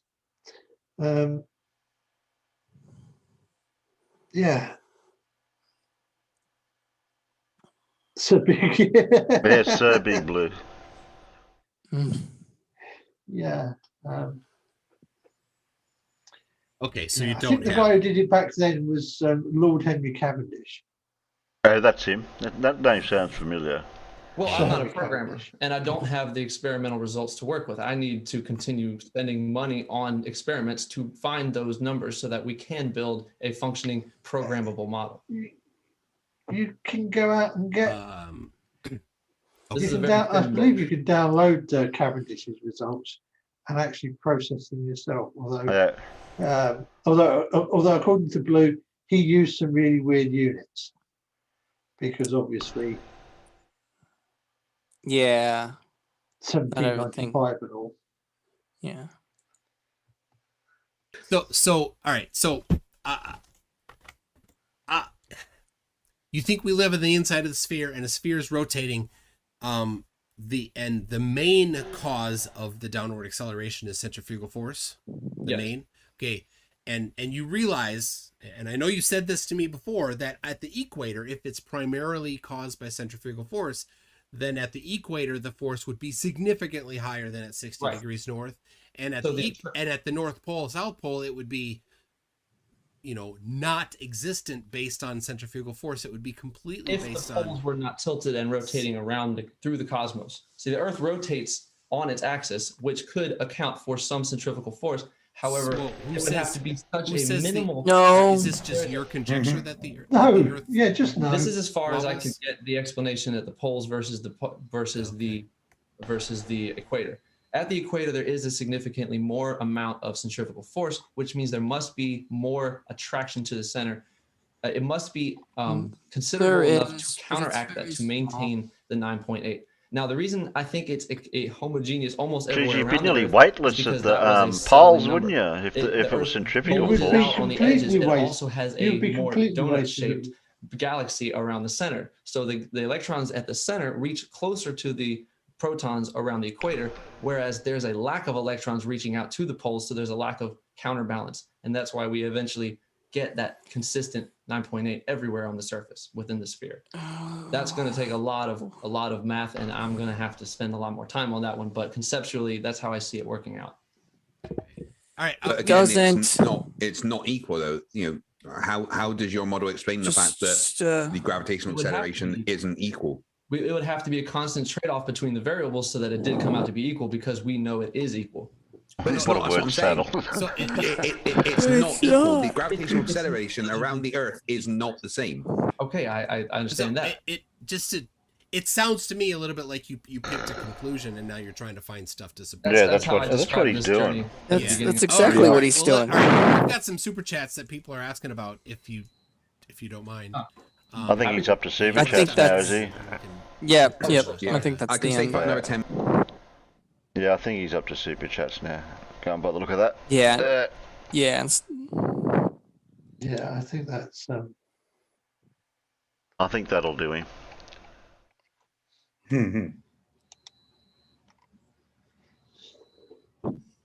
Well, he just got more headline than he deserves. Yeah, but again, at least unlike some other people, he's polite. Yeah, he's definitely nowhere near the worst. I much rather deal with him than some of the others. Yeah, he's no Pat or RTH, is he? Yeah. Well, I don't know, Terry, if you're gonna go on for a little bit more, but not for much longer. We've already gone past the 4.5 hour mark. Yeah, I mean, I thought you were going to play that 5-minute, 10-second video, but well, I've got to squeeze that in. Okay. I gotta get some sleep here soon. So we'll finish off with that one.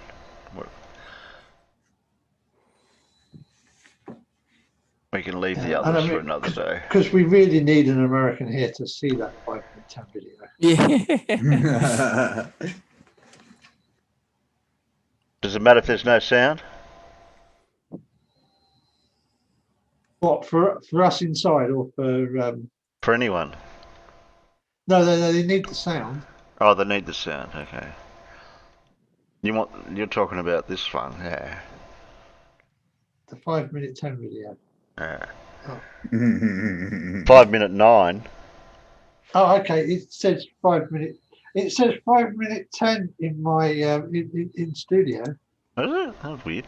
Yeah, that's weird. YouTube cut it off. It's probably like 9.6 or something like that, and YouTube rounded down, and your studio rounded up. Brainery says, "Donkey, can you stop breathing?" Oh, sorry. Into your mic. Oh, okay. Oh, I forgot it. I didn't read that right. Yeah, read the whole statement. I can try, but I don't know how well that's going to work out. Oh, look out! Not breathing or not breathing. Okay, everybody. Everyone, bow. Sir Big Blues here. I'm here. Yeah, Sir Big Blues here. G'day. G'day, mate.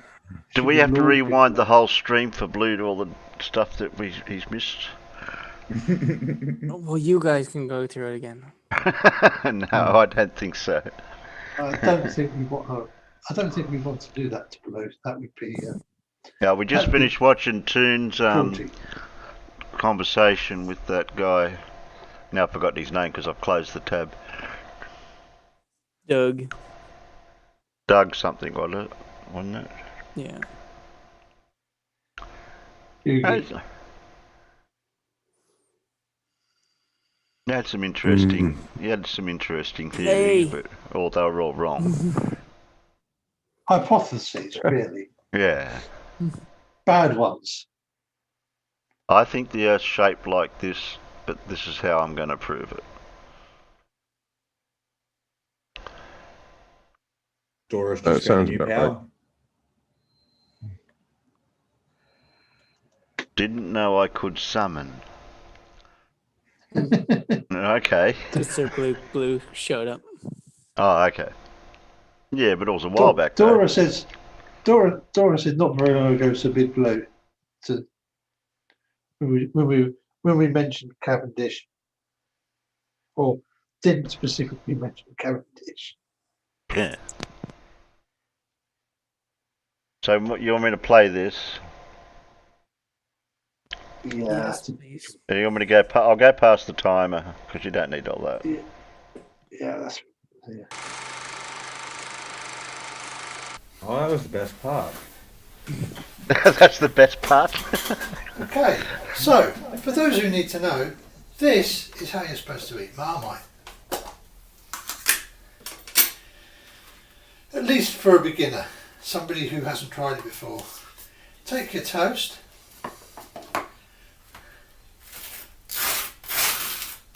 Apply. Well, he's got the flora too. Reasonably thin Oh layer boy. of butter or Oh boy. margarine of your choice to your toast. Oh boy.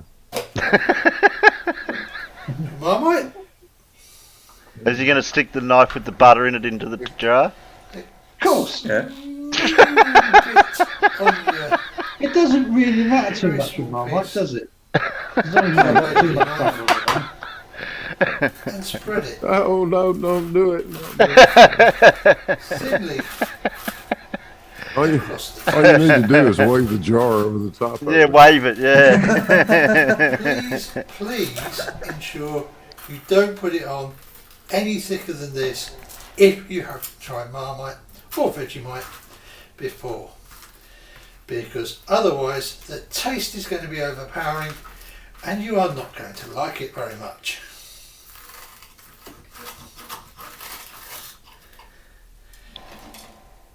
Now, of course, if you've grown up eating this stuff, then this is more like how you might do it.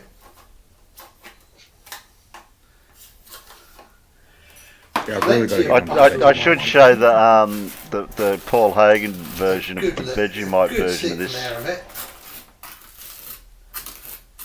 Because he leaves half the butter. He leaves for tax purposes. He leaves half the butter on the knife when he sticks it in the Vegemite, and he leaves half the Vegemite on the thing when he sticks it back in the margarine. Twice the amount you used.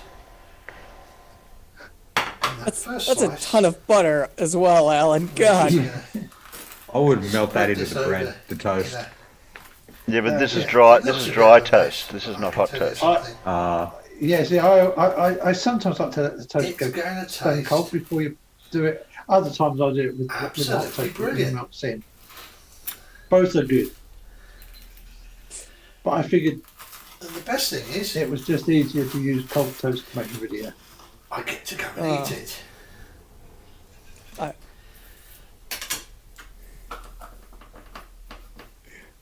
We still need Terry to do one. I'll do one. And I've got to get on to Tony for about it too. There you go. Yeah, we'll show how our version. Well, that's why the Paul Hagen ones are good. Yep.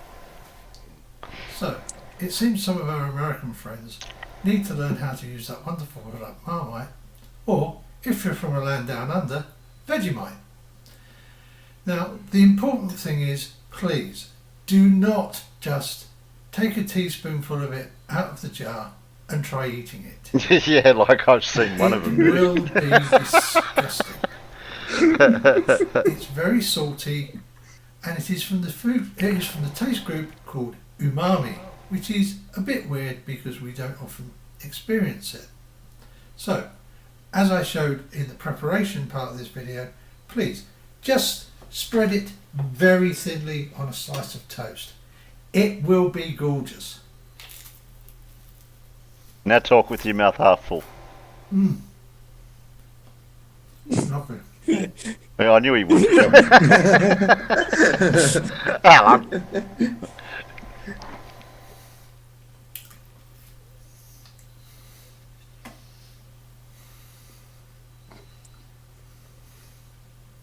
I wish I had a camera where I could. Start sparingly. You can build up the amount you use as you go along. I'm sure that way you will enjoy the product and not have that rather unpleasant reaction that we have all seen in so many videos. Yes, like we have. Thanks very much, guys. Who was that hooded man? I was gonna say I wish I had a webcam because Steve, I'd make you a video. You know, I'd get out the toast, I'd butter it, I'd put the Vegemite, and then I'd show the proper way of eating it as I dumped it into the trash. Oh, Not cool, not cool. and then prepared toast with a more proper topping like jam or peanut butter. Oh God, no! Marmalade, jam, marmalade, lemon curd, yes, but not peanut butter.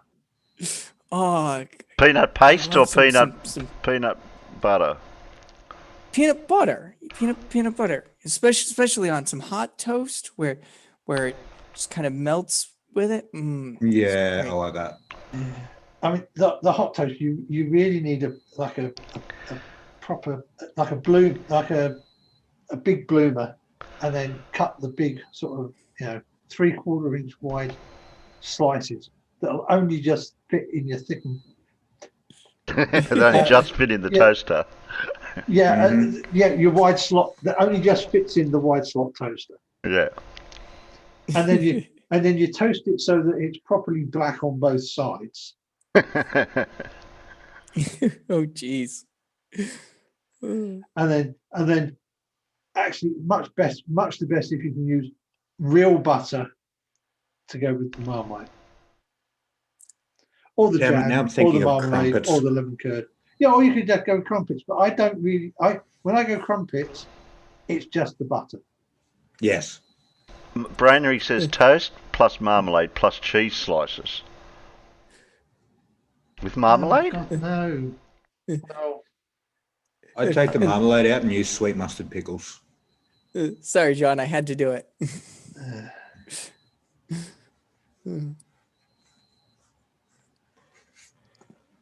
Mute the mute. Hashtag mute the mute.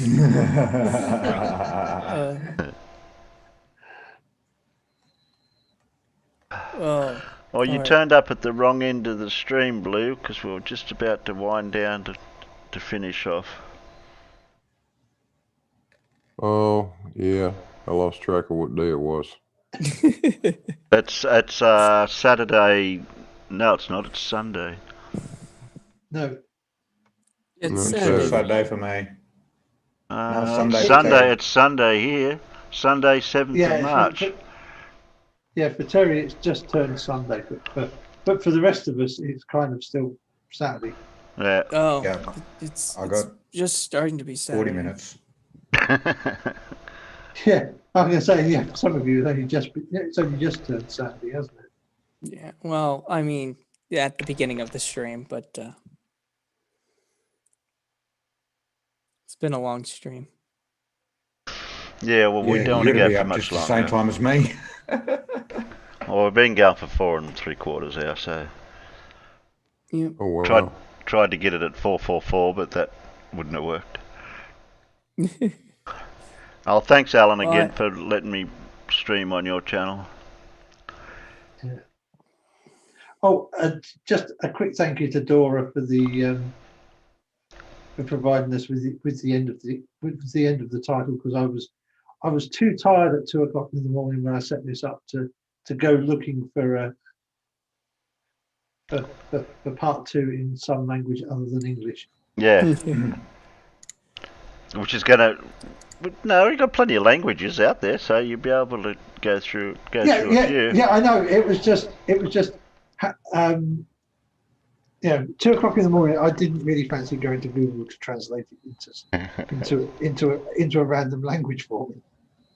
All right. Well, I got to say goodnight, all. Well, yeah, we're good nighting anyway, Donkey. So, Yep. thanks, Donkey. Thanks, Steve. Thanks, Blue, for dropping by. We had a heap of people out in the peanut gallery. Everyone from Fred, Brainery, John, Stevie. Anyone else remember anyone? Dora, Colin, Sable Eagle, yeah, Little Wolf. Was it Globehead? Yeah. Demon, there's a few people out there. NA was there Stevie earlier. B. Surf was there. I can't go any Yeah. further now. Surf's out there. NA. Yeah, I can't scroll any further. And John Stock. So. Oh, can't forget John Stock. No, can't forget John Stock. Oh, okay then. Good night, panel. Good night, Peanuts. We'll see you whenever. Yeah. Good night. Good night.